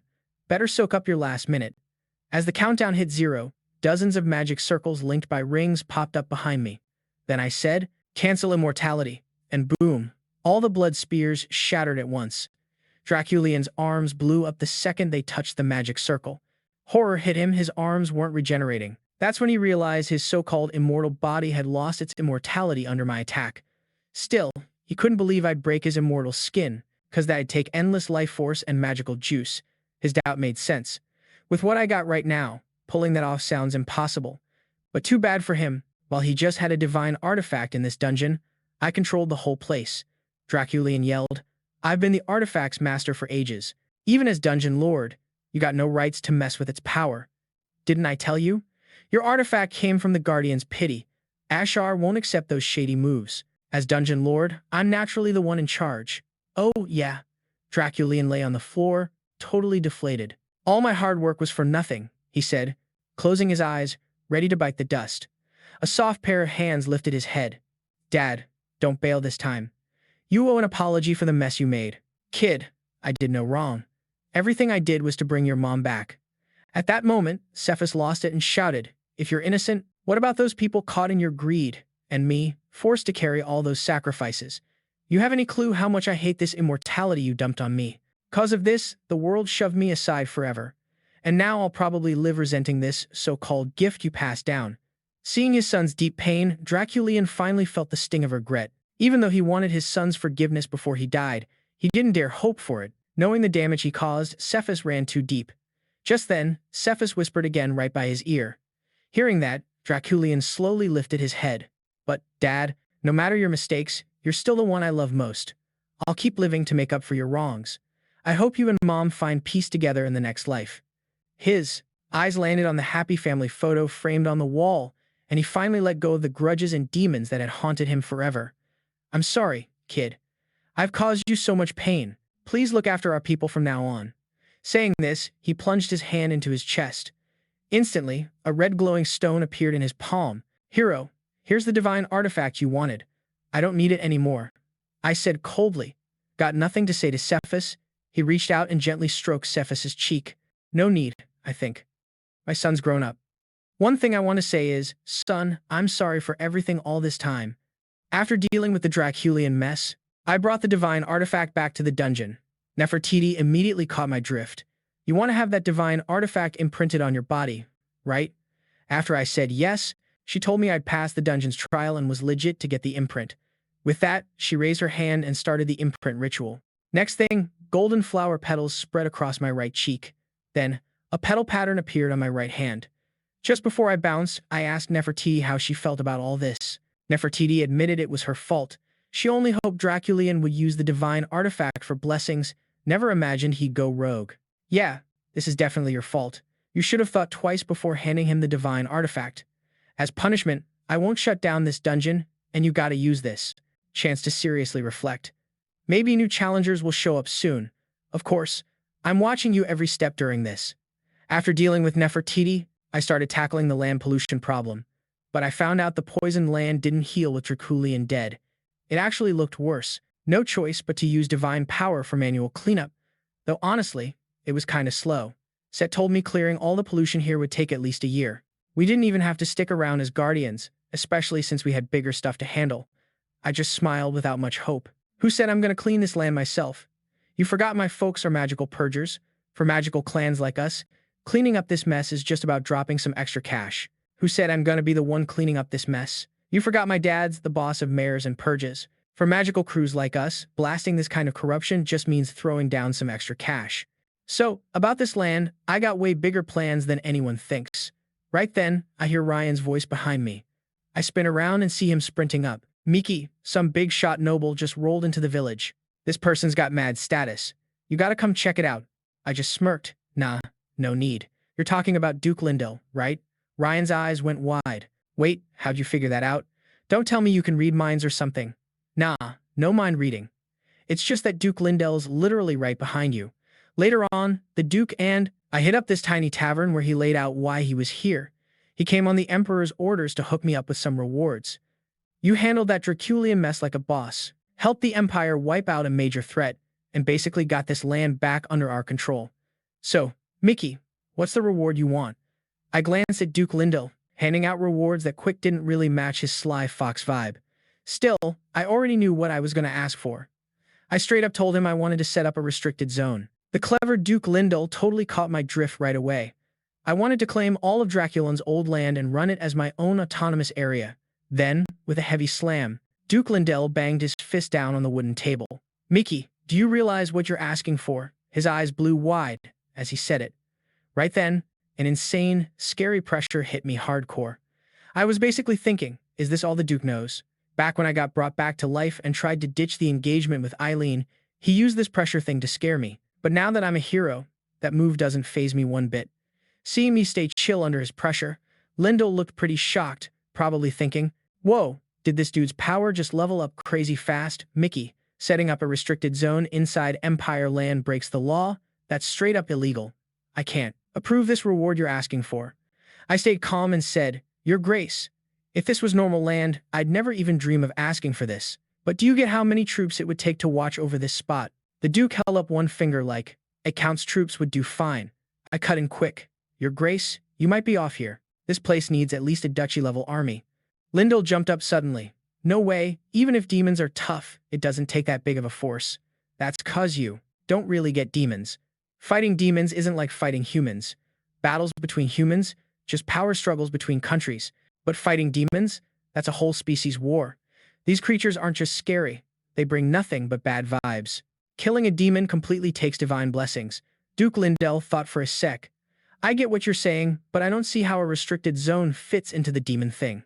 Seeing he was still stuck, I dropped my plan. I want this place to be a safe haven for non-human folks and people twisted by dark magic or demons. They all pack insane power, and if trained right, could all turn into demon slayers. The Duke was quiet, so I flipped the perspective. An Empire-restricted zone means having power to hold back demons. Plus, the capital just went through the big demon attack with the odious monarch. I bet the Emperor will back my plan. You laid out your case, so go ahead and tell His Majesty. Let's wait for the Emperor's call here. After that, I swung by the cemetery to find Cephas paying respects to his folks. I asked what he planned next and told him I could help fix his immortality curse. Even though the curse of immortality is one of the hardest curses, with my old life's knowledge as a 9th-level Grand Mage, I could break it, given some time. But as soon as I said that, Cephas shut it down. He said after everything, he finally understood demons shouldn't exist at all. Losing immortality would just make him normal, and he'd lose the power to wipe out demons. I was down with his mindset. Back in my previous life, he was known as the Immortal King, the top demon hunter. What worried me was his thirst for revenge. Hating demons isn't bad, but letting revenge swallow him up, that's the real curse. So, my top job with Cephas was to make sure he never went too far. I smiled and promised him I'd help with his revenge. No demon would get away. Then I broke down my restricted zone plan for him. I told him everything about turning this land into a hunter's haven, strategies to fight demon raids, and how I'm negotiating with the Emperor. You think maybe you'd want to lead the demon hunters here? Cephas was knocked back by that. He wanted to say yes, but felt like, as a Draculian and son of the guy who caused all this chaos, he wasn't fit to hold that spot. Cephas was shook by my words. Even though he wanted in, he felt that as part of the Draculian bloodline and son of the Disaster Man, he didn't deserve to be the leader here. I shot him a confident grin. I've always been pretty sharp at sizing people up. You really showed the guts and fire needed in the last fight, so stand tall now. Nobody's better suited for this role than you. Hearing that, Cephas dropped to one knee like the legend he is. I'm down for your appointment. So, that's how I locked down my own power spot. Now all that was left was to wait for word from His Majesty, the Emperor. When he got the news about my plan for an independent zone, he called my dad, Wal Purgous, right away. Straight up, Maris, I'm not thrilled with what your kid's been up to. Heroes and mages are supposed to stay separate, but your son's gone and mixed them. That's already a threat to the Empire's control. And now he's bold enough to claim Draculian's land for his own zone. Maybe you can explain that to me. The Marquis was just as stumped, saying Mikuel's out of his hands. Isn't he your son? The Emperor asked, full of curiosity. Your Majesty, I'll be honest, he's a rebellious kid.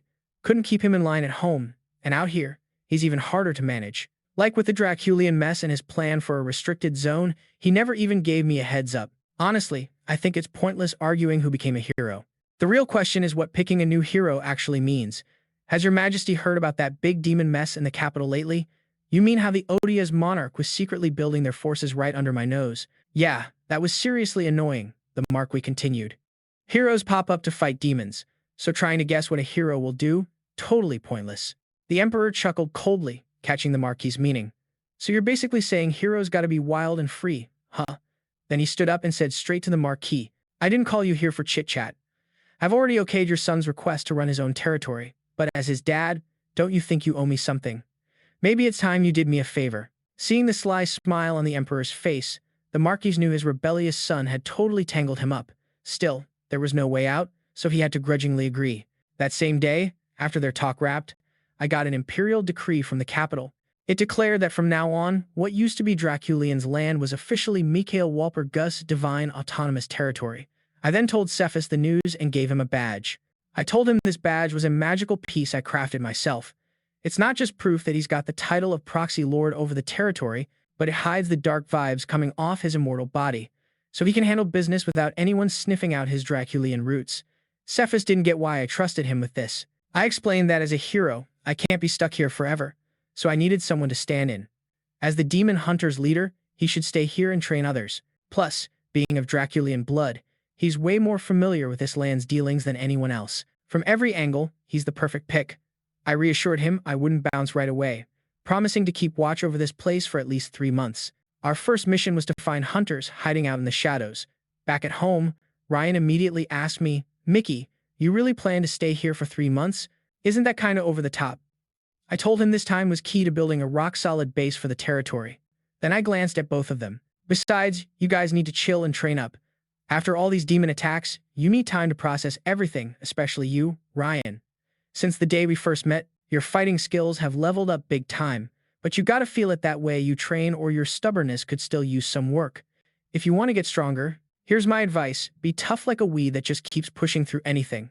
Then, according to my plan, Ryan went out to wipe out all magical creatures lurking around the territory. As for the butler, my orders were way simpler.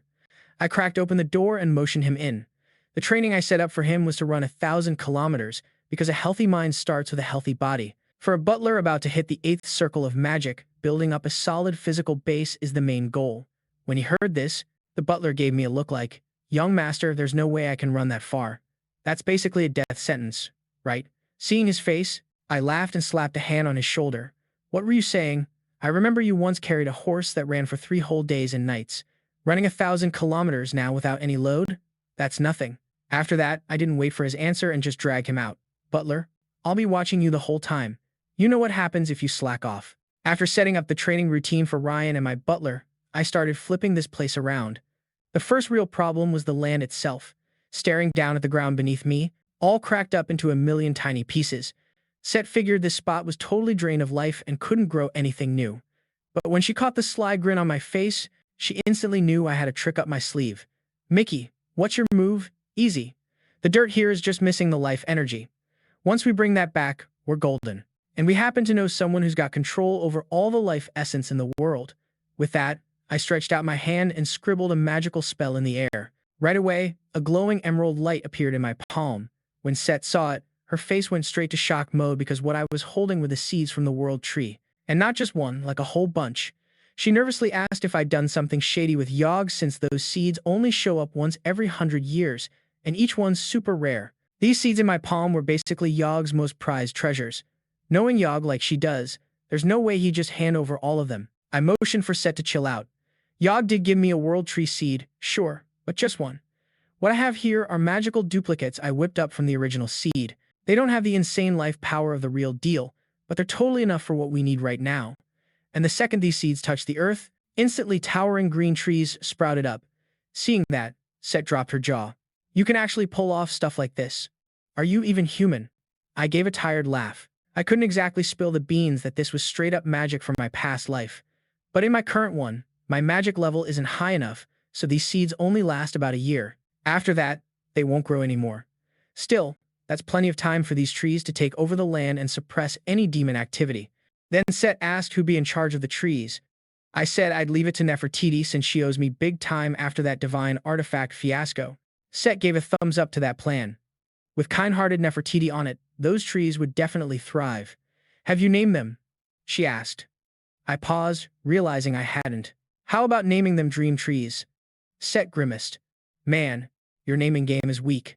A few days went by and I was chatting with my dad through a magic crystal. Having dealt with the farming stuff, the only thing left in the territory was cleaning up the mess Draculan left behind. Dad, my land needs backup from the Wal Purgous clan. I sent over everything you'll need. Please hurry it along. You're really bold, hero. 'Cause of you, I got seriously yelled at by the Emperor. As he said this, my dad pulled out the rod he used when he was a close-range mage fighter. For real, Mikuel, if you weren't my kid, I'd totally break your legs without thinking twice. After that, our talk got way more chill. The end result was that my dad, eyes blazing, gave the green light on all my requests. Also, son, I took most heat from the Emperor.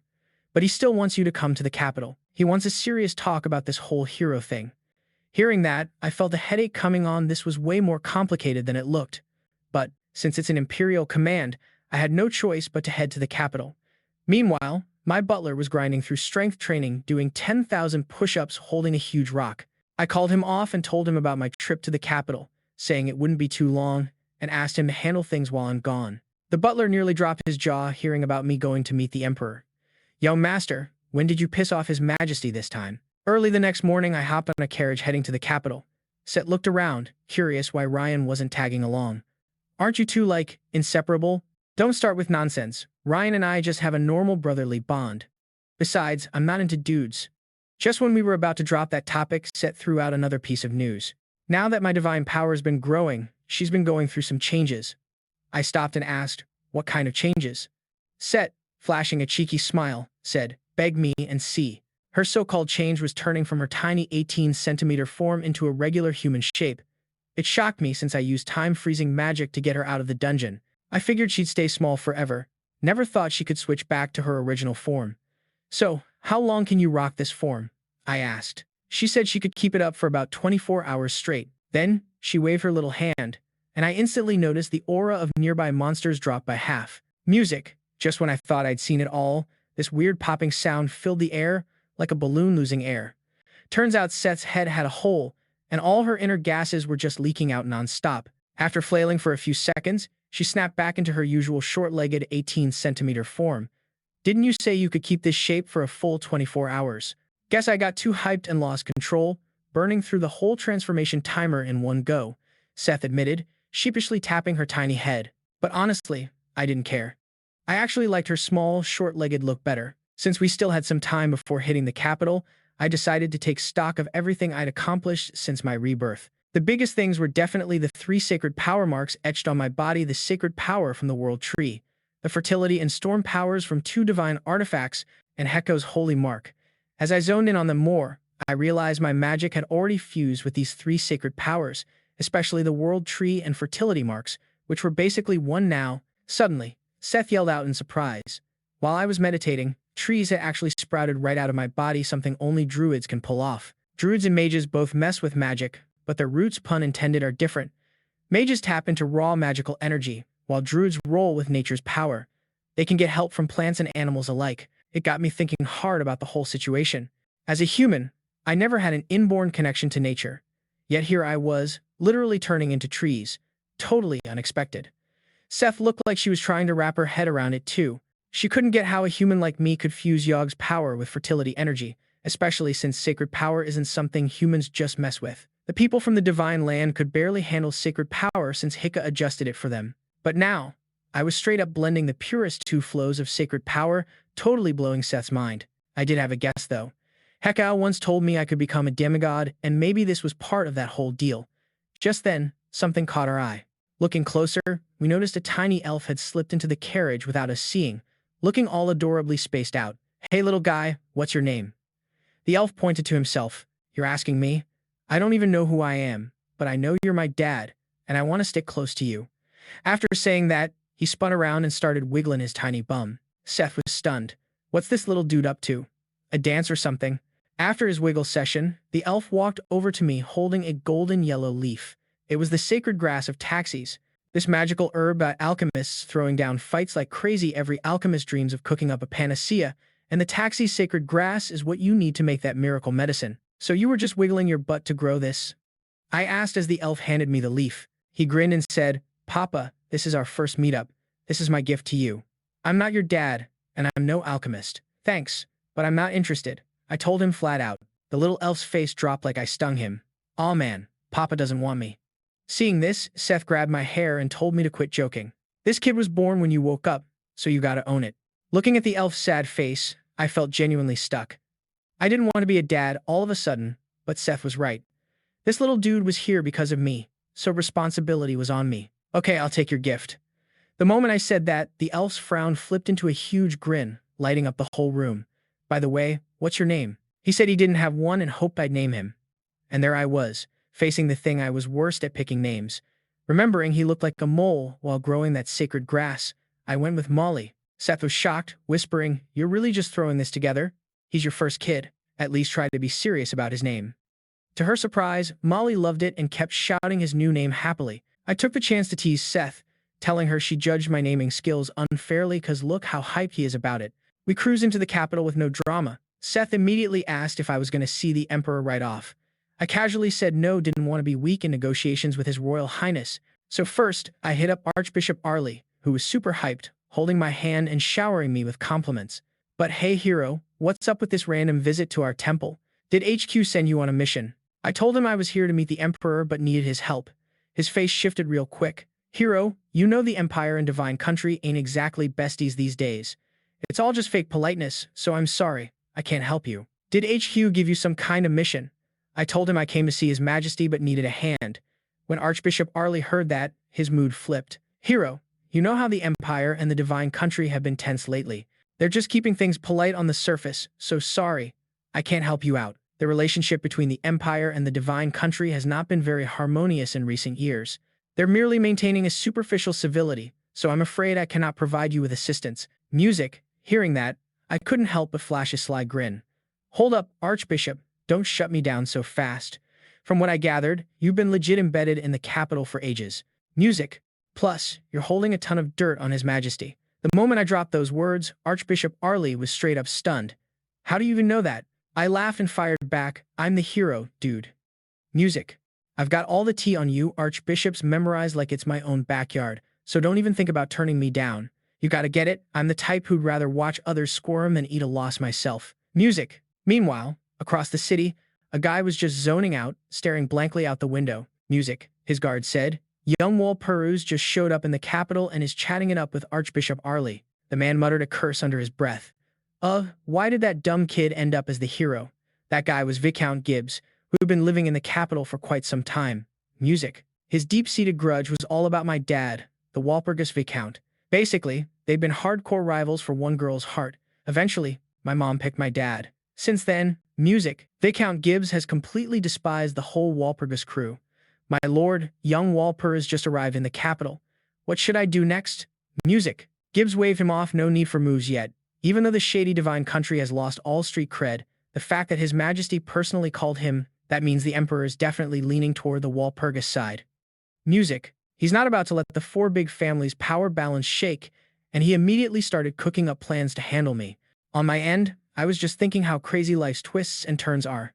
Like right now, my dad was grabbing me by the head, and his killer glare made it super clear he meant to make me suffer, big time. Music.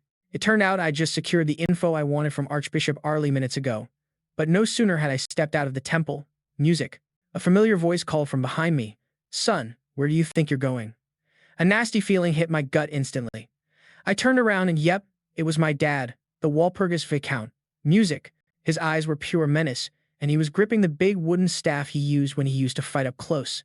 Dad, I missed you and all, but maybe put the staff down so we can chat. Music. The Viscount spun the staff and shot back. Why would I put it down? Seriously, what father uses a staff to crack his kid's head open? Music. This twisted grin spread across his face.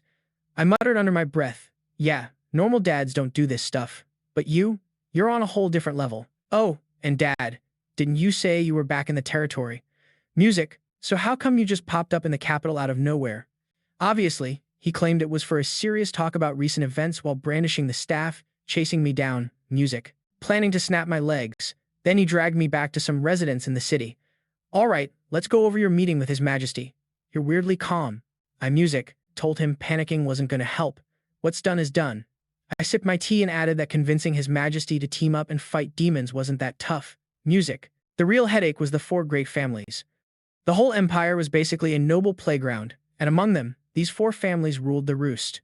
Music. Each one was like a backbone to the empire. But so far, the only families I could really trust were the Lindell and Wal Purgous clans. The Viscount paused, deep in thought. Music. So you're saying the other two families are problematic? The thought of Gibbs alone gave him a migraine. If we're talking troublemakers, it's definitely the Gibbs family. He then asked what I planned to do next. Music. I told him I already had a game plan to shut down the Gibbs family, but I'd seriously need his backup. Music. After saying my goodbyes to Dad and stepping out, I couldn't resist teasing our whole vibe. Man, your dad and son thing is straight up weird. If I hadn't seen both your red eyes and yellow hair, I'd swear you guys came out a trash heap. Music. Right then, my eyes snapped to a nearby alley, locking on hard. Yo, are we getting followed or what?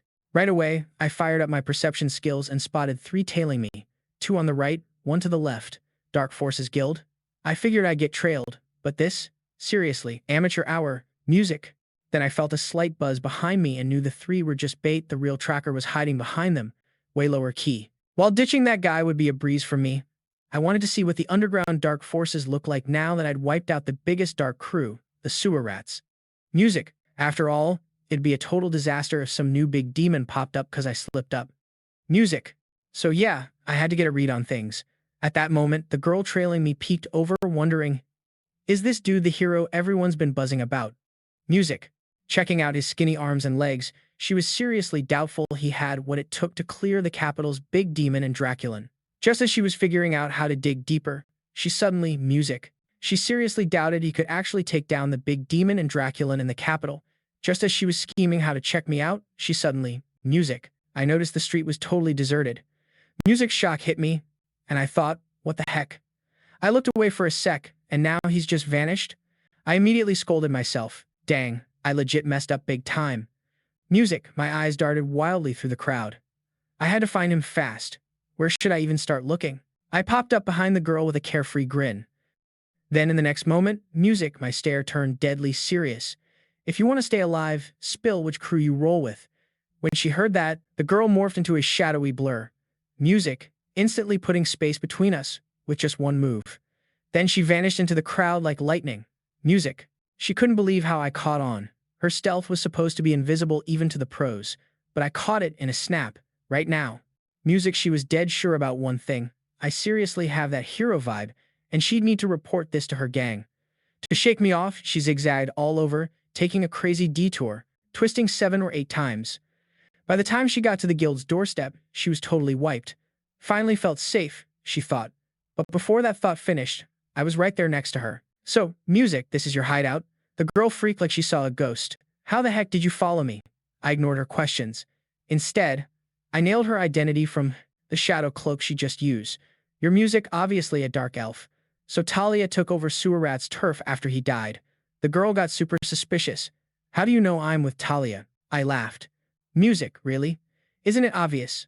Dark elves only run the dark forces in Talia. Anyone with eyes can figure that out. Then I told her to lead me to her guild. But the girl looked super awkward, nervously poking her fingers together and asked, "Music, can we just split?" She was a guild officer and getting escorted like some prisoner felt humiliating. Of course, I said no. Quick as that, "Music," I raised my hand and cast a sleep spell. She cursed.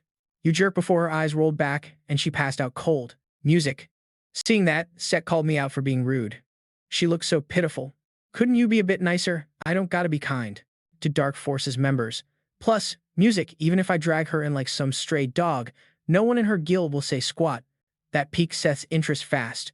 "What do you mean by that?" I glanced at the knocked out girl in my arms and said coldly, "Because she's the adopted daughter of Talia's guild leader." "Music." I hoisted Mia onto my shoulder and swung open the guild's front doors. The place was packed, so I dumped Mia on the floor right in front of everyone, showing how rough I was being with Miss Mia. The guild folks instantly thought I attacked her. They all charged at me. "Music." I had no choice but to hit back with my spell. "Bind." Such a wild reaction. Yep, this is definitely the Talia Guild. In a flash, "Music." Magic circles popped above their heads, freezing everyone in place. They all dropped before even getting close. I spread my hands there. "Anyone want to claim they're innocent?" Nobody's music. Talking. "Guess no one here is clean," I said with a grin, glancing at Set. She was speechless. They're all frozen. How can they answer? I know that. I walked Music past all the down guild members. "President Talia, think it's time to show up?" I casually plopped down. No one said a word, so I got ready to cast another spell to wreck the place. For me now, casting spells in a flash, Music ain't a big deal. "Lord Harrow, wait." A dark elf suddenly popped up beside me. "I'm President Talia Hydos. Sorry about what my daughter Mia did." "Music, your dad already showed himself. You gonna keep playing dead? That's too lame." "How could you? I just wanted to check your facts." Seeing she got caught, Mia quit pretending. She sat up, flailing her arms madly, venting her anger. "Enough, Mia. Zip it." Mia had to listen. "That was my call. We needed to scout you out first. That's why we tail you around." "Music, hey, we're an intel guild after all." "Lord Hero, I really apologize again." Hydos actually bowed to me. "Lord Harrow, I'll Music do whatever it takes. Please forgive my dad." Mia also looked at me, her voice full of feeling. With both of them here, I stopped beating around the bush. "Music," I spilled my plan. "I wasn't here to punish them for spying. I wanted to recruit them to gather intel, Music for me. In my past life, Hydos got wrecked by sewer rat. Dude's story was tragic. But this time around, he's built his own Talia guild. That's a game changer. That didn't happen, Music, in past life. For my big plan, I gotta control this wild card. If I'm right, you swallowed sewer rat's turf." Both the dad and daughter got really grim. Mia freaked out and yelled at me. "Taking over turf is totally normal, but some of the people you recruited are leftover sewer rats." "Music." I grabbed a member marked with sewer rat's tattoo and flashed the badge. Seeing the mark, Mia's face, Music, turned deadly pale. She knew what that meant. Hydos spoke slowly like he saw it coming. "So, you're gonna brand us heretics and arrest us?" "Music." His sharp stare locked onto me like a dozen deadly daggers aiming straight for my heart. He looked like an assassin kingpin. "Music." There was no way he'd back down easily, and that was just from his eyes. The pressure was still crazy intense. But hey, in this life, I'm no longer that lame young master I was before. I broke Music free without breaking a sweat and pointed my finger right at his chest. "Didn't expect to cross paths with an assassin grandmaster here, but Music, your heart's kinda weird." "How'd you know?"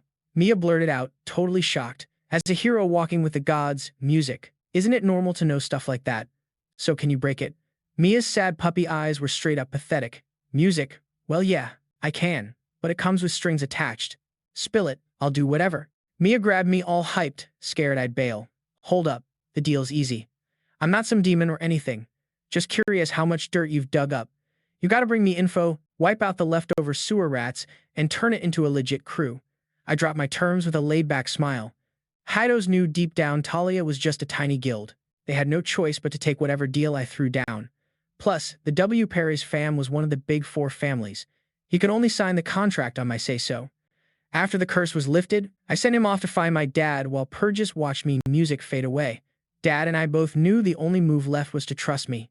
"Kyle, you gotta trust this hero's word." Music. Even though the hero was kinda worldly with the plan, the next key player was that dude who just became a paladin. Music. So, I rolled up to the palace gates and proved I'm the hero. The guards quickly checked my creds. This was royal turf, so security was tight. Music. Once they verified I was legit, They hooked me up with a guide knight. That's how I met Merryill Grios. He was the only guide knight who slayed his own corrupted dad for the greater good, sacrificing himself for his squad. The failed hero, Merryill Grios. Music. Seeing his genuine smile, I made a quiet promise. This time, I'm saving him not just for the greater good, but for him. Merryill Grios, stoked to meet you. I music, offered my hand with a grin. No way the famous Lord Hero actually knows my name. Merryill was surprised I knew him, but still shook my hand with a smile. Merryill, you haven't been a royal knight long, huh? I asked chill. Yep, Lord Hero. Music. I'm proud of it. I might not be on your level, but I'm good with it. Merryill scratched his cheek. No way. Becoming a royal knight at your age is dope, I confirmed. Hearing that just makes me even prouder. Merrill's smile grew bigger, and seeing that pure joy made me even more fired up to save him. Music. To pull this off, I gotta get him in the game myself. I want to save him, but I can only guide his moves. I stepped back on purpose. What's your take on Marquis Grios? Merryill, how do you feel about the dark forces running the capital? Music. Hearing that, Merryill dropped his head, his face tightening. His smile faded. I'm just here to protect His Majesty. My dad's a strong guy, but what if His Majesty lets you handle it? If you want, I can talk to His Majesty about it. Man, how could I put you through that? Merrill's voice shook and he kept his head down. It's no big deal. I've got my own conditions too. I knew Merryill had bigger dreams. Music. He wanted freedom. So I made a deal. I fight for his freedom. He works for me. Soon enough, I met the Emperor, Tarsis Leap Alexandros, an old dude who carried that royal power like no one else. Music. The top dog of the Empire. Your Majesty. It's an honor. I bowed coolly. But the Emperor saw right through my act. No anger, though. You're not really honored. You're just bowing because I'm the Emperor. I don't think you respect me as much as you say. Interesting. Never thought the Wal Purgous family would have a hero. Music. Lucky for the Empire to finally get one. So naturally, I checked you out, Miki. Wasn't there a time you were just some useless young music master? The Emperor emphasized his words, clearly trying to suss me out. Using the past tense like that was maybe a compliment. Hope I didn't offend you. The Emperor scanned me up and down. Not at all. Even though, now I'm a totally upgraded version of that useless guy. I smiled on purpose. Didn't want him boxing me into some past image. Your Majesty, if I offended you, I'm sorry. Even with respect, I stayed chill. Haha, male. If you were a marquis here, you wouldn't get away with that. Music. The Emperor chuckled. But you seem cool with it, Your Majesty. You're pretty generous, huh? I smiled back. The Emperor pulled back his sharp gaze, his face turning serious. Hero, tell me, has the disaster already started? If we gear up now, we can handle it, but I'm sure a massive disaster is coming. Music. I dropped my grin and spoke seriously. How bad it gets depends on our moves. So, the disaster isn't stoppable, and the Empire is gonna take a hit. The Music Emperor molded over. In history, huge demons have wreaked havoc. But it's not just demons, but their top boss, the demon god of sin, is gonna show up too. The demon god. Since the church has your back against that demon god, my empire ain't just gonna chill. I don't want anything from you. Everything's about you, huh? I'm gonna hit up the emperor with the archbishop's style. Interesting. You're basically saying don't ask me, just roll with your vibe. The emperor's face looked annoyed. If that's how you see it, whatever. If you take it as me trusting you, I'd be mad grateful. Too bad I just became a hero today. You don't really look like one though. All right, I'll shoot straight. The emperor turned away, deep in thought. I'm building an anti-demon knight squad. Here, catch this. The emperor tossed me a brooch, his symbol. Along with it, his voice dropped. Hit me up if you need anything. What the church can offer, I probably can't beat. Anything else? No biggie, but please allow Merryill to dig into the capital's dark forces. Tell young Grievous if he wants to roll out, he better step up his game. The emperor didn't say it straight, but the message was clear. Your Majesty, I'm out then. Before dipping, I spun around. Your Majesty, if I get the chance, I want to chat with the dude behind that pillar. And just like that, I bounced without hesitation. Looks like that hero clocked you, Knight Commander. Things just got spicy. Hector Lamb, a mage who can see through me, popped out from behind the pillar. When things aren't under control, that's when it gets fun, right? The Emperor looked hyped. After bouncing, I met up with Merryill again to fill him in. Merryill was way more pumped. So, what do you need me to do? Merryill, you know about that sewer rat owned by that nasty king, right? I need you to investigate what's really up. Come find me as soon as you get the scoop. Even though I know, Merryill has to find out himself. Yeah, got it. I'll update you as soon as I'm done. Merryill grinned big. That's how he officially started on the path I planned for him. Meanwhile, Heidos and his daughter, who I sent to meet my dad, were getting schooled by my dad's melee magic weapon. Good thing I showed up or they'd probably be limping. These two got me suspicious. Why'd you pull that? Dad sat glaring at me in his chair. Actually, I'm an assassin, Grandmaster. Heidos butted in. Nobody asked you though. Shut it, Dad. He raised his big wooden staff to swing at Heidos. Heidos and Mia just kept quiet together. Dad, I trust those two. Otherwise, why would I send them your way? Our fam seriously needs an intelligence squad. I'll work on making you stronger, but you'll only rep the W. Paris family. Dad finally lowered his weapon. Seeing him chill, Heidos and his daughter beamed, thanked him, and bounced. Afterwards, I filled Dad in on everything, including what went down at the palace. But one thing hit me hard. His Majesty gave me this brooch. I showed it to Dad. There's one more thing. That's Marquis Griot's second kid, right? Dad rarely sounded like this. He was helpless and kinda sad. I once chased your mom with him, but even after your mom and I tied the knot, he still wasn't over it. Dude was eyeing your mom hard. So that guy's really a major jerk. You got it right. Mostly my fault, though. If I hadn't been so wishy-washy back then, maybe. But just know this. Sounds like the same mess as Nostra. I get what you mean about Merryill. I got it covered. Hope your plan works out. My dad's help was clutch for the path I set for Merryill. Such a huge family. Changing it means fixing things from the inside out. Merryill is slowly walking the path I mapped for him. Instead of letting him crash and burn like last life, I'm pushing him forward. Let him see the weirdness in his family early. Step by step, moving closer to the secrets he's missing. Let him face the Griot's family's dark side fast. Scene switch. Merryill, on my mission, caught Jack, leader of the Dark Force Guild Hyenas. Seeing the kids Jack sold and abused made Merryill blow up with rage like never before. How does someone like that even exist in the capital? Even as Merryill pummeled him, Jack swore he had no big shots backing him. How does Merryill buy that? How do you pull that crap in the capital with no backup? Just as Jack got up to leave, Merryill noticed something on a far table. Walking over for a look, he was shook. It was a handkerchief with the Griot's family emblem stitched on it. Even though Merryill had suspicions about his family, facing the cold truth was harsh. How could his family be mixed up in this? He told himself it was a setup, then carelessly tossed it aside and left feeling crushed. Right after getting home, Merryill got a call from Marquis. Merryill couldn't believe what he was hearing. Son, stop this nonsense. Dad, His Majesty okayed my probe into the capital's dark forces. Isn't this exactly what you wanted to lift our family's name? I said no. Don't make any sudden moves until I get to the capital. That's the head of the family's command. The Marquis's tone left zero room for argument. Why did this call come out of nowhere? Could it really be that handkerchief? Merryill stood by the window, spaced out, trying not to spiral.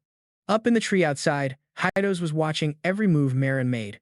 Looks like Heidos needed to hit up Lord Mikuel with a report as soon as possible. The plan was rolling smooth as silk. At the same time, I was using magic to chat with the butler. Boss, everything's running great here. The world tree and young Ryan's growth. Straight up impressive. Stick to the plan. Oh, and how's your training going? The butler's grin dropped fast. Boss, I'm a dark mage, not some lapdog. Do you expect an old dude like me to haul a giant rock every day? You got no. After I cut the magic link, I gave Heidos a nod to start his report. Lord Hero, no issues from Merryill's side.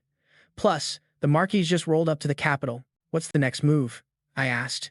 No moves. We're staying low and watching. Scene switch. Merryill opens the door for his dad. Dad, why the surprise visit? Had to make sure you're listening. Plus, some other things to discuss. The Marquis didn't spell it out, but Merryill knew this was about the hero. The hero stayed on the down low, but as a Marquis, you couldn't ignore it. Still, neither wanted to bring the hero up directly. I didn't sign off on you joining the Royal Knights to do stuff like this. Do you think the Royal Knights rep is just yours to own? But Dad, hasn't the family name been solid forever? You're always like this. Merryill had been a puppet with invisible strings since forever. Every move checked, every step forbidden. The Marquis was straight up unhappy with how Merryill was handling things. You seriously think the family's just about a name? Merryill stayed silent like the strings controlling him finally snapped. After a long pause, he spoke up again. I still think what I'm doing ain't wrong. The Marquis lost it. Merryill, I told you to quit this stuff. This is my order. The Grievous family head's order. You gonna defy that? Why? Why stop me? Why did I find the family mark at the crime scene? What? That's gotta be some setup, someone trying to stir trouble. The Marquis knew his old mind games weren't cutting it anymore. If you're dead set on digging, I won't stop you. Holler if you need backup. No need. I already got help from Lord Hero. What? Why lean on some Wal Purgous dude? He's not just Wal Purgous. He's Lord Hero. The Marquis was fuming inside. Damn Mickey Wal Purgous. What's he scheming? This sucks. Merrin's gotta be under his spell. Damn Wal Purgous family. For Grievous, Merrin's one of a kind. Not everybody gets to be a royal knight. Watching Dad flip out, Merrin stayed silent. It said way more than words ever could. I use magic, hidden from Hados and the Grievous fam. Perfect. Everything's clicking just how I planned. The Blurry Knight swallowed the Dark Force Serpent Guild, but nobody cared. They were all already dead by some mystery guy. Serpent's boss, Bert, lay on the ground, crushed, staring at the killer. My lord, no beef here. Why massacre us? No beef. You knew way too much. That's the crime. Crime demands punishment. You promised to keep it secret, but only dead people have forever silence, right? After wiping out the whole squad, the masked dude pulled out some corrosive acid to burn away any traces. Whoa, acid. That's what I used as a kid. Who's there? How'd you sneak up on me so quiet? The masked man spun quick. I'm the Lord of Talia. Hydos. It's not too late to throw in the towel. I swear. If you do, you won't be in mortal danger. This guy's deaf for real, way stronger than me. No shot in a straight fight. Gotta ambush while he's cocky. Now's the moment. What you dodge? Who the heck are you? Dark binding gear. You're assassin legend Hados, right? I think I already dropped that intro. Deaf or what? Won't give up. Cool. Then just go ahead and die nice and easy. Mia, grab him. Time to track down Lord Mikuel. Hados had to jet back with the report. Too many casualties. Meanwhile, Merrin was filling me in on his investigation. Lord Hero, I think my family is connected to dark forces. Oh yeah? Lay it on me. I played it cool, but Merrin looked shook. So, Lord Hero, you already knew. Huh? I mean, you're the hero saving the world.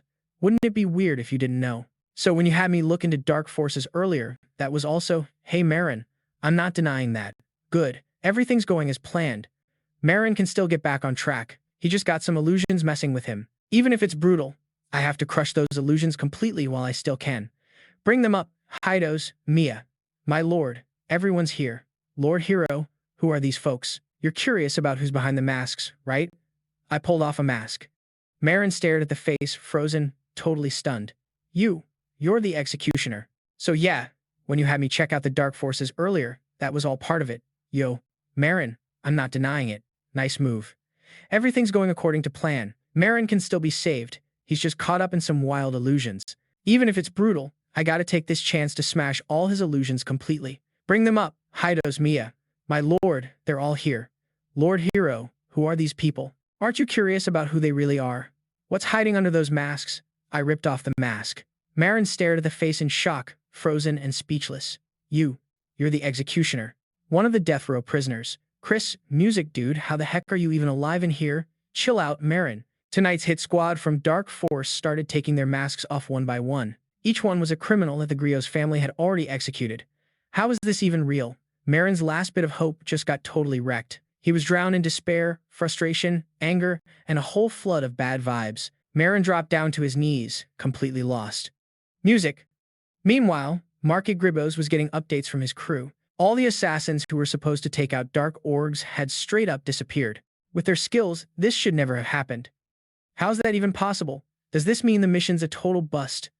The Marquis jumped up in a flash. All the assassins just vanished out of nowhere. Someone's messing with the plan. Suddenly, he remembered Merrin saying he'd get the hero involved. So, it's gotta be him. Mickey Wal Purgous, where's that dude now? My lord, he's at the Central Temple. For real? Exactly that. I'm gonna track him down tomorrow morning. Central Temple. Well, if it isn't Lord Marquis showing up. Long time no see. I'm curious what brings the head honcho of a big family here. Gotta be something epic, right? Marquis tightened his brow. Let's take this somewhere private. Mikey, that was you? What are you rambling about, sir? I'm Mikuel. Music, Mikey's me. Actually, I'm the one who pushed my son, Merrin, to ditch the family's rep. That was on you? I had him dig up the dirt on Dark Force's crimes. That's not the worst thing, huh? The vibe instantly got tense. Different sides mean different views. We're never gonna see things the same way. Marcus was quiet for a long second. Finally, he laid out what the Griot's family really stands for. Are we the inevitable evil of the capital? Does the world have to be black or white? Even if that's the case, Someone's gotta be the dark side. You really think we can control dark forces while dodging His Majesty? You're way too green. Music. But His Majesty never gave the nod for child trafficking. Even if we got caught, you just sacrifice a pawn. Then His Majesty won't dig into it, right? But this is the central temple, and I'm the hero here. If you only see me as someone from the Wal Purgous for deals, then you're about to be let down. I'm giving you two options: drop the dark forces or keep pushing this so-called necessary evil. Marquis Griboz, your choice ends right here. Otherwise, he slammed the door and bounced. I wasn't worried, though. I was staring right at one spot.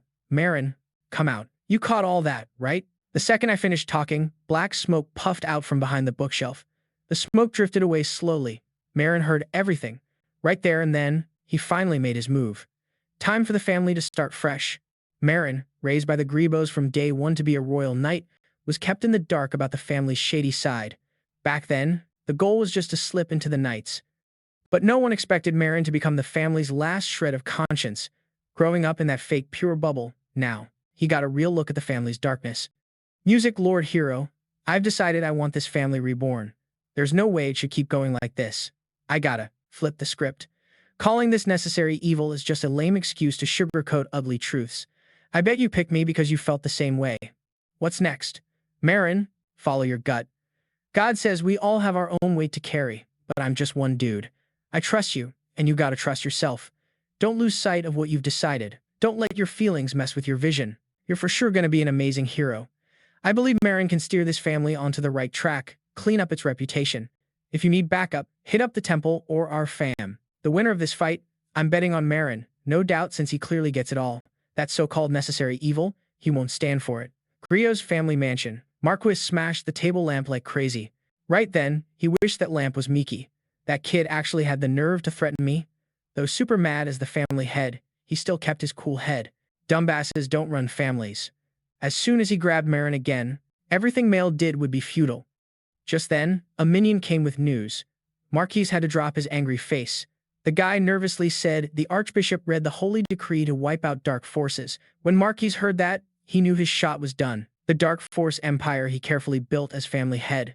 The cage he made for Merryill suddenly had holes all over the place. Unlike Marquis' furious glare, Archbishop Arley was hyped up. He didn't expect me to act so fast and get the Emperor's nod. From out of nowhere, he pulled out a massive spiked mace. This was his old-school weapon that made demons run scared back in the day.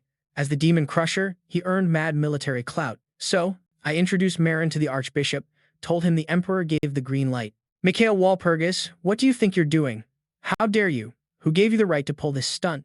Music. Merryill Griot's burst open the temple doors all fired up. Ignoring the Archbishop, he stormed straight toward me, shouting demands. But I wasn't fazed. Is greater than music. Is greater than I just stared back, smirking. Sir, I'm the hero. Merryll's got the Emperor's blessing. The Archbishop chipped in. Tell me, out of us three, who's missing the credentials?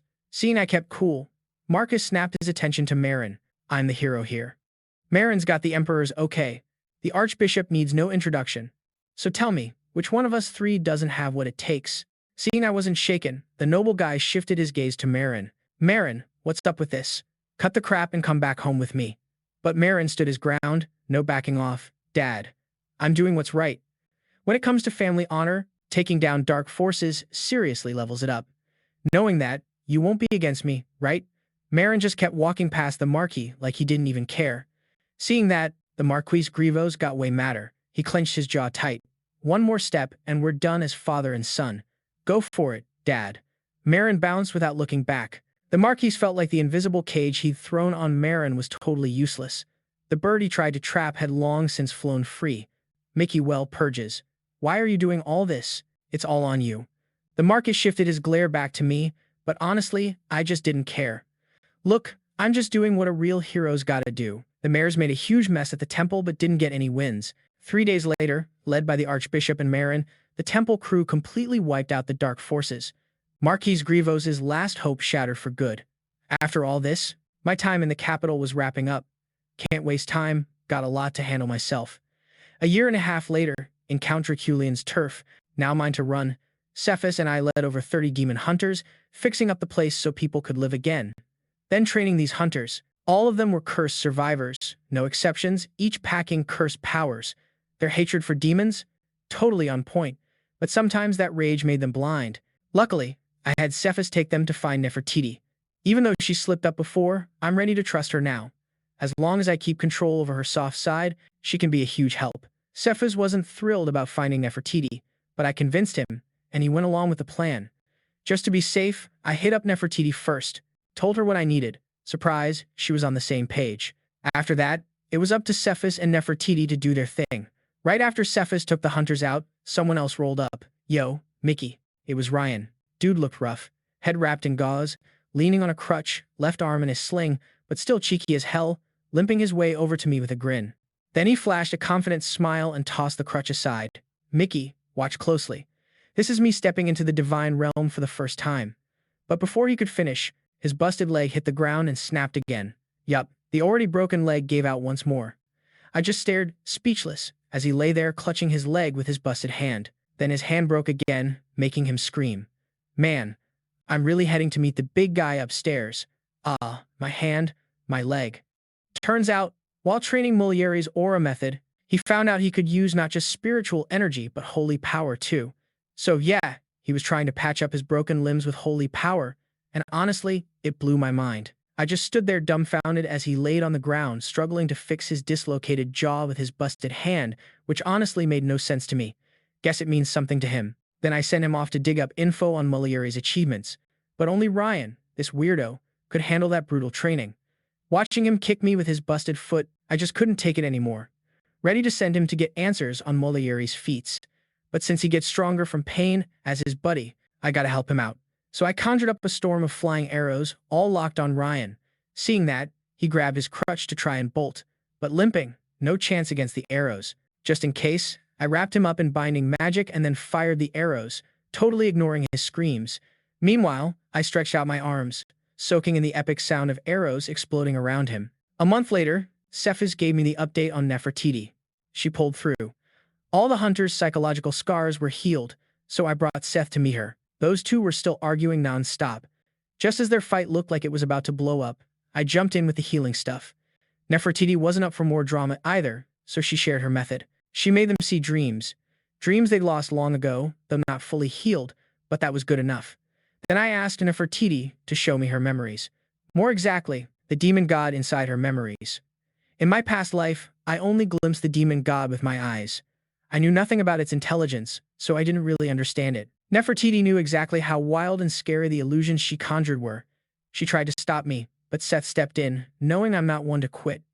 Nefertiti gave up trying to talk me down, so I closed my eyes, waiting for her to unleash the visions.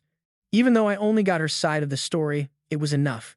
When I opened my eyes, I felt nothing but endless pain, hopelessness, death. Negative vibes took over my mind slowly. A nightmare world full of corpses everywhere. Welcome to the age of myths. Then the sky started pouring, but it wasn't rain. It was blood falling in a downpour. As I turned, a massive black shadow rose from the fog. With those crazy bull horns, dragon wings, and glowing red eyes, I knew right away. It was the demon god. The second we crossed paths, I couldn't handle the pressure and dropped right to my knees. My survival instincts were screaming, telling me I couldn't even face the demon god. But if I was scared of dying, I wouldn't be standing here now. I'm not that weak mess anymore. I pushed through the pain, got back on my feet, and locked eyes with that demon god again. I want to burn this moment deep into my soul, even if it costs me my life. Suddenly, the demon god's pupils slit like a cat's. No way. Did it actually see me? Is it staring straight at me? This has got to be some kind of trick, total fake out. But how the heck did it notice me? The demon god, mouth packed with fangs, suddenly gaped wide and spit out some indecipherable curse. Instantly, the whole place started shaking like crazy. Nope, this isn't some illusion. Someone's messing with things. The only one who can break Nefertiti's trickery is the demon god itself. But I wasn't scared, I stared right back. Never thought our first face-off would go down like this. Demon god. Actually, demonic energy started flooding my body. Nefertiti's hands shook like crazy. Set quickly grabbed her up. What did you just do? But Nefertiti shook her head, like it wasn't her move. She was dripping sweat now. That dude totally stepped into the illusion. How the hell could the demon god do that? Set was so stunned he couldn't even speak. No, Set, it's gotta be a demon, not the demon god. The barrier's too strong for it to mess with illusions. Then it's gotta be a major demon. That guy must have found a hidden crack somewhere. Set finally chilled out. If it were the demon god, Merryill wouldn't still be breathing. Set said, I gotta end the illusion. But you can't just break an illusion when you want. However, Nefertiti was ready to throw herself down to get Mickey back. If the divine artifact's owner dies, the fallout could be brutal. But as soon as she, the one trapped in the illusion, vanishes, the illusion disappears too. Just as Nefertiti was about to move, Set suddenly stopped her. Turns out, holy power was swirling all around me. Seeing that, Nefertiti and Set figured it was best to hold off a bit longer. Things had shifted. So what if it's the demon god? I've never underestimated it. This whole mess was still kinda what I expected. Even though you popped in way too suddenly. And I'm not sure why you're here. My goal's always been the same. I slowly got to my feet. Watching me get up shaky, the demon god laughed. No holding back. Just a puny bug thinks it can stand up to this god? That's hilarious. I quickly gathered all my holy power, focusing it into my eyes. Locking my gaze with the demon god, I pierced right into its mind. I dove into its memories. The demon god roared up to the sky, breaking my connection. The hit was strong, so I threw a smirk its way. Finally touched you. Huh? Still, you had times to cut me off so fast. That's cold. But the demon god didn't hesitate, it lunged straight at me. I wasn't the same scared rookie from before, worn down by negativity. The moment I hit the demon god, I instantly pulled together my seventh circle. Who cares if it's the demon god? This place is just an illusion, not its true realm. Since it's an illusion, I'm smashing it. I channeled all my power to blow up the fake space. As I left, I threw up a global friendly peace sign and shouted, "Catch you later." I'm Wal Purgous. Hearing me say my own name made the demon god's eyes blaze with rage. I don't even fully get why I said that name out loud, but this time, I wanted to make sure I walked away on top as Purgous. After escaping Nefertiti's illusion, I heard Set's worried voice calling my name. I slowly opened my eyes to see Set staring at me, tears streaming down her face. I knew you'd make it out no matter what, but I was still freaking out about you. Set shook me hard, desperate. Now I finally got why she was crying. She was just so worried. At that moment, Nefertiti came over and told me I'd been knocked out for a full 3 days. That meant Set stayed by my side, watching over me the whole time. I'd only been stuck in an illusion for a little bit, but 3 full days had passed in the real world. That actually makes sense, especially since even the demon god got involved in the illusion. Things would be less times weird if all this wasn't totally out of the ordinary. I didn't expect the demon god to actually step in. Nefertiti grumbled, clearly annoyed. She asked what I managed to get from the demon god now that I was back safe. Thinking it over, besides glimpsing endless emptiness and pure hatred, I learned why this divine being earned the title demon god. If I had to say what I gained, it was nailing my 7th ring condensation, and now I can unleash sacred magic from the 7th ring. Nefertiti and Set were both shocked. They didn't think I'd hit the 7th ring at just 22. This was way faster progress than they'd been expecting, way beyond normal human limits. I didn't bother explaining why they were surprised. After all, in my past life, I was already a 9th ring Grand Magus before I hit 40. I also sensed a power of destruction and annihilation from the demon god, something I'd never felt before. So I decided to use magic to recreate that unique demon god kind of power. First, I needed to see and understand the stone in my hand, then reverse engineer it as I poured magic into it nonstop. Manifest. The stone in my grip slowly crumbled to ash, leaving no dust behind. Seeing that the stone was fading away confirmed I was on the right track. But man, the energy drain was brutal. Just turning a tiny stone to dust wiped out all my 7th ring magic juice. Using this move in a real fight, totally out of my league right now. As I was lost in thought, I caught Nefertiti and Set all huddled up, looking scared, and Set had this terrified look while pointing straight at me. I asked what was up, but then Set yelled, "How can you even ask what's wrong?" Seriously, Nefertiti chimed in with a slow explanation too. The authority of annihilation, that's legit one of the demon god's beastly powers. It just straight up makes whatever it hits vanish from existence. Hearing that, I finally grasped how crazy what I had just pulled off was. Had to scratch my head in disbelief. Set went off even more hyped, yelling, "Bro, you straight up copied the demon god's power with your magic." It was wild, but honestly, it fit perfectly with my game plan. I found the butler and Ryan and told them to roll with me to Gordon. They didn't get why, since Gordon wasn't part of the Empire or Church. It's its own little nation. Gordon is one of those rare maze-like cities on the continent's super tangled paths, but crazy gorgeous views everywhere you turn. Visitors are spoiled with stunning sights, and local blessed guides called Pathfinders help tourists find their way. The god they worship, Rudder, is tagged heretical by the church that follows Heko because their beliefs are totally different. I had my reasons, so I told them I was heading to Gordon as a god's rep to spread some faith vibes. Hearing that, even Set crossed herself and prayed for divine backup. I rolled my eyes, saying the trip was chill and nothing sketchy would go down. No need for all that drama. But as soon as I spoke, Ryan and the butler started drafting up their wills and sorting their stuff. I seriously lost it. Did I really look like a walking disaster curse? Suddenly, all three of them had this aha moment on their faces. Hold up, aren't you too tired to explain? Yep, the trip to Gordon was to hunt down the great tomb in Merryill. The dude said the tomb was the only one set up by a share. Both the tomb and Merryill were legit reasons I had to make this trip. There was no time to waste. If Merryill wrapped up her plans in Gordon, we'd be toast. I told them the rudder they worship wasn't the real deal.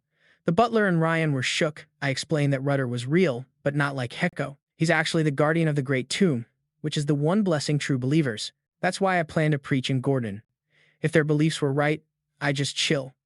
But if they were off, I'd step in and fix it. The butler finally got what I meant and agreed to join me. Ryan's opinion didn't really matter. He was tagging along whether he wanted or not. A week later, at the Pathfinder's hangout, a young guy was heatedly arguing. The big chief is actually letting that woman into the Holy Land. No outsider has ever gotten in because the chief's clearly lost it. Spellbound by that witch Merryill, he said, barely holding it together. Merryill hadn't even sworn any oaths and was full of red flags. Letting her inside broke every rule and disrespected their ancestors. The bewitched chief wasn't listening and snapped back, calling Cum weak in faith. Then, bam, he stripped Cum of his top Pathfinder rank and kicked him out. Cum trailed down the path, staring back helplessly at the Holy Land, knowing since he was a kid how massive that place was but powerless now.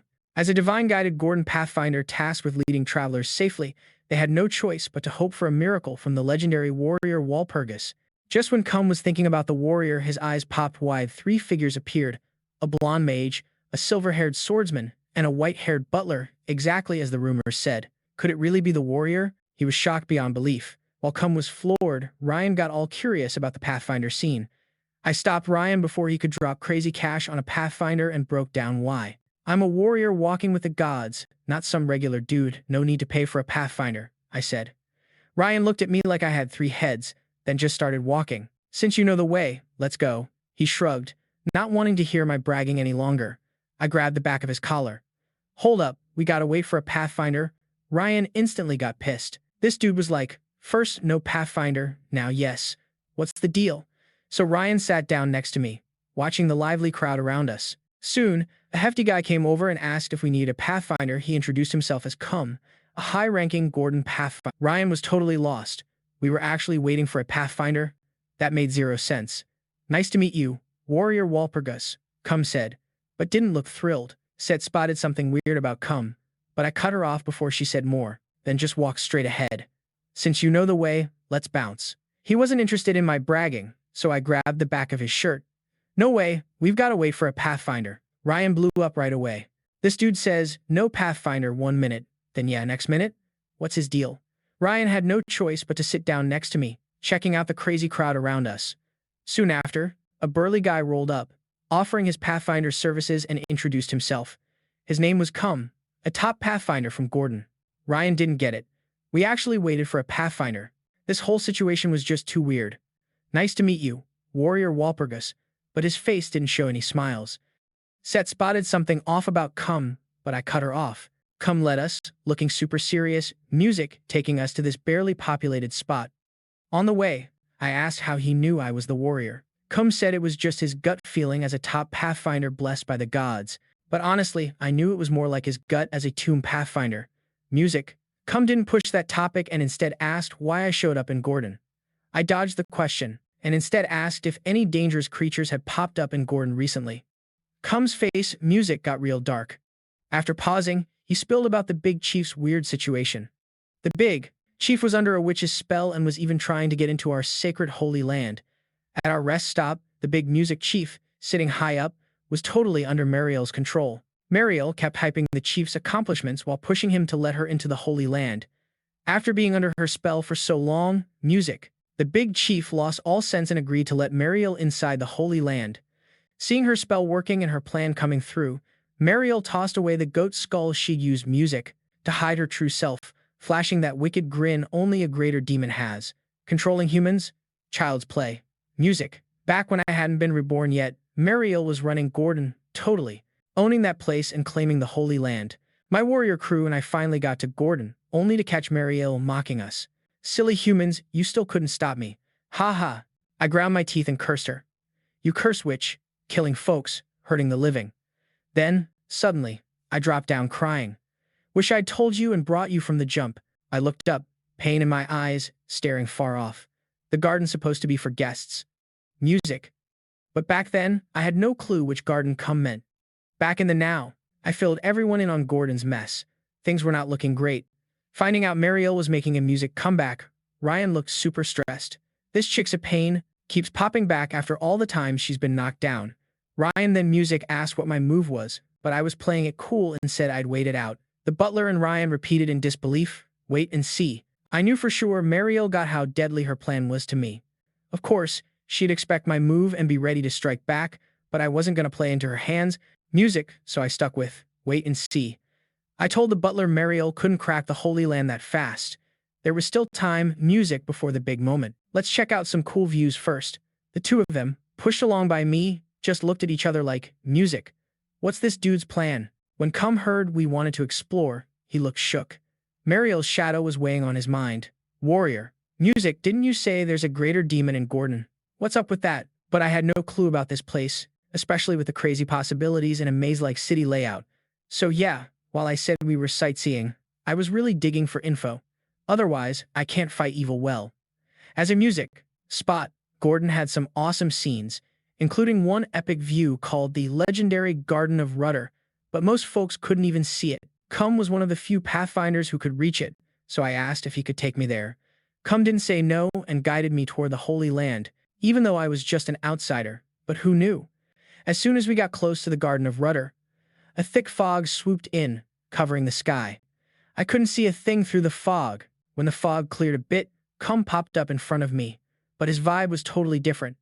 Yo, warrior, do you even know where we're headed right now? Even with all Gordon's twists and turns, this place is tucked away deep. Music. I'm guessing this is your true Holy Land in Gordon, right? Warrior. After all, you're a warrior walking with gods. Knowing things normal folks don't is how you roll. Warrior. Music. This right here is the real Holy Land of Gordon. The Garden of Rudder and the place that witch wants to get into. Just a fake to trick outsiders. Just like I, music, thought the Holy Land Merryill was after was all smoke and mirrors. Like that divine artifact storm the warrior got in my past life, it was all a bait. Stuff meant for those not worthy. Warrior, you're repping the god Haka. You're basically the church's envoy, so your music goals and mission hit a higher level, right? Cum asked, quietly leaning in close to my ear. That's a sharp question, Mickey. Of course I know. Before, I didn't want Siegfried as the warrior anymore, so I came myself. But what's the point of living as a warrior? Warriors have always been about gods. They're picked by gods and roll with their will from start to finish. At least all the warriors before me were like that. But I'm different. I'm humanity's rep. I won't be tied down by some god named Hka. Meaning, music. I can be the church's warrior or Gordon's warrior. I'm here to protect humanity, and my connection to the church is just to better do that. If it ever harms people, then no matter what, I'll go against it. Hearing that, Cum gave a sly smile. So, how about that? Think that answers your question? Guardian of Gordon's big tomb, Lord Rudder. I'm definitely gonna go against her. When I said that, Cum smirked just a bit. So, what do you think? Happy with my answer? Guardian of Gordon's great tomb, Lord Rudder. When he heard that, music Gordon's god, Rudder, stopped faking it. White wings burst from his back, crosses marked on both cheeks, and his hair shifted to a pale cyan. Dude looked like a legit holy angel dropping in, radiating this intense, sacred vibe. He turned around, grinning.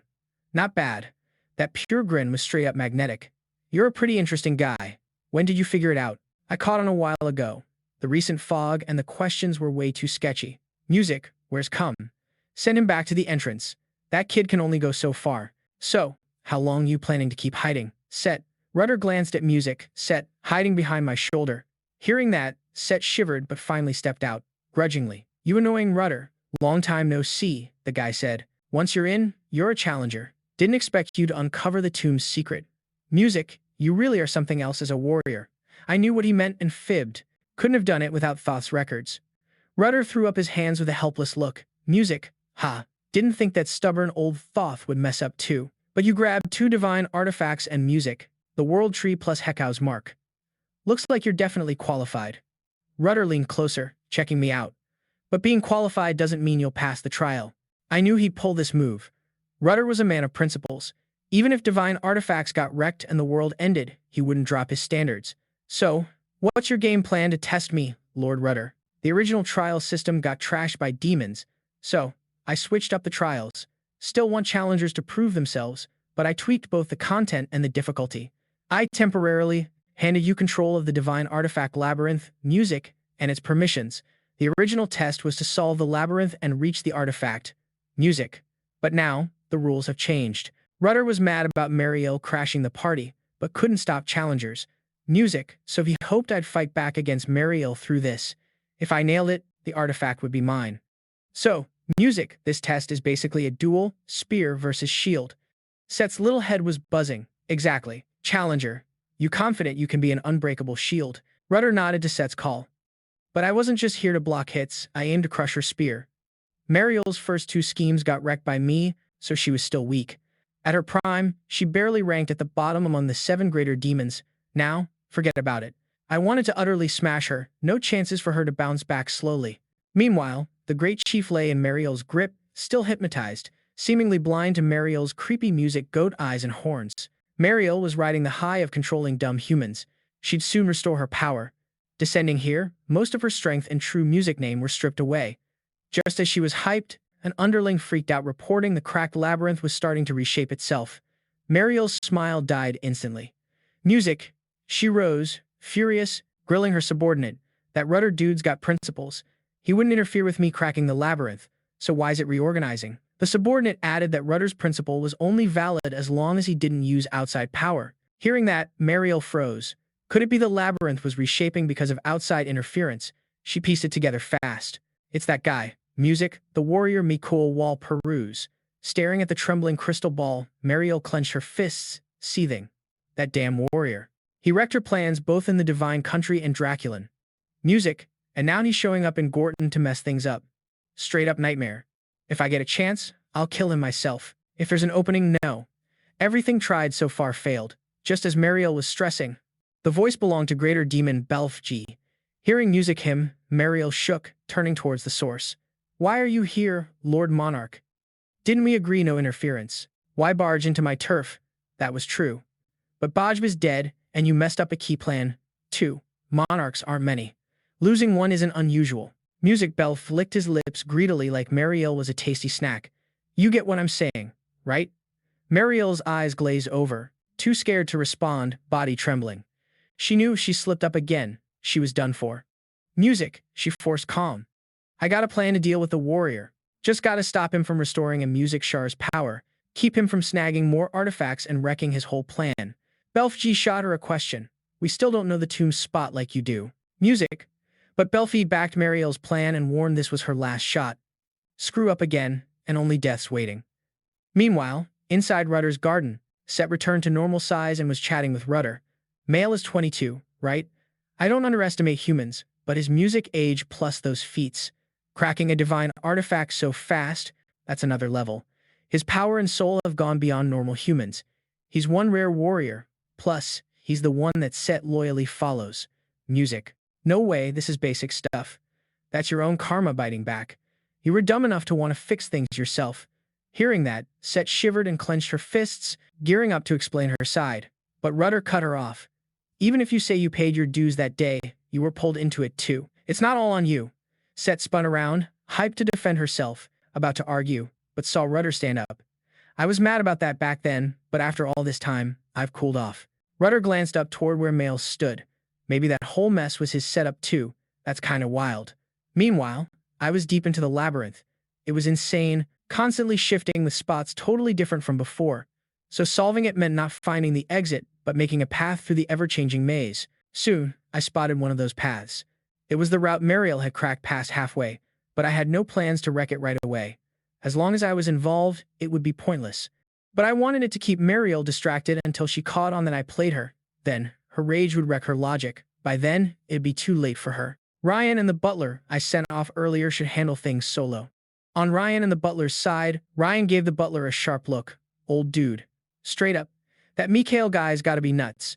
No way he didn't know what was up. He wanted us to handle it, so he dropped it all and dipped. Total antisocial jerk, Ryan yelled, cursing me when I wasn't there, not buying it. He'd been with Mikuel forever. Young Master Ryan, what's that nonsense? You can't call the young master psycho. How you gonna insult psychos like that? That's harsh. Apologize to the psychos. Calling the young master a psycho is an insult to them. The butler's eyes went wide, his serious vibe totally throwing Ryan off. Ryan figured he'd defend Merrill's rep, but no, he meant exactly that. Dropping the weird chat, they talked about what they saw in Gorton. Demons could snap their fingers and lock down every Gorton resident. To demons, human lives mean less than rocks on the street. But right now, the big demon didn't have time to deal with this spot and hadn't found them yet. They knew this was the moment I carved out for them. They had to own it. Ryan scratched his head, itching to act. Why not just chop off all the demons' heads? Actually, you could. A voice popped up from Ryan's shoulder, freaking him out. Ryan looked over and saw a green sprite chilling there out of nowhere. Ryan frowned, totally confused about this sudden shoulder guest. What the heck is this? The sprite smiled wide, with sounds coming from a magic circle below it. What else am I? It's a sprite I can control remotely. I set up this circle to send out sound. Before splitting off from you, I dropped it on you. Heard every nasty thing you two just said about me. Hearing that, the butler and Ryan broke into cold sweats. Cutting to the chase, Butler, didn't you get training for sneaky attacks? The big demon's not at full power yet, so what's locking down everyone's minds perfectly? The butler got it right away. Totems. Demons use totems to curse and control crowds. Happy with that, I told the butler to find and smash every totem. But young master, Merryill's crew is everywhere here. The butler asked, worried for advice. Butler, you're inside a labyrinth. I'll use the sprite to guide you. Suddenly, the butler caught on. Just follow the path the young master shows to avoid the demons. What they had to do was clear those totems and break the mind control on everyone. The butler and Ryan took off right away following the sprite. Wait, what? The totems I put up in Gorton are getting wrecked one by one. Merryill shook with rage, hands sweating cold. What the heck was going on? Merryill slumped, holding her head in her hands. Her last fallback was gone. She'd been caught off guard so many times. This time, she'd finally gotten an edge early. The problem wasn't her, but the warrior who always expected her moves and blocked her plans early. That dude didn't just have info, he knew how to use it right. She figured the guy snuck into the tomb through another way she didn't know. Angry, Merryill slammed the table, cursing it wasn't Mkai she bashed. Damn, damn, damn. What now? This was her final shot. If things kept going like this, she'd either get eaten by belief or go down fighting. As a greater demon, death wasn't an option she'd accept. Since it was déjà vu, she had to risk everything on a desperate move. Only that way. Merryill called her minions, ordered them to mobilize the brainwashed residents, and rush the Holy Land at all costs. Merryill herself ready to throw down everything, aiming to kill the warrior no matter what.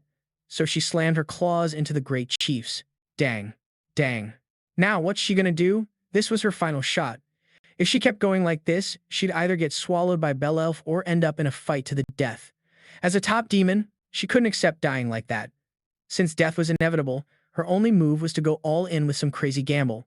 Merryill called her minions, sending the brainwashed townsfolk, charging straight into the Holy Land no matter what. Merryill herself was ready to go full savage, killing any warrior in her way. She sunk her claws into the great chiefs. Useless jerk. Just dropped dead. Only when the big chief bit the dust did he get that everything Merryill hyped up before was total fake news. Then Merryill used the big chief's blood for some crazy ritual, yanking back the power and true name that'd been lost for ages. Even if it meant sacrificing herself, she took out the warrior at their strongest. This was the final play. Her face started turning into a goat's, then blew up huge. As the ritual went down, all of Gorton went nuts. Suddenly, a massive black goat showed up in the world. With loud roars, a huge demon named Asodas dropped in. She immediately used her enormous, fierce horns to smash the tomb's barrier. In just a flash, she cracked that strong barrier everywhere. Rudder got up fast, alarmed. The maze had been broken into. That dumb demon was dumb enough to just smash through with raw force. She hit life countdown mode because that was the price to get her real name back and shift into her ancient form. On the butler and Ryan's side, their fight was heating up big time. The butler and Ryan worked tight, slicing demons as they popped up, staring down goat skulls scattered on the ground. Ryan looked totally shocked. These creeps aren't even sneaky anymore. They just keep coming, and we can't take them all out. Just after they cleared this section, cries came from the middle zone. The sounds ripped through the place, sharp like demon whispers. The butler looked up toward the center. The young master's side should be where it's going down.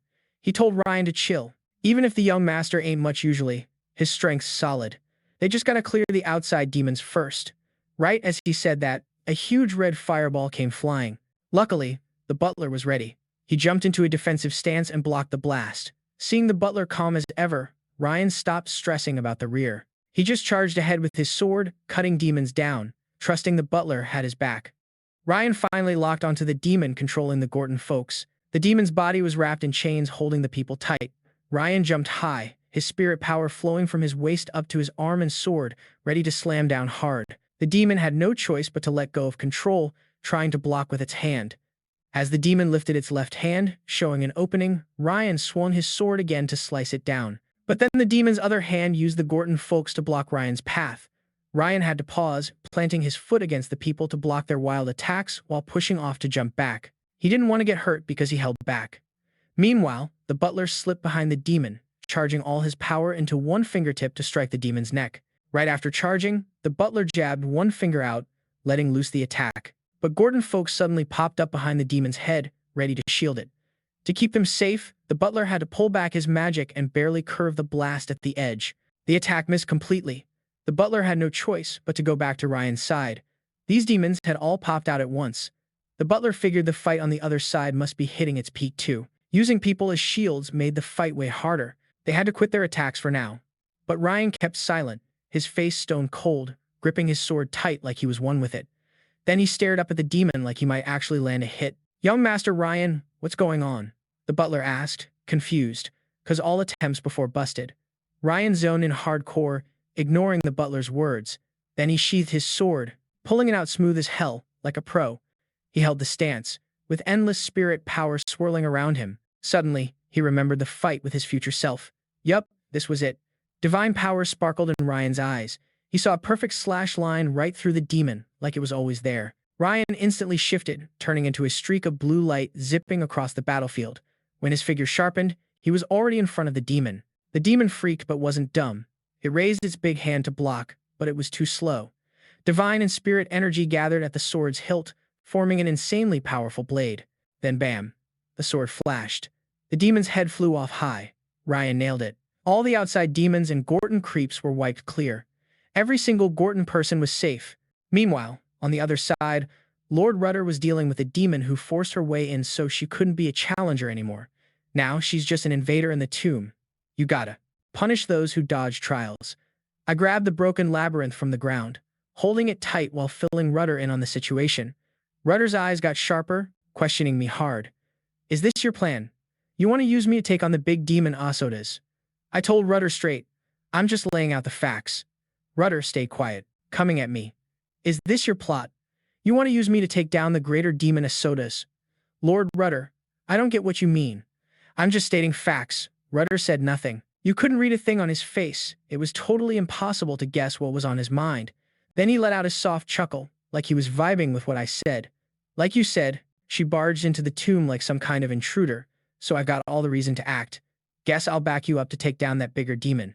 He cracked a grin and punched me in the gut, but Set was still stressing over whether I could really take down Asmodeus. I mean, this was a major demon who'd reclaimed her true name. Seeing Set's worried look, I knew she was scared I'd end up like last time. I shot Set a confident grin. Trust me, Set, we got this. If I wasn't dead, sure, why even bother living a second life? Right as the barrier was about to totally break from Asmodeus, Rudder jumped in to hold it steady. Rudder wanted to know my next move, how I planned to deal with the strong Asmodeus. I told him, no plan needed. Just overpower her. So what if she got her true name back? After breaking the barrier, Asmodeus' roar hit my ears clear as day. Warrior, I'll slice you to bits and face that one again with honor. How do you think you can stand against me now that I've claimed my true name? Killing you? Child's play. But her words didn't shake me as I flew straight to her human form. Then I tapped into ring expansion to boost my power. The 8th ring, top-tier sacred magic. Sacred Paradise. A massive magic circle appeared overhead, creating a no-go zone around Asmodeus. Set was totally shook. I cast this magic, I've leveled up so fast. Watching that forbidden zone form, Asmodeus' huge frame was pressed down hard. But she wasn't just gonna sit and die. Lightning bolts, pure black, blasted from her horns. You think some lame tricks like that will finish me? The lightning crackled loud, shooting forward. Seeing the attack coming, I raised my hand to cast 8th ring high-level sacred defense spell, Sacred Shield. The shield soaked up every hit. Seeing those insane black lightning bolts, my memories kicked in. Back in my past life, when she was at full strength, she could fire hundreds of crazy powerful lightning bolts at once. Those bolts were deadly enough to wipe out hundreds of knights in a blink. But right now, Asmodeus was at her limit, her lightning power seriously nerfed.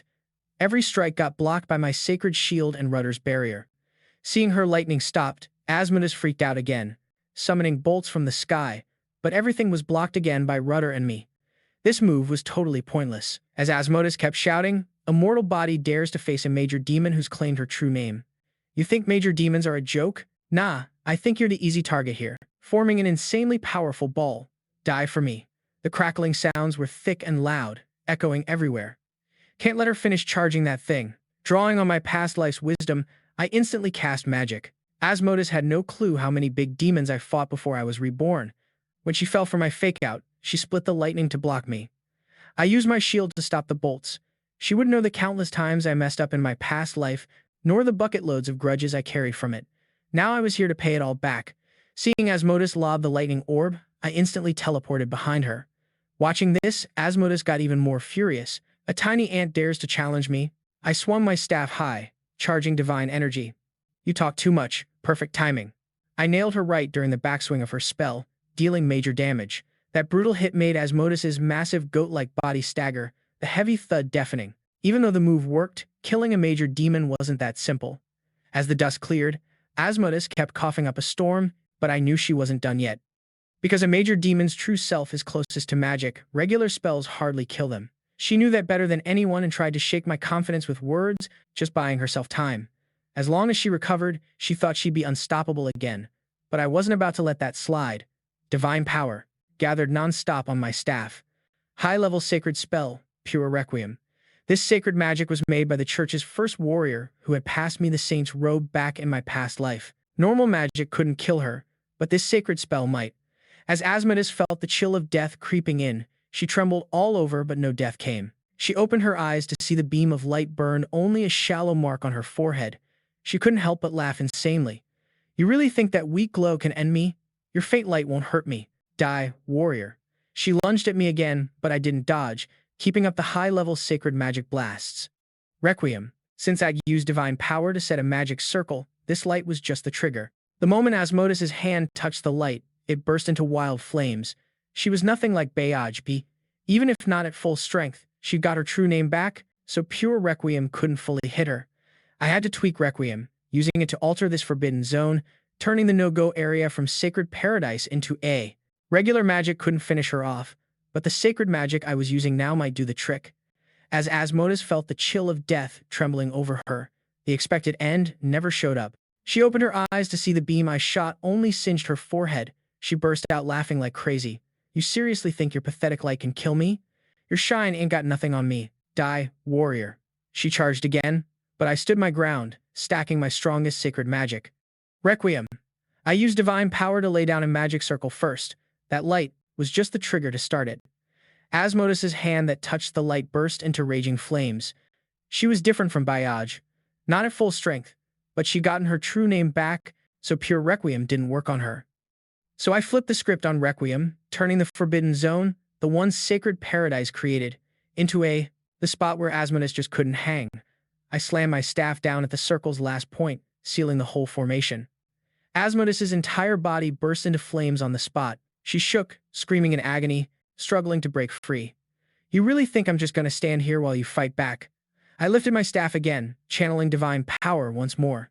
8th ring, high-level sacred magic, sacred lance. A spear of pure divine energy and magic pierced straight through Asmodeus. After withstanding endless sacred flames, she only had a sliver of consciousness left, still mumbling about her future, her plans, her win. Then I sneered and stepped on her proud face.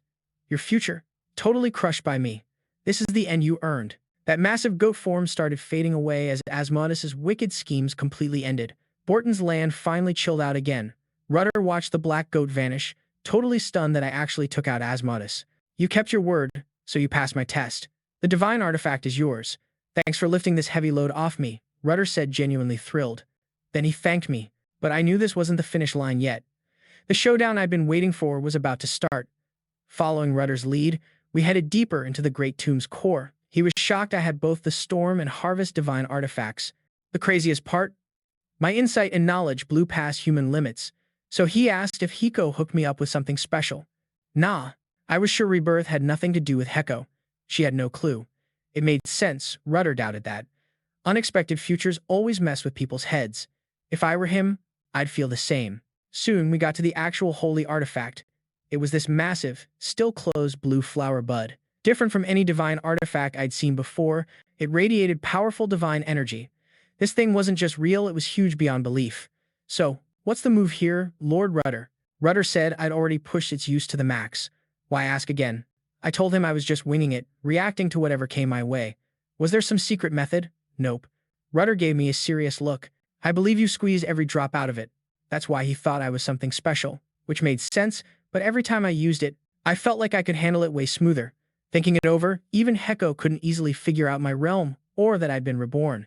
So yeah, I decided to trust my gut. I looked up at the labyrinth and placed my hand on it, carefully tuning into its shifts.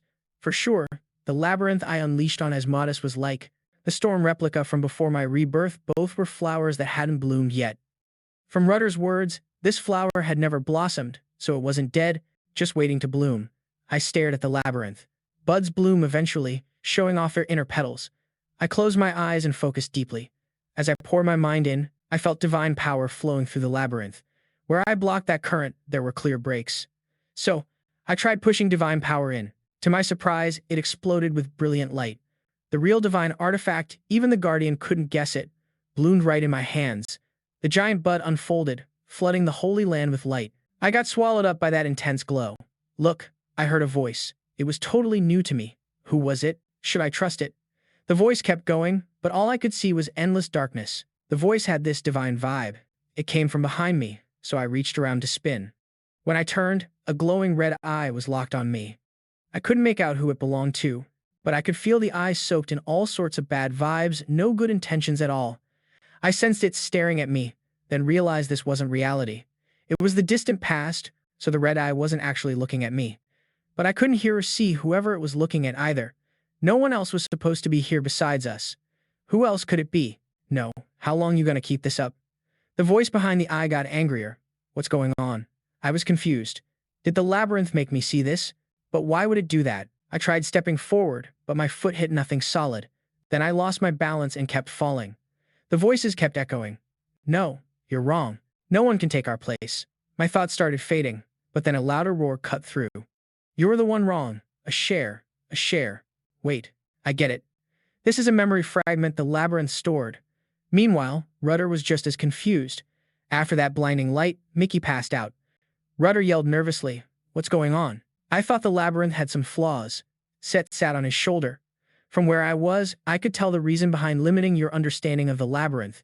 Seeing Rudder still puzzled, Set spoke up. There's gotta be something only the divine artifacts holder can see. Hearing Set, Rudder finally got it. Set was right. Mikuel's got 3 divine artifacts. That means even apostles can't detect some changes. While Rudder mulled that over, the labyrinth's pistol shot out several beams of light rushing toward me. Those lights, bit by bit, it blended into me, lifting me up as my awareness gradually came back. I couldn't help but grin. 2 days later, even though Asmodeus showed up, that disaster-level demon was no match because thanks to the butler and Ryan, the Gorton folks dodged mind control without a single casualty. Rudder blocked the aftershocks from my fight with Asmodeus. Only Gorton's scenery got wrecked, and its rep as a tourist spot took a serious hit. I had Rudder show up before the big chief in the god's name to deliver the divine revelation. Even though Rudder didn't want to act like a god, he couldn't ignore my nonstop nagging. Pumped up by Rudder, the big chief got his mojo back and decided to rally the Gorton people to rebuild their home. The big chief, along with the others, thanked me and promised they'd be my friends for life. The whole Gorton thing wrapped up perfectly. I scored the divine artifact. That was the ultimate win. But the labyrinth left a mark on me. Summon. Not really sure what it did. I figured I'd try it out with Ryan as a test. Summon. At the spot I picked, Ryan popped up totally naked. He was washing his hair in the bath when suddenly he appeared outside, totally lost. What's going on? Before he could finish his question, I sent him back. Looks like the labyrinth lets me summon specific people I've marked who are nearby without any cost. The biggest takeaway from this Gorton trip was the memories from the past. At first, I had no idea whose they were, but now I know they belong to a demon god and a sharer of two gods. So I asked about how divine artifacts connect to ancient info. She said anyone qualified enough can get that info because, after all, ignorance is no match for demon gods. So I asked if I could peek into a sharer's memories, right? When she heard that, Set froze. Did you actually see that one's memories like that? Divine artifacts are parts of a sharer's body. You absorb the artifact, so theoretically, yeah, but humans have this unconscious block against those memories. No human will is strong enough to take them in completely. But what about me? I looked at Set, confused. Set thought for a minute. I heard your ancestor wasn't human, but after so many years, that bloodline should have totally faded. Still, Set froze up. If that special ancestor could handle a sharer's memories, then Mikuel. Seeing Set like that, I quickly told her to stay focused. Set kept looking at me with worry, thinking about my situation. This can't just be a coincidence, right? With that settled, the two big demons we took down were actually the weakest of the 7 great demons. The good news? Compared to my past life when all 7 ruled the earth together, there are now 5 at most. The bad news? The 5 left are way above Bajb and Asmodeus. Bajb was all muscle, no brains, basically a joke. Asmodeus was just sly. But the demon gods outside this world and these 5 great demons are stirring, restless. You gotta take those 5 seriously, especially Belelfki. He must have reclaimed his real name by now. The reason he's staying put is probably because he can't go head-to-head with Heka yet. After all, Heka's a full deity, unbeatable as long as the demon gods don't really come down. But they won't sit on their hands forever. Next up, they'll target the top fighters right here, the Grandmasters and the Great Archmages, since they're humanity's best shot at fighting these huge demons. And solo operators who fly under the radar, they're even more likely to catch the demon's attention, like Eileen, for example. So, our next stop's the Lawless Zone. Before I left Gorton, I found Rudder chilling in the holy ground, deep in thought. He seemed to know I was heading out and just laid out his thoughts straight up. The demon gods coming down is unstoppable. That's why the apostles scattered and hid his sharers remains so the hero who collects all the divine artifacts can get the power to deal with the demon god. The demon god wants to come down fast for the same reason. He wants to wipe out the hero before they get too strong.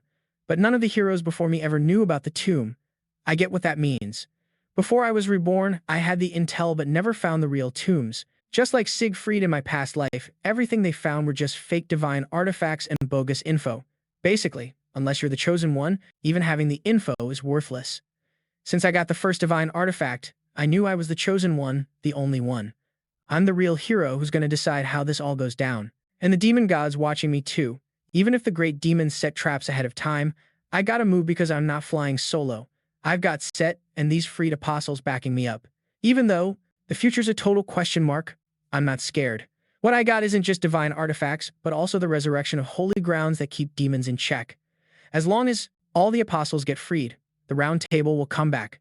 Then light's gonna shine all over the world. Even if this is just info I got from Thoth, I've got no choice but to believe it. Once all apostles are freed, the round table will show up again. Then light will shine across the whole world. This info came from Thoth, so I gotta trust it. Since you're the chosen one by fate, you'll definitely stay on the right path. We apostles got your back, no doubt. Rudder cut through my thoughts and said, from now on, I'll watch over Gorton like a hawk. The more divine relics I track down, the stronger the apostles and the sacred grounds will get. I plopped down next to Rudder, my eyes naturally fixed on the stunning vibe of far-off Gorton, promising myself I'd keep grinding hard. Quietly in my heart, I swore I'd flip the script from my past life where being suffered and the world crumbled. For a future that ain't just rerunning old mistakes, for the dream burning inside me, I gotta keep throwing down in brutal fights and keep pushing forward. I have to become an unstoppable hero, crush the mighty demons, and take down that demon god. Strolling through Gorton's jungle, I let Ryan and the butler in on our next stop. When Ryan heard our next spot was the no-law zone, he got hyped up big time.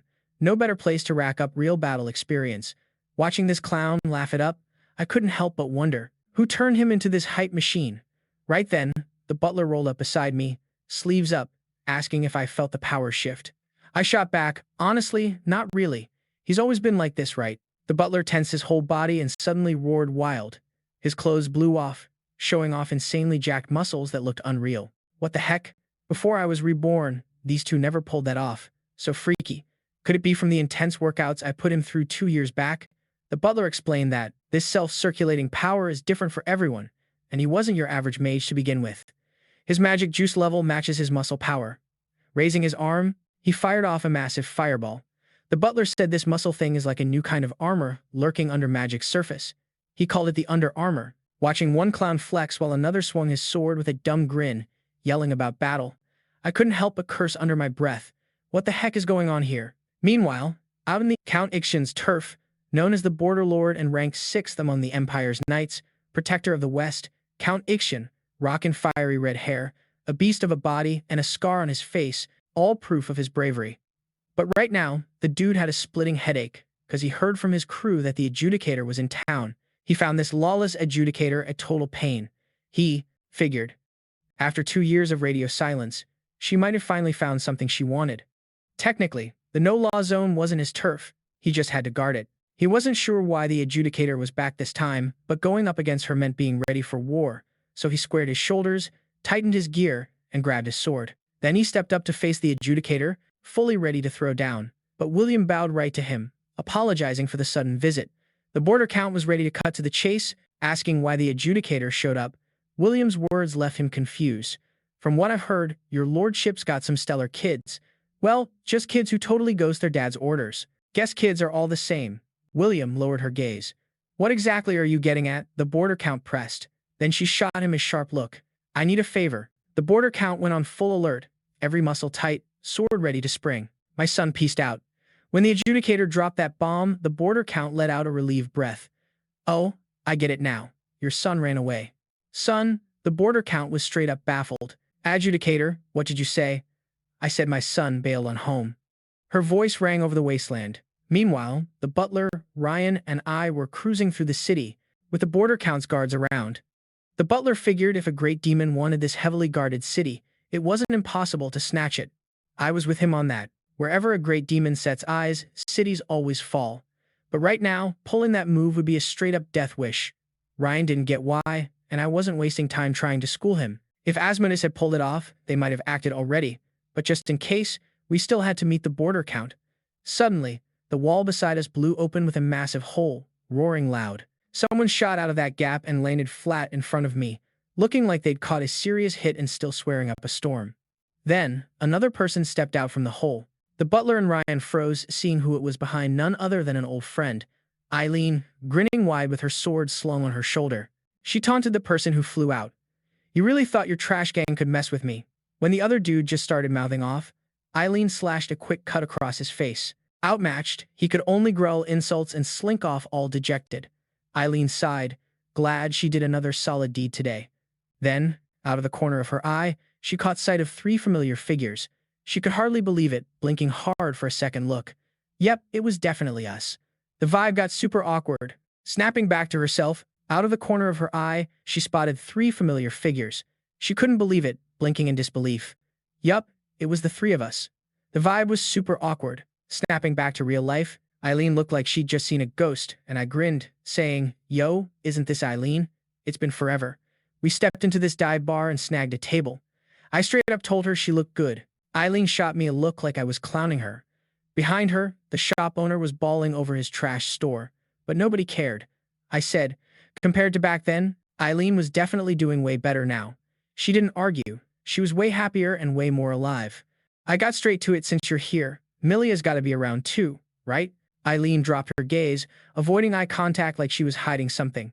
She went to find her son, so he should be at the Condor mercenary squad. But those two hadn't been vibing for a minute. Their relationship? Super tense. I was confused. Didn't they patch things up? Eileen sighed. Like, if only that was all. Turns out, Karaman bolted from home, but nothing like I expected. Didn't mess with my judgment, though. Eileen wasn't keeping it real. I could tell. So, I straight up asked, why'd Karaman run? What went down at the Condor mercenary squad? Eileen's eyes got shaky. No choice but to spill the truth. After they bounced from the capital, Milliam found her son with the Condor mercs. Then came this super emotional scene. I cut her off, telling her to just spit it out straight. Eileen got kinda annoyed but admitted Milliam saw Karaman getting used to merc life from the sidelines. Dude was super by the book, which is actually why he joined up. Eileen said the merc corps were way too strict. During one mission, The Condor squad found out a demon was messing up some remote village. The demon was poisoning the villagers and turning them into monsters. Kids, being pure, weren't as affected by the toxin. Still, the Condor mercs wiped out every villager. Blood splashed all over Karaman's face. He was shook. Eileen looked at me, asking what I thought. I figured nobody truly screwed up. Taking out demons was the right call, but that mission didn't feel like typical merc work. Eileen and I were on the same page. Her story gave me the gist, but I wanted to find Karaman for the full scoop. Eileen looked confused. He'd vanished, nowhere to be found. I told her I could track him down. She was stunned, yelling, "Why?" I had to break it down. Remember that potion I gave her before? As long as Karaman drank it, I could track him. Eileen asked if I messed with the potion. Messed with it? What kind of person do you think I am? Heck yeah, I tweaked it. Before my redo, Karaman was pretty unknown, but to Milliam, he was everything. So I boosted the potion's power, amped up his health, and dropped a tracking mark. Then I reached out, casting magic to check on Karaman. His situation looked rough. Told Eileen and the crew to chill at the tavern. I planned to check on Karaman solo. Ryan and Eileen weren't cool with it. Wanted me to explain first, but I'd already zipped away. Ryan trying to chase was pointless. So the trio just sat there, shooting awkward looks, getting up and down like zombies. Nothing really to say. Ryan finally broke the silence. "Hey, want to kick things off with some MBTI talk?" Meanwhile, I'd already popped up at Karaman's spot. Nobody around, definitely an abandoned place in the border count's turf. Hiding there made him tough to find. But I spotted him curled up in a dim corner. His shadow was twitching all over. No way this was normal. Seeing that dark red shadow writhing around him, I knew Karaman was turning into a monster. Set popped up by my ear, asking what my move was. At this pace, he'd turn full monster for sure. I said I could cleanse him. Set told me to act fast, need to find out who's behind this first.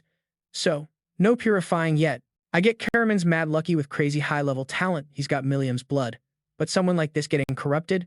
Definitely not just any demon. The black shadow circling Karaman kept squirming like it was daring me to come closer. The thing looked like a fox. A freaking monster trying to challenge me. Holy power surged through me. I whipped out my staff and smashed it hard into the fox's head. Set asked if beating stuff with a staff was some family tradition, and I said whatever, it's all good. My attacks only mess with demons. Suddenly, Karaman snapped up, glaring at me wild-eyed. Seeing him like that, I knew who was behind this. At the same time, back with the trio, conversation totally died. They all stared at each other wide-eyed. Eileen hit her limit and suddenly noticed the butler had gotten way stronger. The butler jumped up excitedly, looking at her all hyped. Then he struck a pose, came over, and told her to check it out. Eileen froze, unable to say no. Out of nowhere, a steady female voice cut through. "Eileen, what were you doing here?" And the young sword sank too. The voice belonged to Milliam. The butler said they rolled up with the young master. When Mayim found out the benefactor was here too, she felt a glow inside.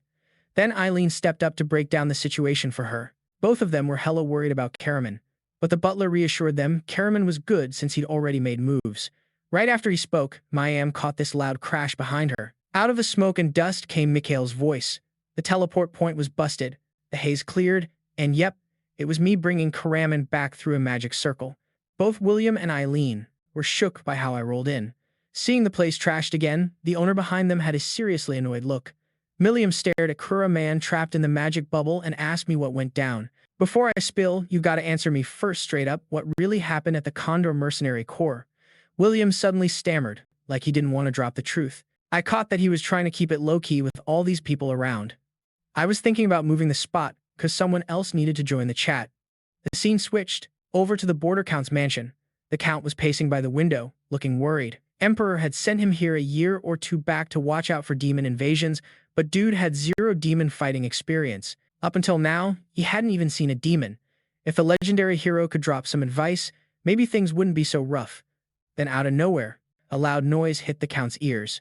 Battle-hard as he was, he grabbed his sword and headed for the door. No guards came to report. Could be demons? Thinking that, he slowly pulled his sword. Suddenly, a young guy's voice called from behind, "Hey, Lord Border Count." Acting on instinct, the count spun and slashed, but oh snap. I swung my sword without thinking. The count felt no bad vibes from me, but it was too late to stop the strike. Then there was a loud clang. My sword got stopped by a magic barrier. "Who are you, and how'd you get into the border count's crib? Spill your name now." Sorry for the sudden drop-in, Lord Count Ixion. I'm the current hero, male Wal Purgous. Oh, so you're the hero, Mikuel? Wait, male Wal Purgous, you're really the hero? Yeah, Lord Border Count. Looking at the stunned Count, I answered straight up. Then why the heck did you crash my place like that? Little did he know I used sleep magic on the guards. After clearing that up, the Border Count stared at Karaman deep in thought. Karaman was obviously corrupted by demons. I could help clean him up. Please act fast, benefactor. Hearing that he could be purified, Merryill was hype. If you save my kid, I'll pay you back for sure. But first, you gotta spill the real story about what went down at the Condor Mercenary Course. I locked eyes with Merryill. I was pretty sure Karaman got tainted at the mercenary place. Mayim started laying down the truth slowly. That day, she and Eileen got to the core. She felt super cautious vibes from the core toward her. That made sense, since they were just guests. The Border Count jumped in. Then core leader Miles is all about honor. He's got a knight background, so the core's also called the Knight Order. But how could he be so rude? William's face darkened. Ixion, I stayed at the core for over a year and never caught a glimpse of core leader Miles. That blew everyone's minds. I frowned. This looked way worse than I thought. I just figured he was busy, Merryill muttered, watching her son slowly get purified until my boy turned out this way. Then she remembered a detail. Benefactor, you know the Condor Mercenary Corps gives people new names? I said I did. The world thought it was to boost team spirit, but the truth was different. The Condor Mercenary Corps took contracts for clear reasons, but what Merryill said sounded off. The names they handed out were kinda weird. Merryill kept thinking. They gave Kuriaman the name Mel Orurin. That shocked me big time. Then it all made sense, so everything started to add up. Seeing them confused, I dropped the knowledge that the letters E, L, and M are what demons usually use in naming their minions. And Mel is just those letters jumbled around, meaning the Condor Mercenary Corps had already been invaded by demons. I grabbed and yanked the demon from Karaman's body and then used a high-level sacred spell, Requiem Pure, to clean it out. The demon crashed on the floor and morphed into a red fox. I explained the demon's fox form. Big demons got their own symbols, and the fox is like the low-key sign of the huge demon Enoch. The butler remembered Enoch's name popping up a bunch in history. The dude makes warriors lose it and hate themselves hardcore. The great demon, Enoch. Before I came back, not many guys acted that arrogant. Heads up, great demons can track these patterns, so he's probably gonna target the Border Count's turf next. Right now, we gotta scope out the Condor Mercenary Corps first, Ryan said. Smart move for once. Your lordship, watch out for traps. Just then, there was a knock on the door. It was Jackson, the Border Count's right-hand man. He walked in and reported that someone spotted creepy, wriggling black things by the western wall. The Border Count. I went ahead to scope out the music sitch. Me and Mayim strolled through the mansion. That guard's timing report was low-key slick. Right after we wiped out the demon in Karaman, he straight up flagged some sketchy demon vibes. No cap, demonic energy started pouring out from the mansion's walls. Seeing this, I instantly pulled out my staff. I was hella confused. How the heck are demons this on point? The hole where the demonic energy swelled got bigger real quick. Soon enough, a hand popped out of nowhere. Mayim and I locked backs, ready to throw down. Two masked fiends oozing demonic vibes blocked our path. Their eyes looked just like a fox's. Things started looking grim, so I stepped in front to hold it down.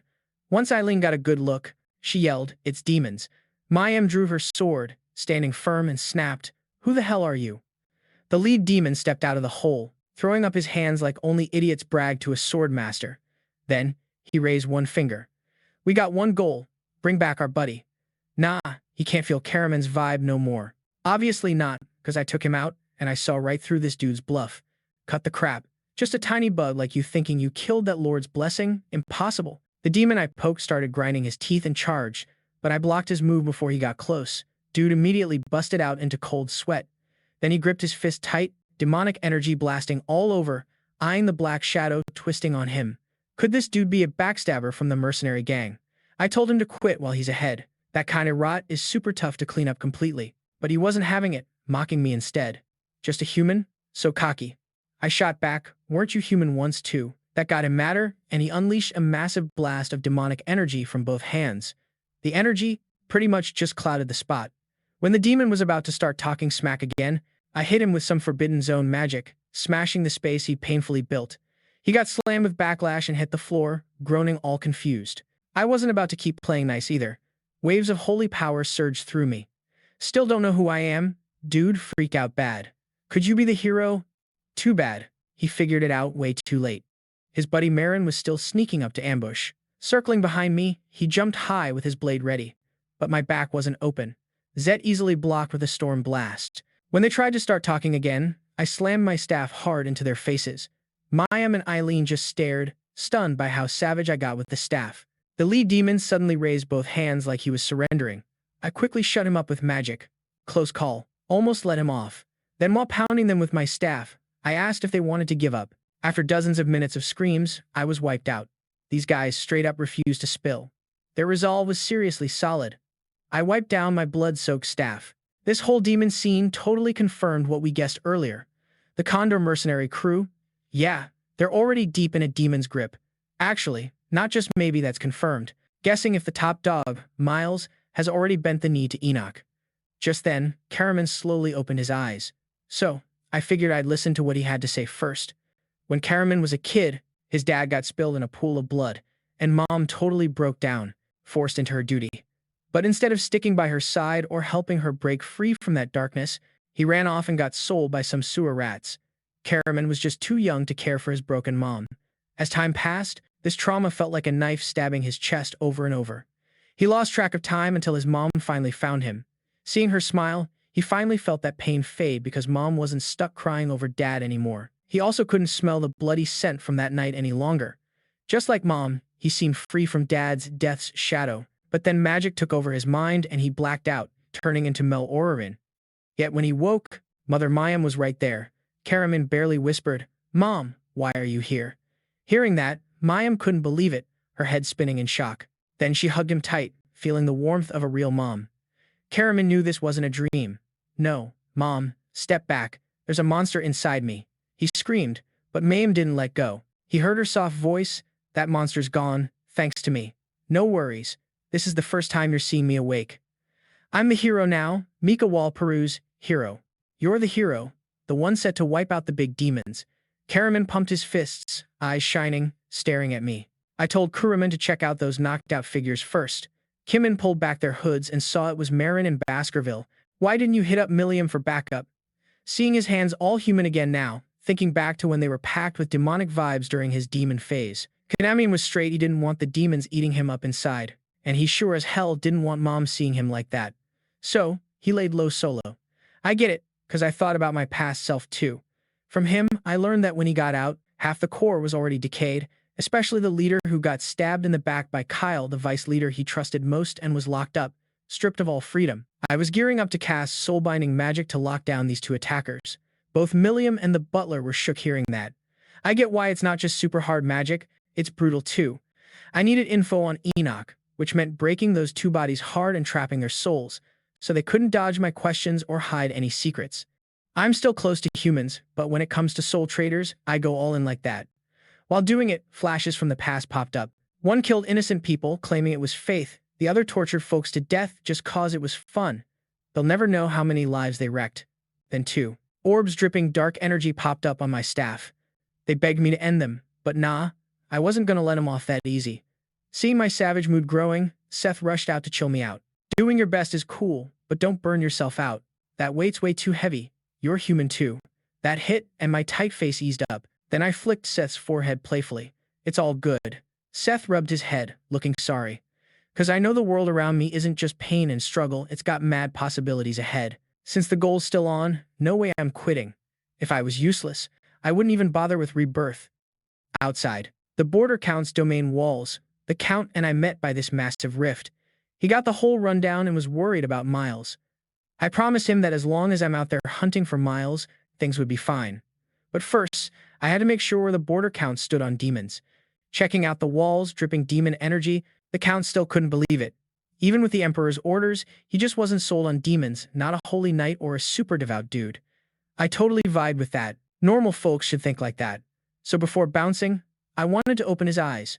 Just as I got ready to drop the stakes on him, a guard rushed over and cut me off. The newcomer was Koer, summoned by the border count. I noticed he looked different, bowed fast, wore fresh armor, serious as hell. I introduced myself. "I'm hero Mikael Wal Purgous." He started to shake my hand but froze when he heard my name. He trembled. "Haha, so you're the hero." I gave the border count a look to grab the holy relic that points out demons. The Count dug around, found a badge with a holy cross, and was about to hand it to Koer, but Koer had already gone demon mode, bearing fangs and claws, lunging. The Count stared wide-eyed as Koer's claws got bigger in his sight, but still no move. Then bam! Golden magic blasted through Koer's skull, sending him flying. Smoke cleared. It was me, using my staff to fire off the sacred Requiem pure spell, taking him down. Your lordship. Demons ain't just brute force. They're sneaky, rolling deep, but also hiding in plain sight among humans. They love sowing chaos by playing moles to mess with us and fulfill their goals. This is the holy relic that can spot demons. Use it to catch those sneaky infiltrators. The border Count was shocked to find 2 more demons creeping into his turf. Looking at Koer's cracked body, the Count couldn't shake it off, but he also made a hard call. He's got to kick demons out of his land. I'm real sorry, the border Count said, blaming himself. I gripped his hand and stuffed the holy relic into it. Starting now ain't too late. I believe in him to find and throw out those demons, so I bounced with the crew toward the Condor Mercenary Corps. Soon, news came in that the Count found and executed 5 demons, proving I was right. I was thinking over how to handle the Condor Mercenary Corps when Ryan cut in, all hyped, asking about treasure. Ever since he heard about future treasures, Ryan wouldn't quit bugging me day after day. I was about ready to call him a total idiot and lose it, but he just yelled louder. Still, since his strength got way better, honestly, that worked in my favor. Plus, he's the next-gen sword saint. Everyone's got sky-high hopes for him. The pressure's massive. Even though he acts chill on the outside, the stress on his shoulders is no joke. Ryan, I'm taking back what I said earlier about you. Ryan looked confused, unsure what I meant. Ryan, you're one insanely big idiot. Hearing that, Ryan was ready to throw down with me. Of course, I wasn't about to accept.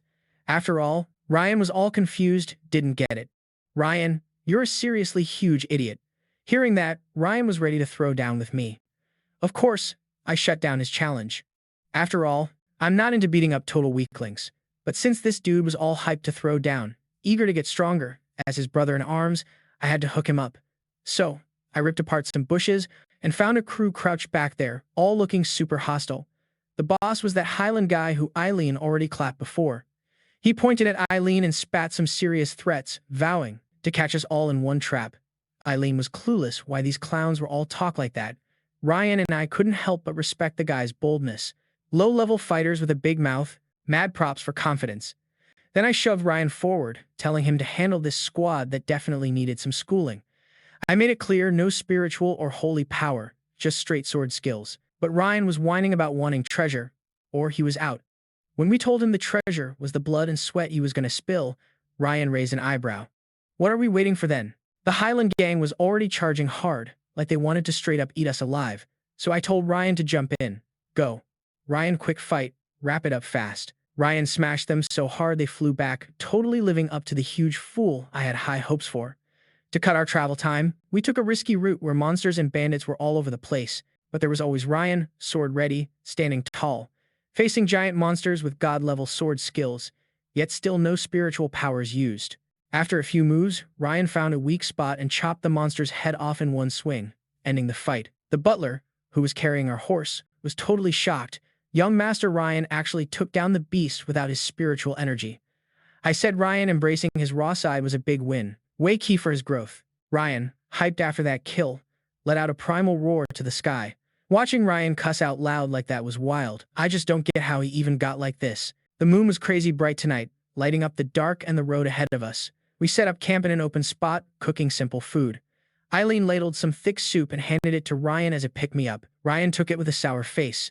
Mayim sat across from Ryan, staring at him like she was deep in thought. I scooped some soup and casually plopped down next to Mayim. What do you think about Ryan? I heard ages ago he's crazy gifted. Being the next-gen sword saint ain't just a flex, but he's way different than the Ryan I saw back in the capital. He blew past all my expectations. William couldn't help but smile. Feels like someone saw a grim future, shook things up, broke the old Ryan, and slowly pieced him back better. Was that you, the Good Samaritan? Hearing that, I smirked but wasn't about to spill the beans. The next morning, we finally rolled up to where the Condor Mercenary Corps hangs out, peeped the fancy buildings, and Ryan goes, I thought this was a military fortress. After Miles dipped, they kept leveling up the place. Mayim filled me in. Ben Set took off too. Glad it's far out so no innocent folks get hurt fighting that big demon. Since Modest got wiped out right in the tomb's heart, The curses canceled each other. I told her Enoch's real body won't be there. No mega fight likely. Right then, Eileen stepped up, asking what my move was to get into the Condor mercenary course. Learning I was just gonna walk in legit, Eileen was hella confused. I didn't explain much, just called over Karaman and asked if he was good at acting. When he nodded, I pulled out the souls of Marin and Baskerville, then shoved them into Kariman's shadow. Used some magic to make Kariman look demonized and wiped out his soul's aura, making it look like he got some special dark blessing. Aside from Enoch's real self, no one could spot any weird vibes. He just had to fake being demonized. I mean, last time I pulled off a bit of a demon god's power impersonation. No one else in the world could pull that off but me. So, Kariman went towards the Condor mercenary corps like planned. Just as expected, a guard stopped him, sword drawn, yelling, "Melon, you unauthorized deserter. You really have the nerve to come back." Kariman fired back, "I didn't desert. I was doing my duty." Saying that, he showed off those purple eyes. I got blessed. Kadan heard this, stepped back, but bumped into his solid shoulder Vice Leader Kyle. Vice Leader Kyle greeted Karaman with a big smile. Then Kyle told Kadan to get back to his post since Karaman's fine. Kadan tried to argue but caught Kyle's cold smile, saying Karaman was good. Kadan got shook and bolted back to his guard spot. Hearing Karaman accepted erosion, Kyle asked where the other two buddies sent out were. Kariman told him the hero found and killed the other two. Kyle kept pressing, wanting to know how Kariman survived the hero. Kariman said he got blessed with enhanced lurking and tricked the hero. Kyle checked Karaman out. He didn't feel any demonic vibes from him, but the erosion signs were still there. Kyle opened his arms, ready to give Karaman a happy hug. After all, with that special blessing, losing two friends wasn't a big deal. But then Karaman said, "Vice Leader, I gotta report something. The hero came with me," about to happily hug Karaman. With a blessing that special, losing two pals was nothing. But, "Vice Leader, gotta report. The hero's here with me." Kyle was shook at first, then cooked up a plan to take me out, getting some Karaman to drag me in. Then the worn-out carrion baited me into the heart of the castle. That castle? Yeah, it was their main turf. They totally thought they had a shot at taking me down. Once I stepped inside, a ton of eyes locked onto me. Some were just nosy, but others, straight up hostile, like they were about to snap. Set felt the heavy demonic vibe too, hugging herself like she was uncomfortable. Karaman led us to the deputy leader's room. I told him only I and he should walk in. The rest needed to stick to the plan, doing their checks quietly and regroup quick without getting noticed. With just Karaman and me left, Karaman hung his head like he wanted to say something. Then he asked if there was any way the deputy leader didn't go down on his own. I knew exactly where his mind was at. After being trafficked, saved by the leader and deputy leader, nah, no way. Hearing my solid no, Karaman froze up. I get you don't want to buy it, but that's the straight-up truth. No room to doubt, face reality. But before I finished, I heard two sharp slaps. Karaman smacked himself twice to shake off the doubt. Watching that, I knew he was going to nail this mission solo. So Karaman and I stood at the deputy leader's door. I reached out to open it. Kyle was inside, hands behind his back, grinning. "Welcome, hero." The room was decked out bright on purpose, almost shouting demons aren't involved. The glare was so harsh I had to shield my eyes. Noticing me struggle, Kyle looked confused. "Hey, what's up?" "Nothing. Just kind of bright in here." I played it cool. "Hero, what's the deal with coming here?" Kyle asked, smirking half-heartedly. I caught a vision. At that moment, outside the window, a massive eagle was about to land on a branch. A vision? "Mel Oren, you dip first." Karaman heard it, bowed out, and left. That left just Kyle and me in the room. "So, what's this vision?" I said I'd share, but only if Kyle told me where Leader Miles was. I wanted to face him personally. Kyle, backlit, smiled wider, shadows casting a creepy vibe. "Leader ain't here right now. Just spill it. I'm running the show now." Since this vision ties to the leader, who's my brother, I was even more dead set on knowing. While Kyle and I went back and forth, a green shadow darted behind Kyle. She signaled to me that she already scoped the room. Catching that, I gave her a subtle nod to show I got it. So, I spread my arms and smiled. Then, I told him straight up what the vision was. A giant eagle cleaning out its messy feathers, getting ready to take off after shedding them. Just then, a flock of giant eagles flew past the window. I kept going. It's like trimming off the useless stuff, right? Kyle shut his eyes, realizing I was dropping hints, and asked what I meant. I gave him a cold stare. That depends on how you read it. Gods don't just make everything plain. After my reply, Kyle clenched his fist tight, mad as hell, but still had a grin on.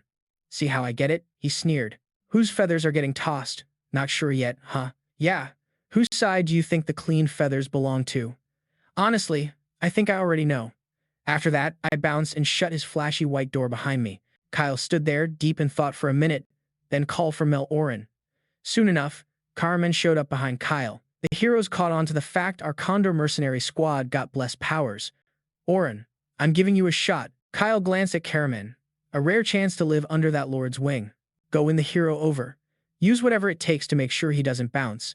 After laying down the plan, Kyle cracked a wicked grin. Even if the hero wiped out 2 top demons, as long as the terms hold, he can't take down that lord. He opened his eyes wide, hyped and talking to himself. Meanwhile, down in the Condor mercenary squad's underground cell, chains jingled constantly. A dude was locked up, head bowed low, legs half submerged in water. The man blinked slowly, gasping. How long's it been? Months. A year? No clue.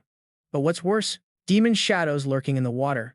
These demons were breaking him down bit by bit. He barely had strength left. The demons crawled at him day after day. Looks like you're almost done for. Didn't expect you to hang on this long, big bro, Miles. A familiar voice buzzed in Miles's ears. He raised his head towards it. The voice belonged to Miles's brother, Condor Mercenary Squad's deputy leader, Kyle. Kyle, why you gotta do this? Miles yelled, mad. Kyle spoke slow. You started it, bro. You always blamed me, but I never treated or looked down on you. Miles tried to bust the chains, but they wouldn't budge.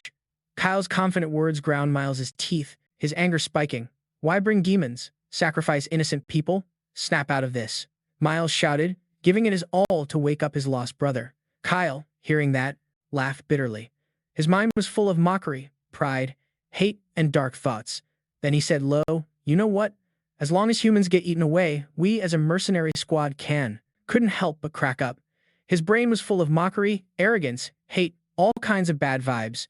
Then he slowly said, you know what? As long as humans keep getting wiped out, our mercenary crew can. Killing them just because they're monsters? You think that's sick? With everyone cool with it, sacrificing people like it's nothing. Miles listened to his brother drop some seriously cold, inhuman words, but he felt totally powerless.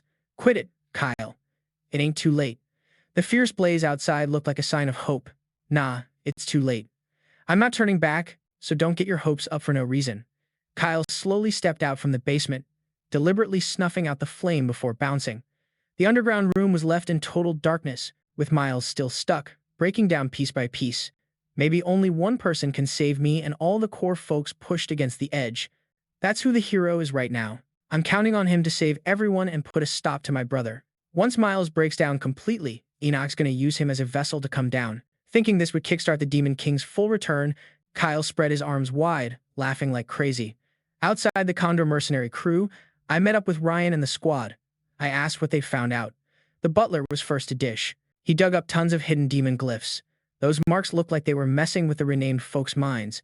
William figured out where most of the soldiers were concentrated, but she was worried about tipping them off, so she kept it surface level to avoid setting off any traps. I gave props for that. Staying under the radar is key. Now, I've got some good news and some bad news. Before I could finish, Ryan was all hyped up, itching to hear the good stuff. The good news? I roughly know where Miles is locked up. The bad news? If luck ain't on our side, we might have to throw down with the main demon boss, Enoch. When I said fighting a great demon, all 4 froze. Great demons aren't like your average demons. Enoch's cruelty is on a whole other level. Ryan jumped in. Wait, Enoch and the Asmodeus you fought before are the same league, right? Hearing Enoch's stronger than Asmodeus, Ryan hung his head and groaned, but William caught the real deal. So the great demon's gonna get his own hands dirty. A monarch's mark showed up. Great demons give that only to their prized subordinates. It's a nightmare badge. Even traitors barely get their hands on one. And Set found that exact mark in Kyle's room. Eileen, who'd been quiet, finally spoke, meaning things aren't looking good. Yeah. And there's something even bigger. They want to use Miles as a vessel. The butler looked shocked, like he couldn't believe it. A great demon using a Grandmaster's body as a host? Nobody could stand up to that. Ryan totally freaked out. Kyle's using curses to control Miles's life. To save Miles, we gotta deal with Kyle. Seeing everyone lose it, I said, don't overthink this. The 4 looked at me like I'd lost it, not getting my point. If Miles gets fully taken over, he becomes a vessel. Then purifying him is gonna take forever. And the enemy won't just roll over. So, let's make him go wild sooner rather than later. Locked up in the cell, Miles gasped for air, his whole body shaking like crazy. Is this game over? I can't hang on anymore. My body's fading away bit by bit. The demon's voice whispered again in his head. Then, just give up, Miles. Surrender to me, and you won't feel this pain anymore. Yeah, if you got no hope left at all. Miles raised his chin in defeat. Then maybe just ditching all this ain't such a bad move. Boom, boom, boom. The sound of hammering on bricks above caught Miles' ear, and suddenly a tiny hand busted through. Peeled out a round little face, it was Mole. I found you. Miles stared, shocked at this little green dude. Mole zipped right up to his face. Who even are you? Miles was totally lost. Mole didn't answer. Instead, he pointed up skyward with a finger. Alrighty, my iron fist punches through the sky. Why's a sprite here? I'm a hero, the sprite yelled. Miles eyed the little guy, thinking this might be proof the hero really came. So maybe hope's still alive if I keep holding on for the hero's arrival. Hero, what's your message? Miles felt a spark of hope. Then Mole slowly lifted his tiny hand, pointing at Miles. Fall into despair. Meanwhile, Ryan and the crew were throwing shade at my plan. Even with things this tight, we shouldn't call on such risky moves. Think about it. Miles is in deep trouble right now. How would making him lose it help? Enoch wants to make Miles a flawless vessel, meaning he's got to corrupt him completely. But what if Enoch only manages to grab a barely finished 95% vessel?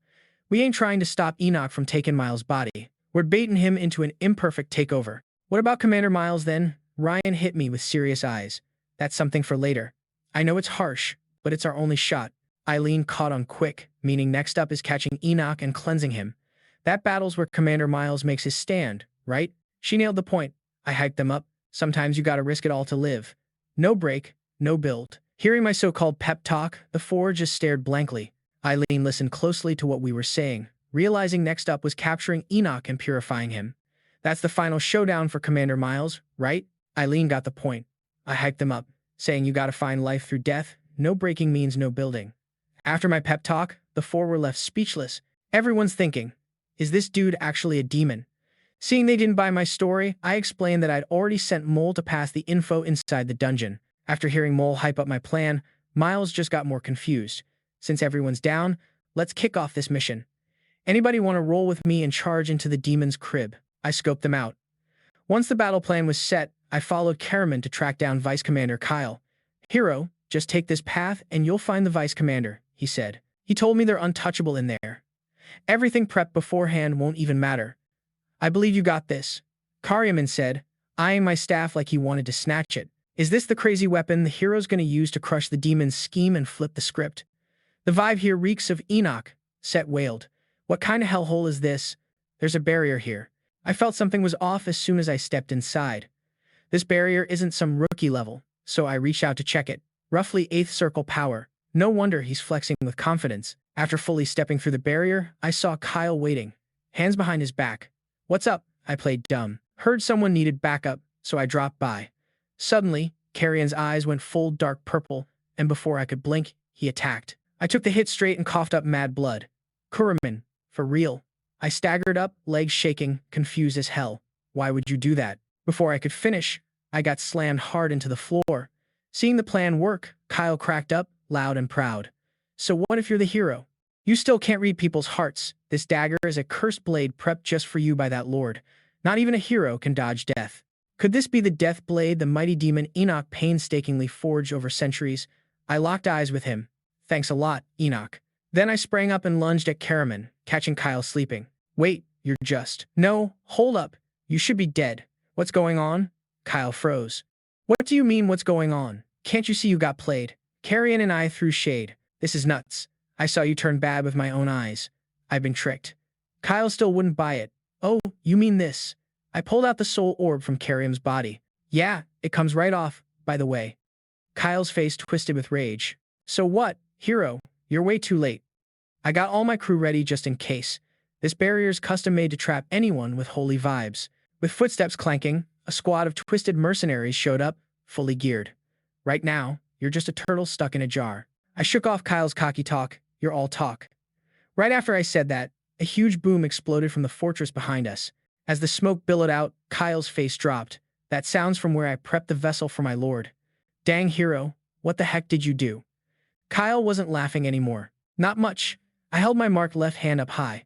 Just doing what you're best at, crushing your opponent's hope and flipping it to your advantage. The mark on my hand glowed bright as hell. This is how the labyrinth gets served.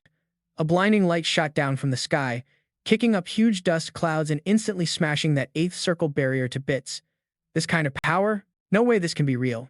Kyle blinked in disbelief. As the dust settled, the one I summoned through Labyrinth was Milliam Arian.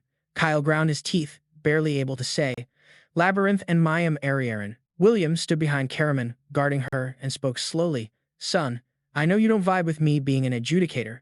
Seeing his mom right there, Carrian's childhood memories flashed. Then he squared his shoulders. He stepped up fast and grabbed Mayim's hand. Mom, I get it now. Let's handle this together. Milliam didn't say no, telling me to do my thing. She and Karamay would hold down the fort here. I let out a relieved grin. Just as I was about to bounce, Kyle went full-on corrupted. Harrow, don't think you're slipping away. Milliam lifted her sword high, aiming at Kyle, who'd lost all his humanity. She wasn't holding back. The demon-fied Kyle roared, Anyone who blocks me, gotta die. Mayim charged her sword, then blasted spiritual energy up to the sky, spinning a massive spiritual vortex. You're a disgrace to humanity. I officially sentence you to death. Mayim swung down her sword. Starfall sword. Meteor-like projectiles rained down, wiping out the demonized mercs instantly. Meanwhile, the Eondra mercenary corps, the solid castle, was wrecked from inside out, followed by a massive boom and collapsing into hopelessness. Then, a figure glowing with demonic energy emerged. It was Miles, possessed by Enoch. What's happening? Miles floated in midair, staring at his corrupted body, wondering, Am I dead? Nah, you're alive. The sprite zipped up to him. This is to guard your spirit, so it got separated. After catching on, Miles frowned. Then how do I stop my body from going berserk? Standing in front of the wild Miles Enoch were 3 people, Ryan and his crew. Miles's spirit form watched them. That's Morningale and 2 seriously talented rookies. Butler Morningale jumped way up, fists tight, rocking that dark power style with a fierce physical blast. His buff right arm came down hard, all raw strength. Enoch didn't just chill. He instantly summoned a demon sword to block the butler's swing. The impact was so wild it tossed them both back. Enoch caught himself with a hand pretty strong, even if this body ain't the sturdiest. While Enoch checked out his condition, Ryan saw his chance and went in. Survival mode kicked in, so Enoch swung his sword to block Ryan, but Eileen swung her blade at the same time too. Eileen's sharp strike got stopped by a second sword Enoch magically pulled up. The 3 were locked in crazy battle, but nobody landed a solid hit. Enoch got annoyed. Anyone touching his cursed blade gets hit with instant activation. So why the heck were they chuckling now? He just didn't get it. Miles watched their crew with wide eyes, amazed at their crazy skills. Still, not enough to kill this demon boss. Ugh, disgusting pests. Enoch exploded with massive demonic energy, blasting Ryan and Eileen away. Used to be humans like you tried to stop me. You and that hero who wiped out 2 lords. I'm about to squash you completely. Enoch went full-on rage mode, his whole body cloaked in demonic power. Let's start with you 2 newbies. He shot out 3 fierce sword slashes instantly. The sword energy zoomed faster than lightning toward Ryan. Hey, young Master Ryan, heads up. The butler jumped in to help, but he was just too far. The attack cut through the fortress wall like it was paper. Miles, watching all this in spirit form, dropped to his knees total despair. It's done. How did I end up like this? Mole landed on Miles's shoulder, trying to cheer him up. Don't trip, I've got this. Miles was confused about what that meant, but Mole didn't even answer. As the dust settled, Ryan under the debris glowed with a crazy bright light. He stared at his perfectly fine body, totally confused. He definitely took the hit. Everyone else was stunned, too, when suddenly a cloak fluttered, announcing who just showed up. It's me, Mickey, here to save the day. Ryan stayed unharmed because I used magic to block that attack. Looking at the broken wall, Enoch smirked with satisfaction. Next up, he planned to leave here and fully take over this body. Not perfect, but still top tier, more than enough to handle these guys. Then suddenly, something fell off. This presence, Enoch stared, shocked, at Ryan protected by me, totally fine in the middle of all that dust. Whoa, you recognize me so fast? I just popped out of nowhere. Guess I'm kind of a big deal to you. You demons should be squatting in sewers like rats. So why come out? Idiotic little pest, shut it. Enoch swiped his demonic claws at me, but anxiety kept creeping up. 8th circle, advanced magic. Gravity suppression. With a loud crash, Enoch got slammed down hard, stuck to the ground, frozen. Surrender, Enoch. You're nowhere near max strength right now. I taunted him while he lay there. How dare you? Enoch shook, pushing up with both hands, fighting to break free from the heavy gravity. You mere mortal, how dare you mess with me? He stood up, furious, but I could sense his demonic power quietly gathering inside and his hate for me fading. Even though he acted like he wanted to kill me, he was low-key planning to bail. Looks like he's not down to fight me right now. I called Set over, asking if she could show her real form. She got hyped, saying no problem. Watching Enoch fake anger at me, I caught on fast. Sure enough, he turned into a shadow and dipped out from my side. Set slowly went back to her normal size. Even tough talk, Enoch still scared to actually throw down. Then Set fired up Storm. Green tornadoes whipped all over the battleground, completely sealing the area so Enoch could only escape as a spirit, no chance to keep the body. But there was no way Enoch would drop this sweet body without cussing out Set furiously. You got your power back, huh? Set smirked. I'm an apostle after all. I'm not messing up twice. I stared down Enoch, who'd given up fighting. Here's the deal. You either bounce from Miles's body peacefully, or get wrecked by me first, then leave. Enoch instantly put his hand on his chest. I can always blow up this body. Your plan's gonna flop. I just shrugged. Maybe so, but feel free to try. As I thought, big bad demon Enoch could only bluff while using Miles's body as his shield. I teleported right in front of him. He jumped back 2 steps, startled. What if it's not just me you're up against? Enoch broke into a cold sweat. Who else is here? Then he raised his magic sword to strike, but he swung the wrong way. Mole appeared on Enoch's right shoulder, grinning wide. Then its eyes fired red spirit shackles, burning thorns. In a flash, a crazy number of burning thorns wrapped Enoch up, searing his soul. Enoch exploded with demonic energy, breaking free. You really think that'll lock me down? The sprite's power alone ain't strong enough to hold a demon lord, but those few seconds were gold. I tossed on some enhancement spells and holy power to boost my staff. 7th circle, holy advanced magic. Holy burst. I lifted my staff up high, grinning as I swung it straight at Enoch's head. That hit sent him flying several meters, slamming his entire body into the fortress wall. He tried to get up just to catch my savage teasing. You planning on wrecking this body now? That's dumb. Self-harm needs hands and feet, right? Guess I'll just break 'em all. How's that sound? Gotta admit, I know a bit about healing magic. So, break 'em, then fix 'em later. No big deal. I stepped out of the dust, happily holding my staff. Problem is, you're not at full power, so no self-healing for you. Enoch's usual cocky smirk totally vanished, replaced by pure panic. Before he could say anything, I grabbed my staff and smashed it hard on his head again. That ain't a hand or a foot, dumbass. Enoch muttered weakly, shaking as he tried to prop himself up. Hero. Heroes don't get this savage. Zip it. How dare you insult me? I snapped, smashing his hand with my staff. I'm the hero here. I make the rules, you don't deserve that title. While I wasn't pounding his head, Enoch spat curses. You. Before he finished, I silenced him with magic and swung my staff at his mouth. You sure love to yak. My staff got covered in blood as I kept hitting. Is this seriously the big bad demon? Not making a sound even after all that beating, I gave props to Enoch clutching his head. Want another supercharged holy burst? He shook his body frantically, saying no. I caught a glimpse of clear liquid near his eye. I blinked wide-eyed. What's this? No way. Watching Enoch sob on the ground blew my mind. Why are you crying? Enoch curled up on the floor, helpless, replaying this fall. It started smooth, messing with Vice Commander Kyle. Kyle was easy bait, since his brother was so amazing. Kyle always lagged behind, saw a shot to surpass his bro, and fell straight into my trap. The Condor Mercenary Court is massive.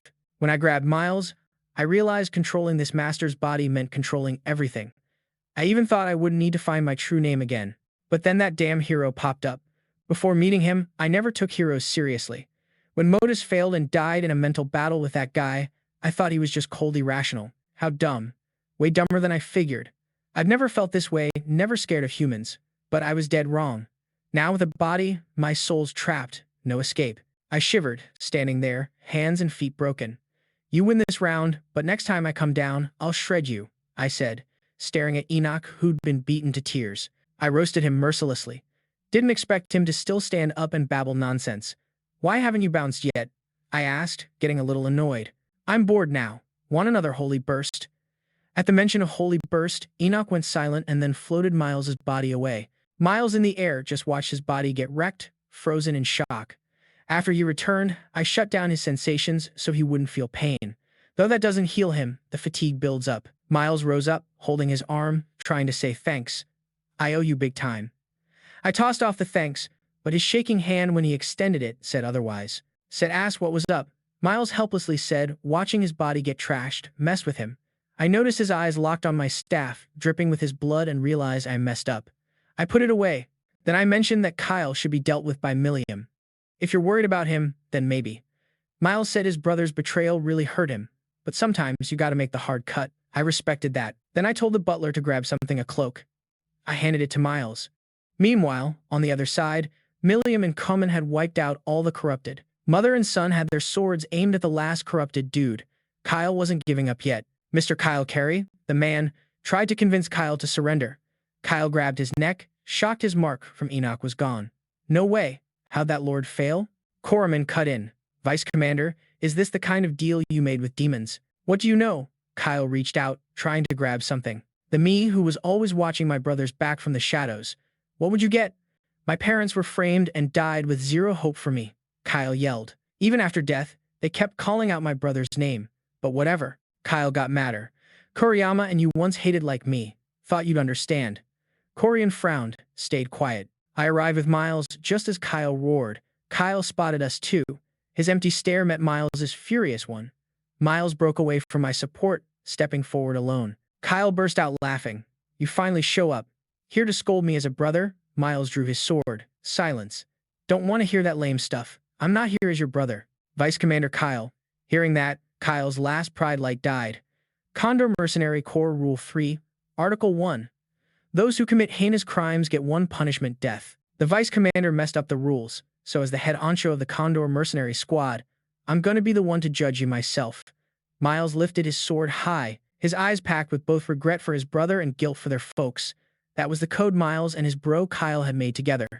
I saw Miles shaking as he hoisted the sword. Was it the weight of the sword crushing him, or was he just pouring out his sadness? I couldn't really tell. Kyle dropped to his knees, feeling hopeless. He knew this was how Miles rolled, taking on all the weight without breaking. One time at their parents' grave, Miles had knelt there forever. He quietly watched Kyle from behind, bearing that heavy burden. Then the rain started pouring down from the sky. Raindrops hit those two brothers like they didn't care. Kyle stayed kneeling before Miles. Yeah, Commander. We gotta follow the rules. Maybe there could have been a better way back then, but things gotta be what they are. You can't change the past. Rain soaked Miles's hair, dripping down from his wet strands. Let the past stay in the past, Miles said, voice shaky. Kyle shut his eyes, waiting for the end to come. The rain grew heavier, blurring if the streaks on their faces were tears or just rain. Suddenly, in the downpour, a sword flickered. In the next life, I hope we're still brothers. When the rain stopped, bright sunlight lit up the whole place. With everything settled, it was time to roll out. Miles saw us off at the gate, thanking me once more. I just did what had to be done. I smiled. But seriously, you really gonna keep holding on to that? Miles gripped a red staff tight in his hand. The coolest part, it was an exact copy of the staff I used to smash Enoch with. Miles held it, laughing kinda crazy. That day, watching Lord Hero beat me down with that staff, I finally got that a sword shouldn't be stuck in just one form. Your quest is seriously epic. I was speechless, but he said he was joking.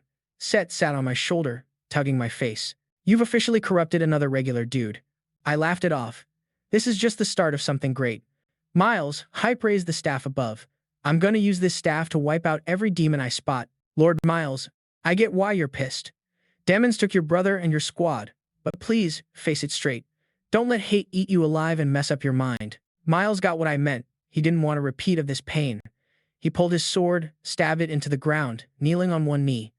Please keep going on your journey, Carrion. Carrion, who decided to stick with the Merc corpse, and the other Mercs followed suit. We'll always back you up from behind. I said that was an honor. Then I rode off with Ryan, even though the butler insisted on running alongside the horse. Leaving already? Mayim's voice rang out ahead. She and Eileen looked like they'd been waiting a while. I thought you'd be with Caraman. I hopped off the horse. Merryill said she planned to get out and walk around, time to forget all the pain. Looks like Caraman's change rubbed off on Merryill too. Hearing Merryill was gonna travel as an adjudicator, fighting demons and bad guys made me proud. Hero, I'll have my student tag along in my place. Mayim glanced at Eileen. Ryan and I didn't say anything at first. After all, we'd already called off the engagement. Eileen even yelled, Wait, master, hold up. Mayim reminded Eileen of the promise they weren't just about teaching sword skills, but responsibility too. Eileen had now grasped the real heart of the Starfall sword, just short on battle experience. We'll meet again. William patted Eileen's head. Now, I'll tell you what's next. Keep grinding until we cross paths once more. About to part with the teacher she'd had for 2 years, Eileen wiped away tears. The butler and Ryan were choked up too, touched by this moment. Lady Merryill, I held up a hand, breaking the mood. I'm not taking Eileen along. You rude jerk. Ryan and the butler snapped. Who asked you to chime in?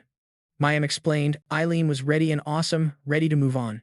It's not that I don't like Eileen. It's just adding one more person means way more expenses, risks, and all that. You're shameless. Set couldn't believe it. Merryill thought it over and admitted I had a point. She couldn't let the hero bring Eileen along for free. She pulled out some wrapped-up medicine. Beast King's elixir. I checked it out in my hand. Merryill wasn't surprised. I recognized it. In my past life's team, Beast King was a member. He always carried this medicine. Merryill explained she got it from someone with Beast King blood she saved who gave it as thanks. With me taking some days off, Merryill figured it wasn't nearly enough. I said this was way too precious. Kinda made me feel honored, honestly.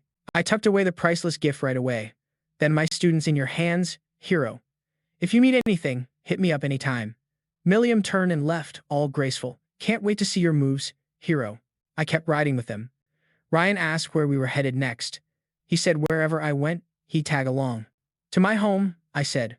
Ryan caught that. Oh, so that means Purgous Marquis's place. No way, man. I've got urgent business. I'm out. Ryan immediately spun his horse around to bail. I reached out straight and stopped him. Don't even think about running. This is kinda weird. Ryan freaked out, yelling, why the heck should I be your escort home? I just smiled and said, simple. We're squad because I'm about to do something my dad won't like. I need some strong backups to have my back. All 3 of them went silent, clearly wanting to be those backups. Aren't you at least gonna try to hide it? Meanwhile, in the 10,000 Demons Hall, the big demons meeting room. Out of the 7 flames around the central table, only 5 were still burning strong, and 1 was barely flickering. Yo, Enoch, why's your flame so tiny? Belelf's voice echoed from the flames. Shut it, Belg. The weak flame carried Enoch's irritated voice. You're no better than Bay, Jeb, and Asmodeus, Belelf kept mocking. That so-called hero, unlike the heroes before, this dude is trash. You haven't even gotten back your true name yet. What business do you have bringing up the hero's name? Cut it out. With only 5 lords left, ain't no time for this drama. Another lord snapped. You're right, old man, only Belelf shot back. Besides, only 3 showed up. 2 lords couldn't even be bothered with this meeting. The old guy, Avaricia, always runs these meetings. But seriously, why can't we just wipe out the hero before he gets any stronger? In the center of the round table, my portrait popped up. What if we mess up? Avaricia's voice had a sharp edge. If we fail, everything Lord plan goes down the drain. Are you ready to take that gamble? Belelf stayed quiet. Just wait. Avaricia's voice warned again. Soon, the hero's gonna face chaos way beyond what he can handle. Trust me, a plague's about to hit the world hard. Enoch believed her, 'cause she's usually not one to jump to conclusions, even when stuff sounds legit. But Enoch couldn't get the memory of the hero beating him out of his head. Old man, you really sure about this? Enoch asked carefully. Absolutely, Avaricia's voice was solid. The scene flips to the Wal Purgous family estate. After 2 years, I'm finally back. It feels different. I stared at my place from a distance. Yep, we made it. Ryan and Eileen looked super bummed. Great, just great. Ryan frowned, asking what I actually planned. I just shrugged him off, keeping quiet. Didn't expect this dummy to actually catch on. You say stuff like that all the time. Has any of it ever been true? That's why I hate smart Alex. I broke it down for them. I'm gonna check out the Bloodline Grimoire. I should already meet the challenge requirements. All 3 kept repeating Bloodline Grimoire, but probably only our butler knew what it actually was. This book records the Wal Purgous family history, and it's a magic book too. Officially called Lem Mitten. It only answers to the Wal Purgous bloodline, hence the nickname Bloodline Grimoire. Every page holds the family's history and power. It was made by the original Wal Purgous. In my old life, it got destroyed in the fire of war. Opening this grimoire means taking on all of Wal Purgous history. Ryan stepped up. What if you fail the challenge? You get swallowed up, becoming part of it. But if I win, I become Lem Mitten's master, devoured or boss of it. That's simple. I never thought about running the show, but I definitely didn't want to be eaten. I just want to uncover where the bloodline came from. Who was the original Wal Purgous? Not just some ninth circle archmage, maybe something way more special. Besides that, to pull off big stuff, I gotta soak up knowledge from Lem Mitten. So, let's roll. Shields. Set's eyes went wide. Dude's not thinking smart at all. Seriously, guys, trust me. How could I say something like that? Viscount Nostra strolled through the Wal Purgous manor, this creepy feeling creeping up on him. Today seemed normal, but where's this weird vibe coming from? It's all good. Chill. The Viscount shook his head, trying to kick the anxiety. Ever since I beat him, he got a second shot. Logically, nothing should be off. Even though he dropped down to the 5th circle for a long time, he actually felt happier because of it. He worked his way back up to the 6th circle, all thanks to his teacher, and he's super grateful. So why is he getting goosebumps just thinking about him? Man, no joke. Please don't let him come back. The Viscount prayed, then suddenly heard, "Who you talking to?" From behind, he turned and saw someone he shouldn't be seeing. So, he just bowed his head and prayed again. I've been exhausted lately. Maybe I'm hallucinating. Might need meds to chill out. He muttered to himself and kept moving. Big God, protect me with eternal light. Great. Ouch. Before he could finish, I caught up and slapped him. Grabbed him up, snagging the 4th shield. Then I tossed him over to Ryan and the crew. Nice, that's 4 now. Should be enough. What's the plan? The Viscount was confused, but once he heard I was gunning for Lem Mitten, panic hit him hard. Young master, no teacher around, just drop it. The Marquis won't back this. Plus, once you're head, it's yours anyway. I don't got that kind of time. It's not about time, it's about permissions to read it. You seriously planning to break the barrier? Bingo. I'm gonna force my way in. Then, who's gonna stop my shields? 1, 2, 3, 4. Sweet. My badass shields, you better hold strong. The moment I smash through, my dad's gonna sense it. So your job is to keep him off me. Ready? Squad? Ryan stayed silent. Music, I just threw up a chill international vibe. I was feeling pretty damn good about that. This is how real homies roll. Right before the Prophet's library, 2 guards stopped me. Music. One guard asked what I was doing at the library. Being straight from the Marquis bloodline, I'm totally allowed in. But this dude wasn't having it. Only if Merryill gave the thumbs up could I get through. Music. Set chilled on my shoulder. Man, you were such a jerk before. Now that you've leveled up, these dudes don't dare believe it. These library guards had no clue what I'd pulled off. Music. They still pegged me as a screw-up. I let loose some holy power, claiming I was here as the hero, then flashed the Emperor's brooch. Now blocking me is like defying both the Church and the Empire. Music. The guard knights didn't dare say no, so I slid right in. Set asked how old the Wal Purgous family was. I said, like any fam, pretty normal, but the first Wal Purgous was a whole different story. Music. There were barely any records on him, even though he was a 9th circle archmage with epic war creds. But before that, who he was, what he did. Total mystery. Set's head started spinning. Music. Soon, I found the off-limits chamber. Set eyeballed the dozens of barriers ahead, totally overwhelmed. I had to bust through these crazy high-level wards before Dad showed up. But these barriers, music, triggered by bloodline, so random people couldn't get through. Might not work on me, though. I pulled out a dagger and sliced my palm. Still tricky, but I've handled way nastier ones in my past life. Music. These were barriers set by old family heads, basically flawless. Right now, I was throwing hands with my ancestors through these walls. I swung my left hand, hard blood splattered everywhere. Music. The blood smeared across the barriers. Set wondered if this was blood magic. I wasn't out to break the wards, just wanted to shut them down for a bit. Thick smoke made Set shut her eyes to block it out.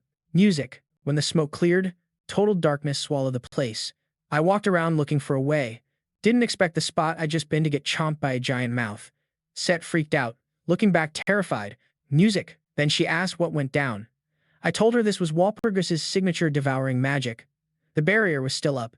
I pushed forward through the blackness, dodging every hit. Set thought I planned every move. Music. But really, I was just rolling with my instincts. Then I hit a huge final barrier. Looks like this is the last one. Seeing the familiar pattern, I knew it was Dad's barrier. Then I smashed through it. Music. Didn't expect what was behind it. You're not Aiden. A blond guy resting his chin on his hand stared at me. You? I frowned. If you want my essence, some say I'm history, some say magic. Music. Bottom line, both are true. I'm Lamachin. Suddenly, the Wal Purgous estate exploded big time. Guards scrambled, screaming. The Marquis went full crazy. Music. Who the heck pissed off his lordship? Doesn't he care about anyone's safety? That damn bastard's son. The Marquis's veins popped as he slammed his hand into the wall. How dare someone break in and mess with Limachin? Music. The Marquis grabbed his massive magic weapon, eyes blazing. This time, I'm gonna snap all 4 of your limbs. His face screamed pure rage. I'll have you begging on the floor, calling me daddy. First to pay music, the toll is Ryan, the future sword saint, who charges in headstrong trying to stop the Marquis. After 2 years bulking up, can he actually stop the Earl? Move out of my way. Music. The Marquis wiped Ryan out with a single hit. One huge lightning bolt after another chased him. I knew this was gonna happen. Ryan was running for his life, terrified he'd get fried. This power was nuts. Music. Ryan got blasted away when he slipped, totally outclassed. Lord Marquis, chill out, the butler urged, trying to calm things. He's a 7th circle dark mage, ripped and confident he could hold the Marquis back. Music. Butler, you're too soft. The Marquis sent him flying with one strike. Think you can mess with an 8th circle mage like me just 'cause you're swole? Boom.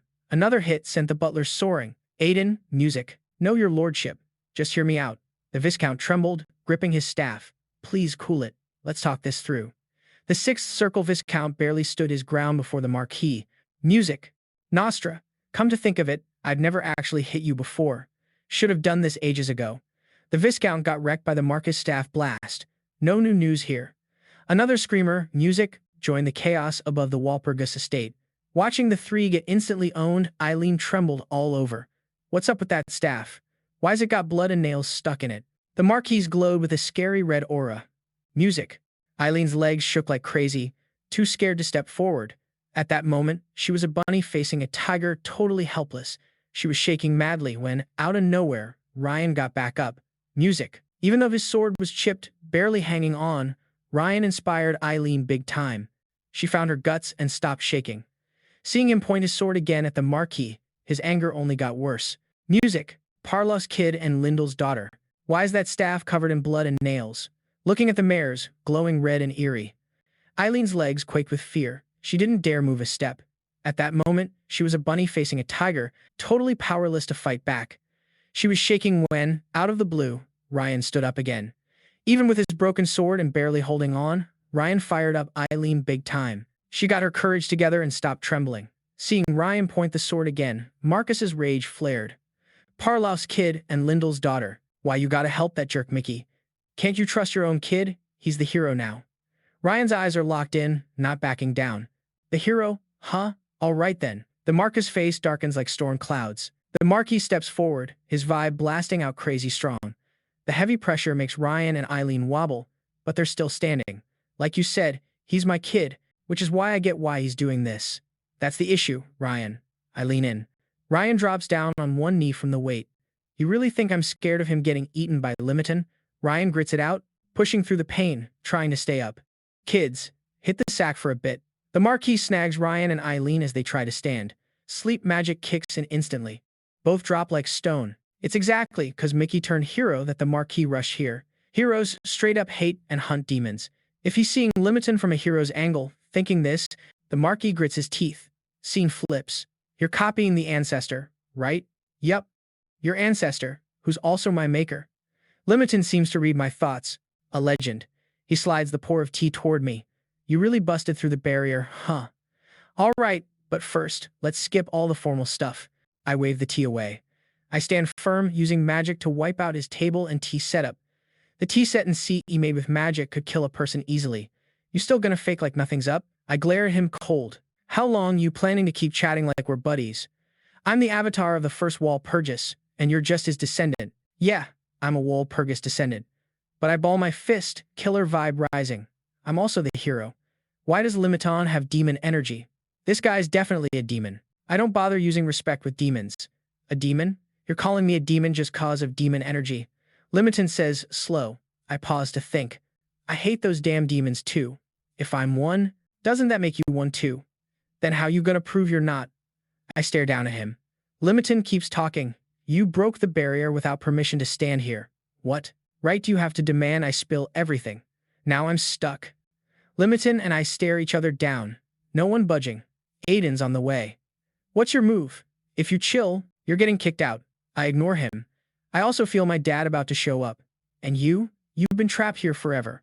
Once I bounce, you're back to endless alone time. Limiton freezes, knowing I'm on point.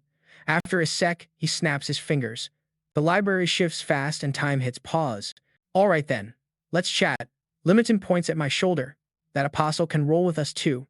Set stares at Limiton, totally shocked. No one except apostles can see her. How'd you find me? Storms apostle Set, a soul that should have disappeared, 'cause you didn't protect her. Looks like you fixed the barrier where Set's stuck. That ain't just some easy magic from the 8th circle. So, I gotta say, your skills are way beyond the 8th circle. So what? I play clueless, even though I get his point. Answer me one thing, young Wal Purgous. Can you get me out of here? No. Just like I figured, that's the question. Got it. Limiton lowers his head, ready to restart time. I cut in. I can give you limited freedom. Limited freedom? Limiton pulls back. You mean what? I break it down, same deal with Set, so he can't fully leave this place. Honestly, I could free Limiton totally. But I'm not about that life. If he wants to bounce, he has to be under my full control. The limited part means signing a contract with me. Wonder if that's your vibe. Limiton doesn't hesitate, straight up signs the contract since loneliness is rough. Even though Limiton's a boss grimoire, he can't stand the long game loneliness. If that wasn't real, he wouldn't lock in so fast. Contract says, his power is totally mine, and he's got to spill info to me. I split him into two, turning him into a kid, about 14. Even if he can only use a little power, he doesn't care. After sorting his needs, he asks what I want. But he says he's only got access to 30% of the info now. That's okay. I expected that. I grin. 30% ain't nothing. First, I need the lowdown on the first Wal Purgous. Limiton says he don't know much. He was created when the first Wal Purgous kicked off the family, so he doesn't know stuff before that and doesn't have the full picture after either. I say, just tell me what you got. Limiton says words can't explain it all. Hold up, Limicheck. After Limiton talks, he shoves me hard. I get pushed out with no defense. My spirit shifts, my mind slowly coming back. Where am I? Looking up, this is my dad's office, but the dude sitting there is the first Wal Purgous. I casually grab the stuff left by the ancestor. High-level genetics, trait shifts, nature flips, tons of materials stacked up. What exactly was the ancestor up to? Limiton. The ancestor suddenly yells, catch every single word I say. Don't skip a thing. Only the truly worthy get access. Even the sickest descendants don't always qualify. Talent doesn't always mean you're in. It's got to be passed down to someone who's legit. I'm locking that in. Yeah, these materials have to be kept separate. We gotta finish this. Suddenly, a flood of chaotic noise hits my ears. Gotta focus. Even if I catch just one more word, I have to protect this world. We're not like them. Not like them. I don't get what that means. Who are they even talking about? Then my awareness drifts away from this weird place. A burst of bright light flashes, and I snap back to reality once again. Coming back makes my head pound. Set's there for me, asking if I'm okay. Though the info is all jumbled, I sense the ancestor was scared of something, just can't figure out what. I ask Lamiton if he knows the key, but he's not planning to spill. I figure my qualifications only let me know this much right now. No rights to dig deeper. Back in the ancestor's time, that's when big families were rising up. The continent was burning with constant conflict. Still, what ancestor feared wasn't just this chaos. With what I know now, I can't piece together the truth, but having this info is already a huge win. I ask Lamet how much play info I can access. He says, as much as you want. Then I lead him out of the library. This trip wasn't just about signing a contract, we scored some serious knowledge too. Ready? Lametan asks. I know what he means. That raging Marquis is just ahead. Time to face the real deal. Even though I'm prepped to give up both legs, I'm low-key nervous. Wish the one getting beat up wasn't me. Then I could chill watching someone like Ryan get wrecked. Cut that nonsense. Just gotta face reality. As the hourglass keeps draining, the time freeze ends. Straight away, a voice that sends chills comes from outside. Lamidaton's all set to watch the chaos. Bam! The library door gets blasted open. The guy is my dad. Aiden Wal Purgous himself crawls out and drops dead like a log. I try to stop my old man from going violent on me. Violence just makes endless pain. But Dad doesn't care, stepping forward closer, one step at a time. As he nears, the mayor senses something's off, cause Lamiton behind me hasn't been freed yet. Looks like you didn't get a chance to read Lamiton. The mayor's face is smirking. Breaking the barrier ain't too shabby, though. I tell him I've already gotten in. Hearing it, Maris goes from mocking to shocked. We even sealed the deal. Lamediton adds, hard to believe it's been 20 years, Aiden. The Marquis eyeballs the young guy before him, Surprise, he's really Lamamedin. He doesn't see me as a threat like you and your ancestor do. Mikuel. The mayor's face darkens like stormy water, ready to blow any second. Then he narrows his eyes. Did you check Lamedin's origin? I say. I don't know the exact details, and frankly, what his origin is doesn't matter to me. I've got guesses, but I doubt that's the truth. Even if you're the hero, you don't care. If I wasn't meant to exist, the gods wouldn't have picked me.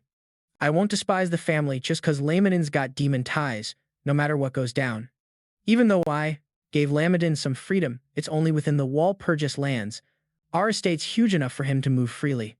Lamedin promises not to misuse his power. He just can't stand feeling lonely anymore. The Marquis' intense vibe fades completely. Looks like no beating for me today. Guess I get to keep my legs. Thanks, Dad. I grab the chance to keep explaining. Sorry for bursting in like this, but as the hero, I gotta do what heroes do. Thinking of all humanity, I hope you get where I'm coming from. I need to bounce now. But Dad calls my name on purpose from behind me. Every hair on me stands up. I shakily turn, asking if he wants something else. Seeing his happy grin, I chill out a bit. Gotta relax first. The Marquis tosses his weapon aside. Son, do you know about giving something to get something? You nabbed Lamedin, so you gotta pay up. Dad, now's really not the time to get deep about this. Okay? I try to brush it off. Marquis opens his arms. I'm your dad, and I should cut you some slack. But I'm still head of the Purgous family. That title means I can't just let you walk free. Seeing his aura go full-on strong, I make a quick move and teleport away. Blink and I'm up above Wal Purgous land. Set's sitting smug on my shoulder, clowning on my escape move. You don't get him at all. I'm chill by nature, not some savage like him. You just don't understand. Set's mentally weighing this dad and son, trying to spot what really sets them apart. Awesome. I just gotta hide till his rage chills out, then head back. Perfect plan. Same play as with Leon. I'm a genius. Wait. Suddenly, I realize I'm frozen solid.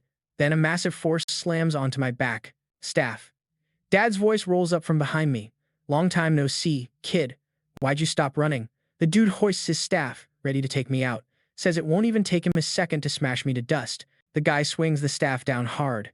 Dad, hold up. I shout, trying to block the strike. You're begging for mercy, even calling me daddy, you little punk. Meanwhile, inside the Wal Purgous estate, the Meat Shield squad sits totally frozen. Think Mail's plan's gonna work? Eileen asks quietly. Chill, that dude's got brains. I'm banking on him pulling it off. Ryan wraps up his wounds while calming Eileen down. Whoa, check out the sky, y'all. The butler suddenly points out the window. Can't believe there's a shooting star out in daylight. Everyone, make a wish. Each of the four makes one for themselves. Cut to me, my leg bones healed way faster than I expected. Back to normal in just 1 week. I'm lying in bed, thinking about how many times my legs got snapped before and yet I survived. My old self was seriously tough. I sit up, feeling pumped. Set keeps trash-talking me. You're looking kinda cocky. I'm used to Set's shade by now. I switch gears. Set, I'm betting the demon's next move is gonna be a plague. A plague? What makes you so sure?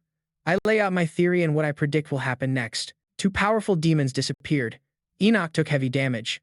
They're not gonna throw away more big players, so they won't show up in their real forms again. They won't pop back until the demon god shows up for real.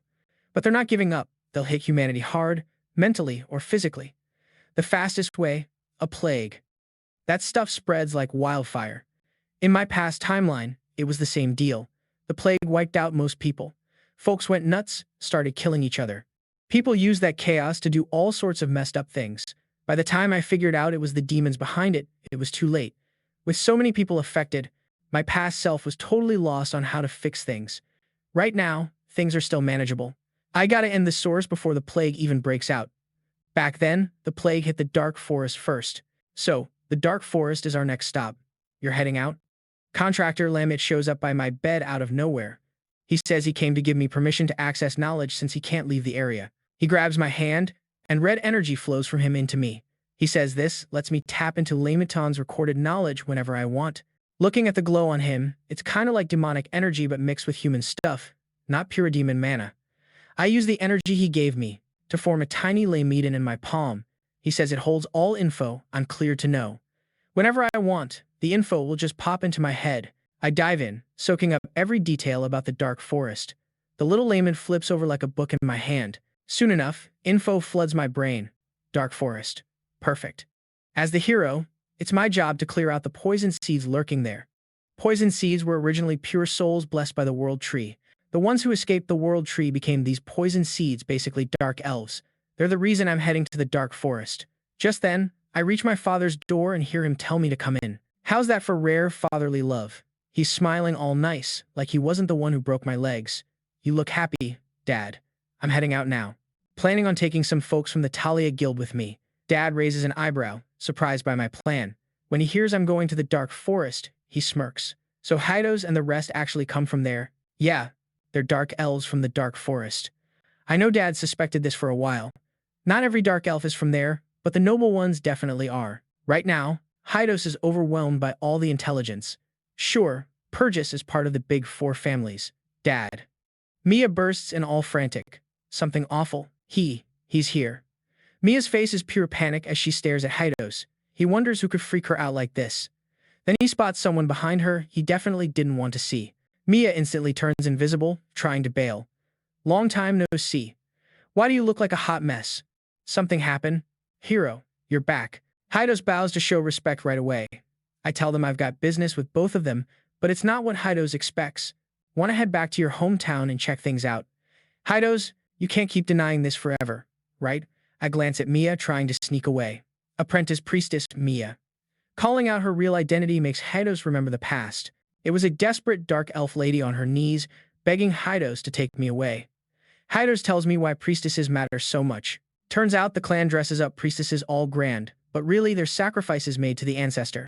Deep in the forest lies the ancestor who died betrayed by her sister. On her last breath, she cursed that sister in the forest. The dark elves pick elves that look like the betraying sister to sacrifice to that ancestor. That's how they keep surviving in the close to death. The ancestor cursed her sis in this forest. The dark elves pick elves who look like the sister who betrayed them to sacrifice to the ancestor. That way, they keep surviving in this forest. Generation after generation of priestesses try to chill the ancestor's wrath, but honestly, the priestess's own frustration just fires up the ancestor's rage even more. This endless vicious cycle has slowly morphed into the serious situation we're on the edge of right now. Hydos wants me to stay out of their drama, but nah, I ain't buying it. Especially after all he told me.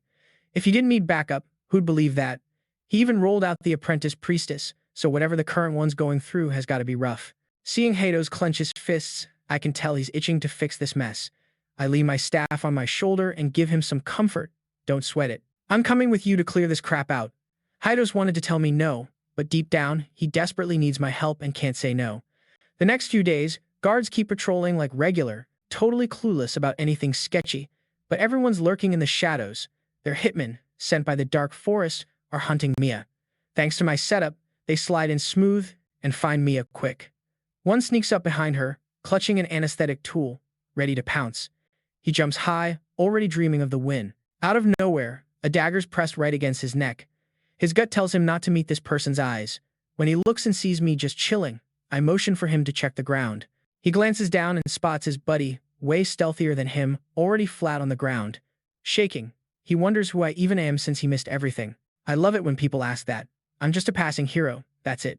Hydos, you recognize these two?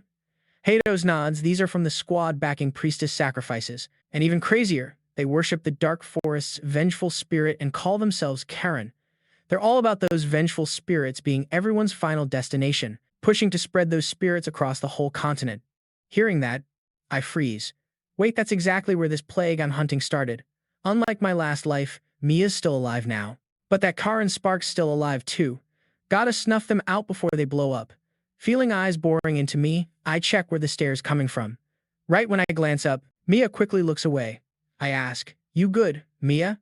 She shakes and points at my staff, avoiding eye contact. Still can't figure out what she means. What's with the staff? It's normal to have some blood on it.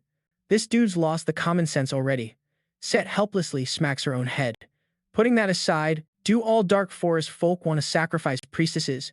Mia says there are still chill groups and some pushing back against the vengeful spirits, but they don't have much pull. Most just want to keep things as they are. Got it. So, not everyone has to die. Why the weird look? Did I say something dumb? No. Nothing. I just thought you were gonna wipe out our entire clan, Eileen mumbles softly. Man, that's so harsh. Even my casual words get twisted. Set, you've been with me forever. Don't you think that's way overboard? What? Isn't that what you're thinking? Set's used to it by now. It's too rough. It stings. So I drag those two dark elves into a dream world, ready to squeeze info out of them. After some back and forth, I get what I need. Apparently, an outsider slipped into the dark forest who's backing Karen. And Mia, you should know the dark elf's ancestor is called the Sacred Ether. This outsider is an elf who looks just like your ancestor. Plus, she's called Ether, too. Cut to the dark forest capital. An elf in a silver silk dress with striking golden hair that totally clashes with the gloomy forest is looking out. What do you make of it, Lady Ether? A dude in fancy clothes steps out from the shadows. Not bad. It's a big day for us, Lady Ether replies. No need to stress, Karen's got the upper hand now. The guy's the dark elf King Bran, controlling over half the council seats. That's huge. That means the big shots are making noise. My king, keep this in mind. I don't want my anger to stay locked up here in this forest. Humans have no clue about this resentment, but they'll catch on. They'll start doubting and fighting each other, and that's when we strike. The king's heart races, thinking about how they've been caged birds without freedom for years. This thought makes him kneel down without meaning to. Mother, we've been waiting for you. What's the plan? Ether glares coldly. First, I want to see how strong my grudge has gotten and meet our priestess. Scene switch. The butler's still running, carrying some horse, almost catching up to Mia, riding through the night. The stars above are shining bright, probably because we're near the dark forest. Staring at that gorgeous starry sky, memories from my past life start hitting me like a ton of bricks. This damn starry sky. Outsiders would think we're living in chill, peaceful times. Nah, not even close. Music. The Beast King's stepping up to the mic. The Beast King, the Saint, and the Elf King are beefing over the chaos, messing up the world. The Beast King keeps throwing side-eye at the starry sky like he's seen it all. The Saint starts blasting the starry sky with a bunch of sick burns. The Elf King Jayed's just standing there, smirking bitterly, while that jerk hero Siegfried chills nearby. Music. Even though the war's been raging non-stop, that night the stars look seriously gorgeous. Today's got a different vibe than yesterday. Man, it'd be awesome if this calm stuck around. Night's getting darker. We find a clear spot to crash for the night. Mia rarely plops down next to me to talk. Usually, when she spots me, she yelps like a scared kitten and bolts. After all these memories get laid out, Mia snaps, "Can't I just come near you without freaking out?" But I've got something real important to say. She's twisting her fingers nervously. Priestesses are way more complicated than you think. The current priestess? That's my sister. Don't know if it's like this for everyone, but my sister and I, totally different. She figured if I took the priestess role, she could stay with Hyos. Nah, with Dad. Can you even switch priestess roles on a whim? I'm all mixed up. Mia's unsure too, but she knows for sure her sister gave up everything for her. Still, the hero's here just 'cause it's his duty, but I gotta say thanks for sticking around. Try thanking me. Mia was always meant to walk this rough road to priesthood. In her past life, she dealt with it all solo. Now, it's only 'cause I stepped in early. She was ready. I just gave her a peg to hold on to. No joke, she's dead set on changing the Dark Elves, breaking that ancient curse. But her and Hydos, even knowing it was suicide, they still went for it in my past life. Meanwhile, over at the Dark Forest's ritual spot, Mia's sister, Ruina, is being tormented beyond recognition by the Ancestor's grudge. She plays the Ancestor's sister, Hera, bearing that wrath for her people, till she basically loses it, turning her hate inward towards her own people, waiting for the next priestess. Even though she didn't betray the Ancestor, even though she only wanted to protect her sis. Then, the king shows up. That's code for the ritual's paused. Sweet. I'm cool with all the built-up anger. A lady steps out behind the king. When Ruina sees who it is, it's Ether, a dark elf looking damn near identical to the Ancestor. Ruina's worst nightmare hits. She screams, tries to run, but there's nowhere to hide. Ether stares at Ruina like she's the tastiest snack ever. Cut to our crew rolling up at the dark forest. Ryan's peeping the weird vibes and can't help but be curious, even though the place has a sketchy feel. Hydos tells him that's just how it is. This forest soaked with so much built-up bitterness, it never fades. Heads up, Mole suddenly darts out, freaking out and yelling about enemies coming. This little dude's swinging his limbs and shouting like crazy while decked out in tiny armor. Set breaks it down, Mole's a spirit, so feeling hostile vibes here is normal. For real, even me, blessed by druids, can sense how sketchy this forest is. After all, it's full of dark elves worshipping angry spirits. I'm lost in thought when I hear the twang of an arrow. In a flash, a sharp arrow slices through the air, heading right for us. But I ain't the same person anymore. I shrug off that arrow easy. What a flashy welcome, huh? The butler eyes the arrow stuck in the dirt. Just as he's done talking, a bunch more arrows fly at us. I call out to Set calmly. Right away, Set summons a storm swirling around us, centering on himself. Hados knows it's showtime for him. He locks onto all the archers and ghost strikes him down fast. One of them spits out insults, calling Hados a traitor. But Hados doesn't give a damn, he's way different from these fallen fools. I ask Hados if he knows them. He says they were supposed to guard the priestess too, but they flopped, so they're dead weight now. I pull out my staff. The leader keeps yapping nonsense about Hados. I've had it. My staff slams into his mouth. Shut it. You pricks are loud enough. You kidnap human kids just to train them up as hitmen. Who gives you the right to talk? Hados schooled me on how he became a guardian. I don't care about their pathetic poison, so take us to your big boss. Anyone who says no, I'm taking them out. Switch scene. Yo, yo, yo. Is this how you guide us? Move faster or get beat. Leading these mutts, I keep feeling creepy eyes burning into my back, probably just in my head. Hey, the traitor showed up. The phrase I hate crawls into my ears. Gotta see who said it and where the voice came from. A bunch of people are thrashing and cussing out the so-called traitor on the ground. The closer to the capital we get, the crazier the crowd's acting. They set fire to their own who think different, hoping to soak up power from it, the power to wake the ancestor. Real talk. They did this back in my past life too. I grip my staff tight with rage. Right then, I'm only thinking one thing. Set seems to pick up on my mood, trying to warn me. But anger's already taken over my brain. Right now, all I want to do is wipe them all out. Not leaving a single one standing. They keep shouting crazily, "Glory to Ether. Bring back the ancestor." Dude, chill. Set tried to snap me back to reality. Thanks to her yelling, I managed to cool down a bit. This definitely isn't the time to let my emotions take over. There's bigger stuff to handle right now. I broke it down for everyone. Things had gone downhill fast. No more crawling back to the higher-ups. We're out of time. Hey, Hados, you still gotta save someone, right? You mean Rowena? Yeah, I gotta rescue her. Go handle your business, Hados. This'll help you out, but don't rush. Wait for the perfect moment to use it. Lord Hero, thanks a ton. I'll leave Mia in your care. Watching Hados vanish in a blink, I had to tip my hat. Guy's a legit assassin pro. All right, let's switch up our plan. I only need one of you 6 to stick around. Who's down to stay? The rest can bounce.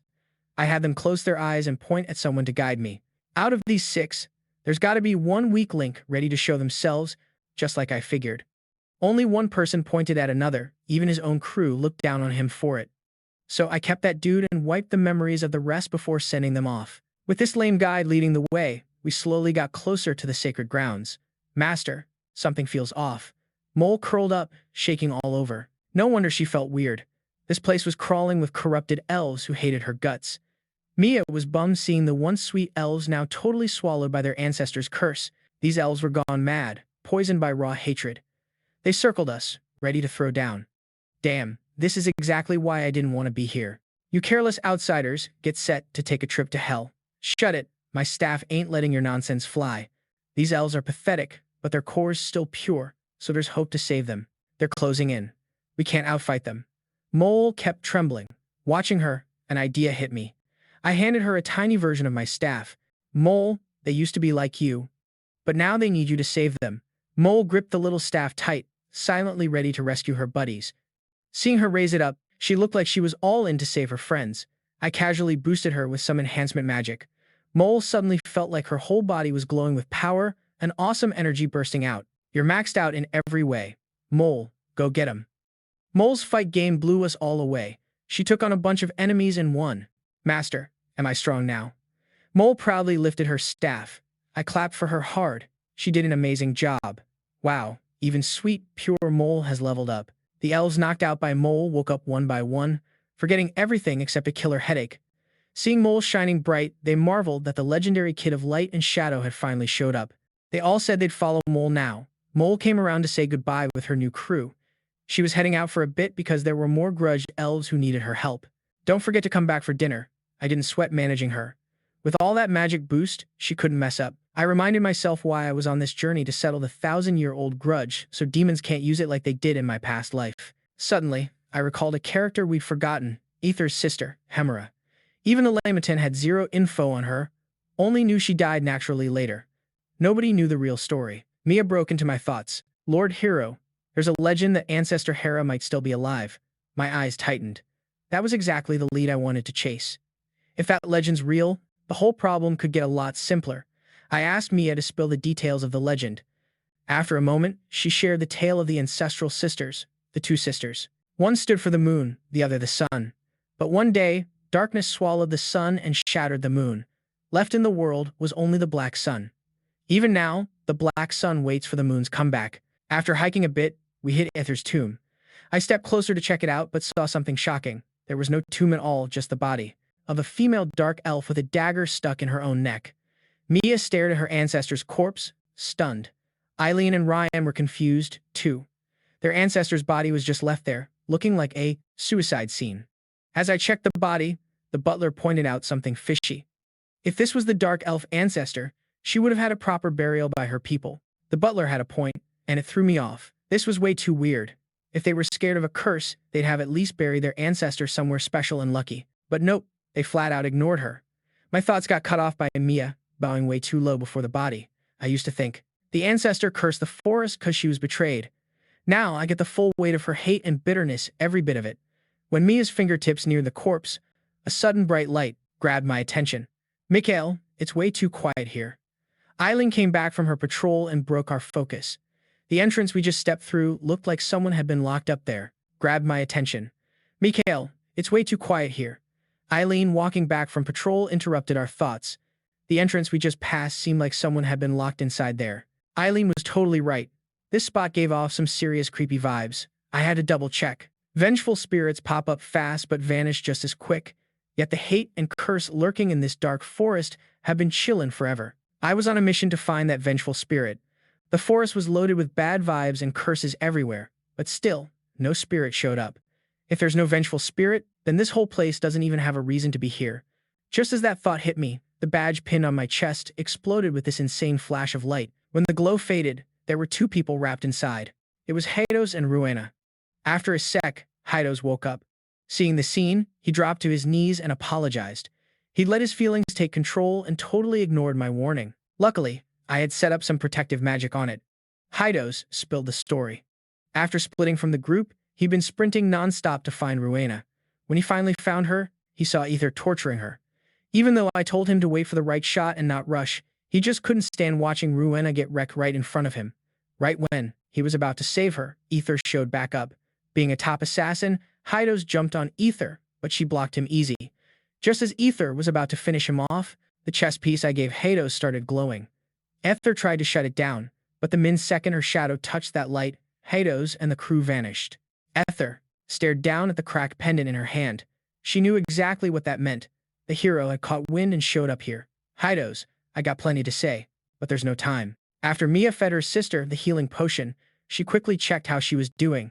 Seeing her sister, long gone and now tortured like that, Mia lost it. She grabbed her tight and just straight up cried.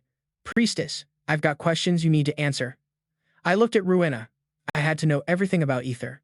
From Rowena, I found out Aether's soul had died ages ago. The Aether walking around now wasn't the original.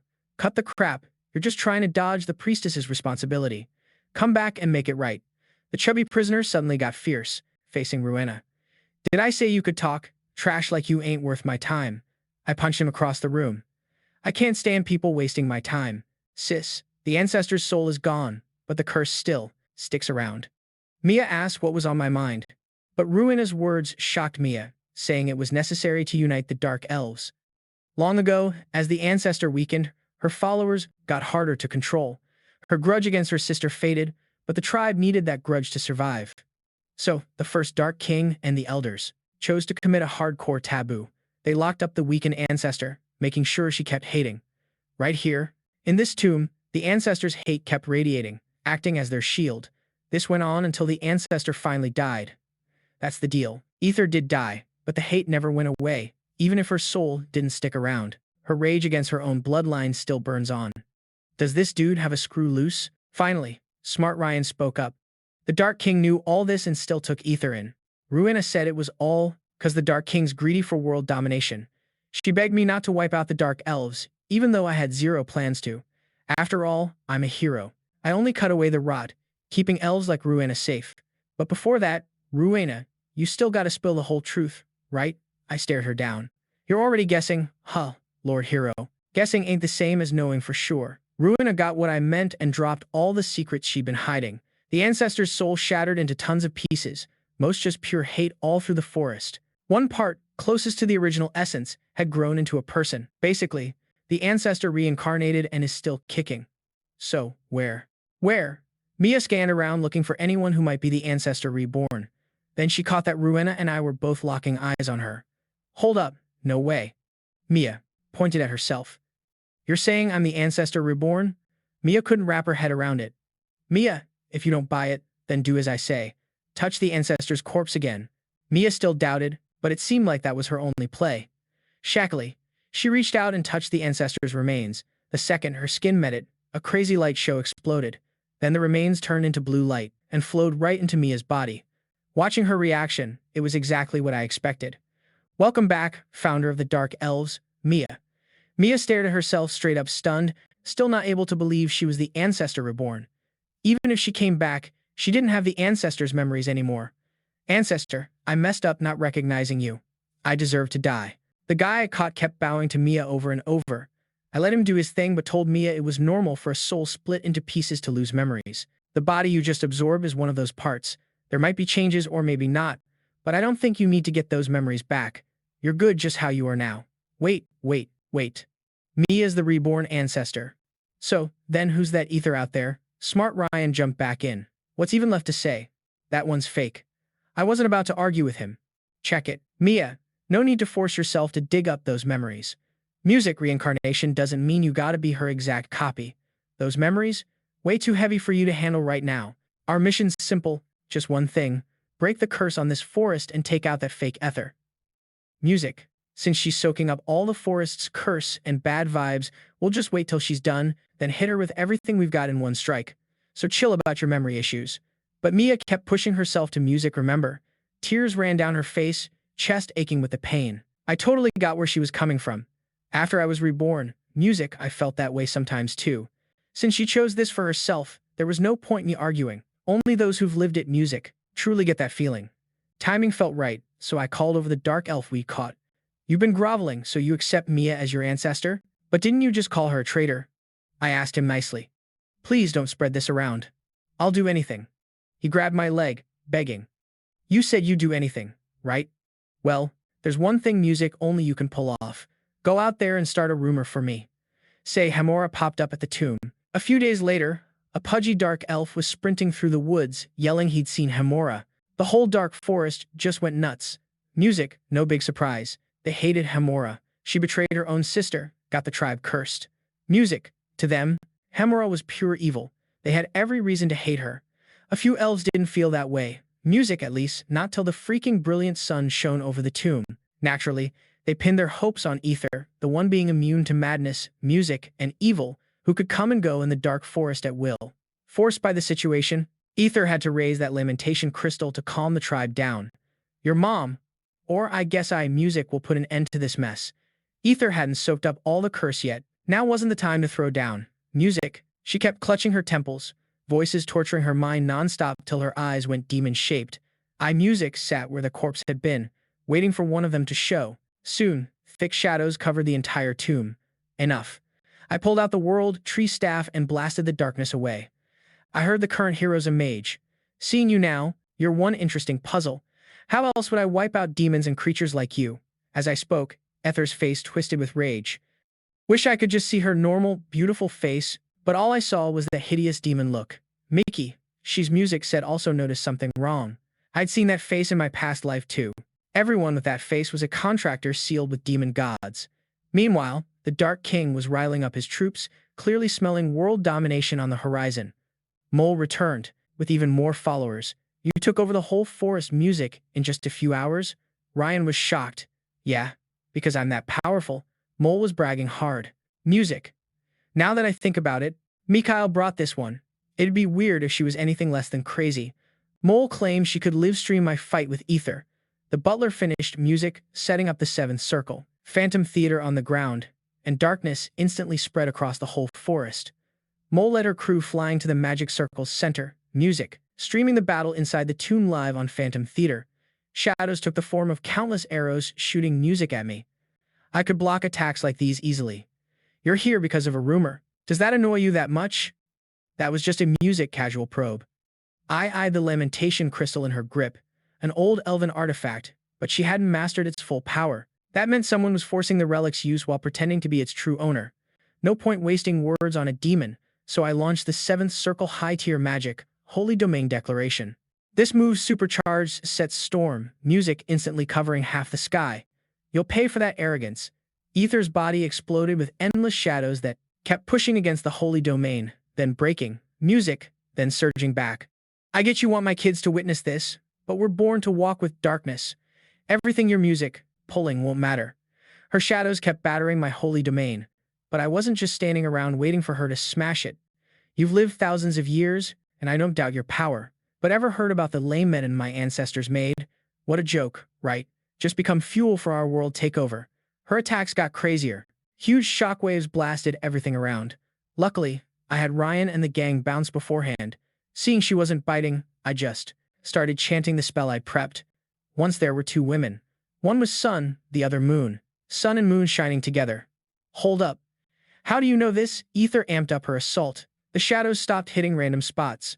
Black chains crawled from all directions, but Set's storm blocked every single one.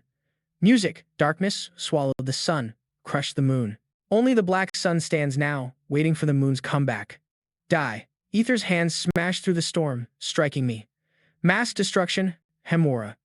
The instant music, the spell ended, and Hemora's disguise totally fell apart. She screamed in pain. She was this close to pulling it off. Then everything blew up at the last second. That scream, echoing for like 1,000 years, came from none other than the one revealed under the black sun, the sister who dragged her own sibling into the abyss. I kept quiet. I'm not gonna let you off easy, hero. I'm gonna tear you limb from limb. 8th Circle, top tier holy magic, triple music sacred. So, this is your real self, Hemora. Just zip it. Hemora's aura flared up again. Demon ceiling, divine pillars rose with a vengeance. 3 pillars made purely of holy power blocked off all her escape routes. Music, demon-slaying holy net. A crazy amount of webbing like spider silk wrapped her up tight. Hero, if it wasn't for you, my plan would have gone smooth. I'd have gotten revenge for my sister. Revenge. What a joke.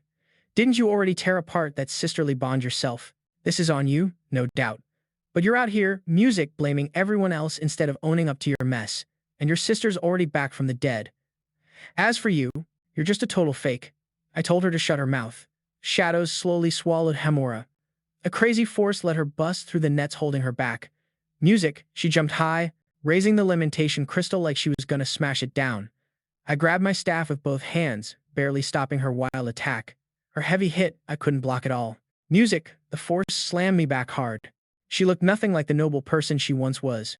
Pitch-black ceremonial robes covered her, and her hair and body had changed too. No matter how good you fake it, at the end of the day, you're still Hera. World Tree music branches. The branches I laid as a trap shot out, piercing Hemora as she charged at me. You really think this'll hold me back? She ripped the World Tree branches off with just her bare hands. Go die. Hera ignored her wounds, gripping the lamentation crystal as she charged. Way too fast. Music had 0 time to react. This hit would have at least seriously messed me up.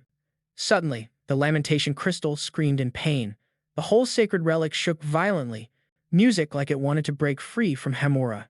Next thing I know, it flies right out of Hera's hand. The lamentation crystal was fighting me.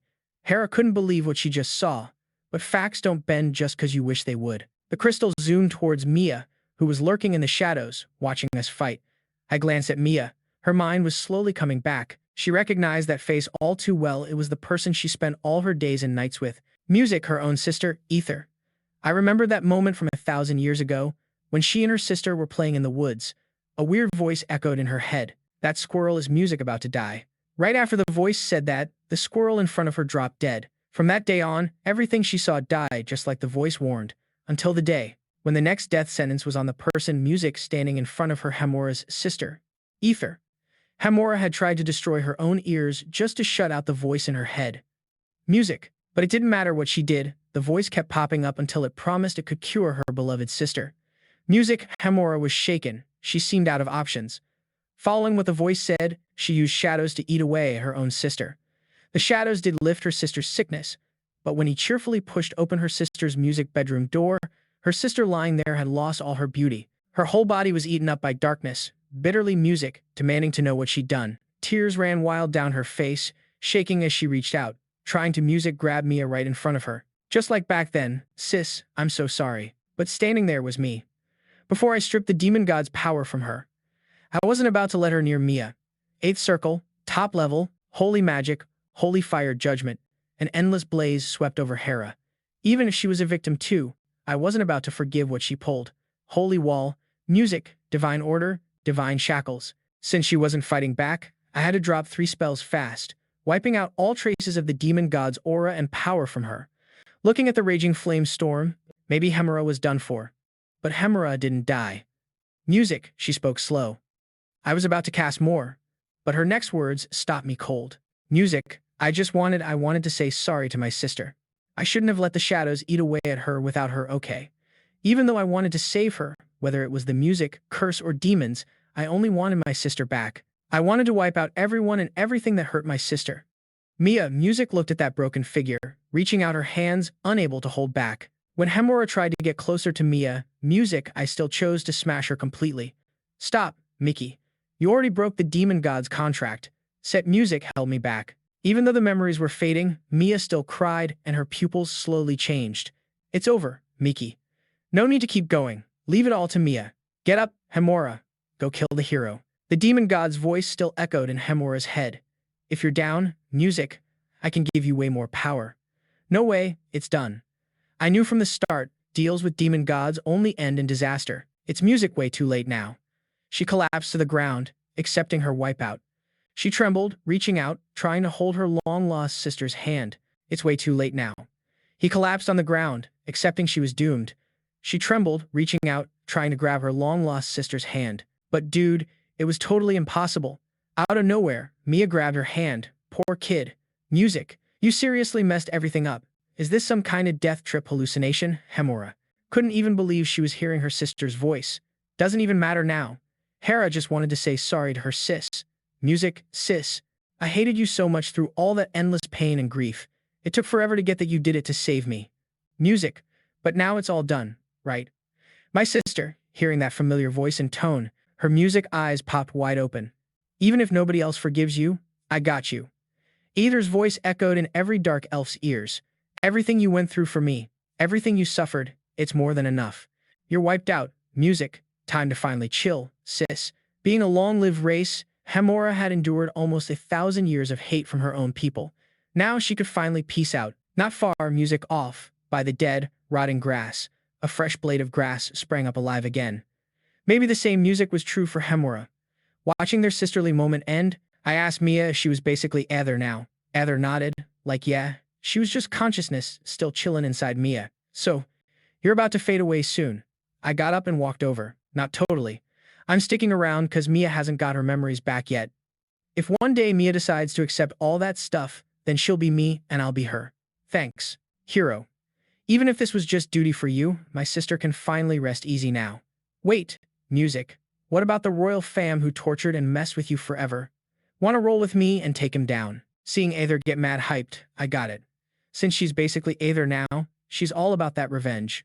The Dark King watched the scene play out, shocked that the person he worshipped was straight up Hemora. Everyone below looked at him with pure hate. After all, Hemora was the most hated of them all. He knew what this meant. If he admitted this was true, he'd be yanked off his throne. Yo, everyone, this is just some illusion cooked up by Hemora. Don't buy it. The Dark King music had to control the mess and tried to squad up with the Council of Elders. The elders of the Karen faction also realized music, this couldn't keep going and backed the Dark King. Yeah, it's fake news. Why would the king lie to us? The planted actors hyped up the crowd too. Seeing the plan work, the Dark King felt a spark of hope. He just needed to stall, and a way out would pop up. But his grin didn't last long, cause applause broke out from above. Sorry to crash. Music, Dark King. I'm the hero. The applause was me, chilling on the top of the castle. I got this bad habit. When someone's spitting serious BS, I just gotta clap. You think you can just roll up here? Someone get this dude. The Dark King raised his hand, calling in the assassins. Music. In a flash, several shadowy assassins appeared and charged at me. Stop. A serious female voice rang out from above the palace. The assassins froze up. It was none other than Ether herself, slowly descending next to me. The dark elves below stopped rioting to watch their ancestor come down. Then a huge music crowd in the plaza dropped to their knees, all chanting hymns. Dude, this effect is legit. You're killing it. Either. Can you zip it? You totally wrecked the vibe here. Music set looked grossed out. Everything was set. Nothing commands respect like Aether showing up in person. Even the Dark King had no choice but to drop to his knees from the pressure in the air. You look like a kid caught red-handed by mama. Kids, quit it. Throwing hate around is selfish. Don't walk my old path again. You gotta look ahead. Even after getting betrayed a million times, she still chose to forgive her people. She could have cursed them, but didn't. Music, Aether lifted the lamentation crystal, pulling in all the hatred and curses from the forest into herself. The forest music that had endured 1,000 years of curses finally saw some light. The dark elves didn't have to suffer no more. It was music, good for me and for them. They didn't have to be stuck here anymore. No, ancestor. We still need your curses and hate to protect ourselves. King, don't think you're slick. I know you've been using me as a music pawn all along. I won't let you win. You and your ancestors are twisted, filled with evil for 1,000 years. I wasn't even your first victim. My descendants who music served as priestesses all died cause of you. Seeing Aether ditch his plan, the Dark King got mad and drew his sword, aiming it at the one he shouldn't have.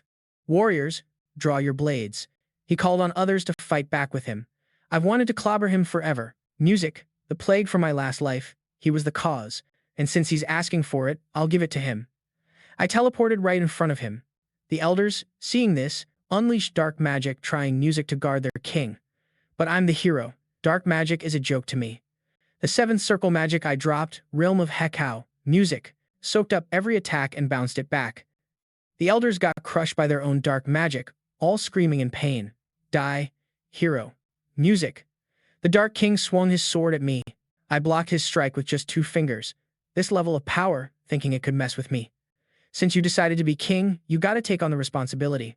Not just chase your dreams. I once inherited a family too, but I wasn't as responsible as my dad, and that led to the family falling apart. Looking at the stubborn Dark King I was holding up, still acting tough, I kinda saw my old self in him. Maybe this is what they call sibling rivalry vibes. The more I thought about it, the madder I got. My staff felt like throwing hands, so I had to let it loose. After pounding him until he was bruised and battered, I finally felt chill again. Now lift your head and face your people. From the second he swung his sword at Aether, the dark elves all started hating on him. Those were looks you give to backstabbers. The king tried to take out the ancestor. The king messed up bad. We gotta wipe out this fake king.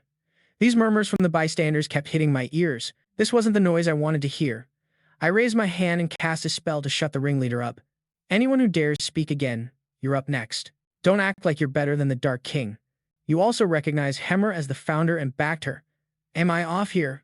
We didn't have any other choice. What right does some outsider like you have to talk trash? Hearing that, my face turned dark. No choice. Is that your excuse for hurting the outside world? I was about to snap back before Aether stopped me. She lifted the lamentation crystal, sucking up all the curses and hate from the dark elves' bodies. Hideos even got his human form back. This forest is about to get a fresh start. The curse isn't tormenting this place anymore. Mia found me. She wanted to get my okay to build a tomb for Hemmer at the burial spot. I told her it was all her call since Hemmer was kinda like her sister. Everything was moving in a good direction.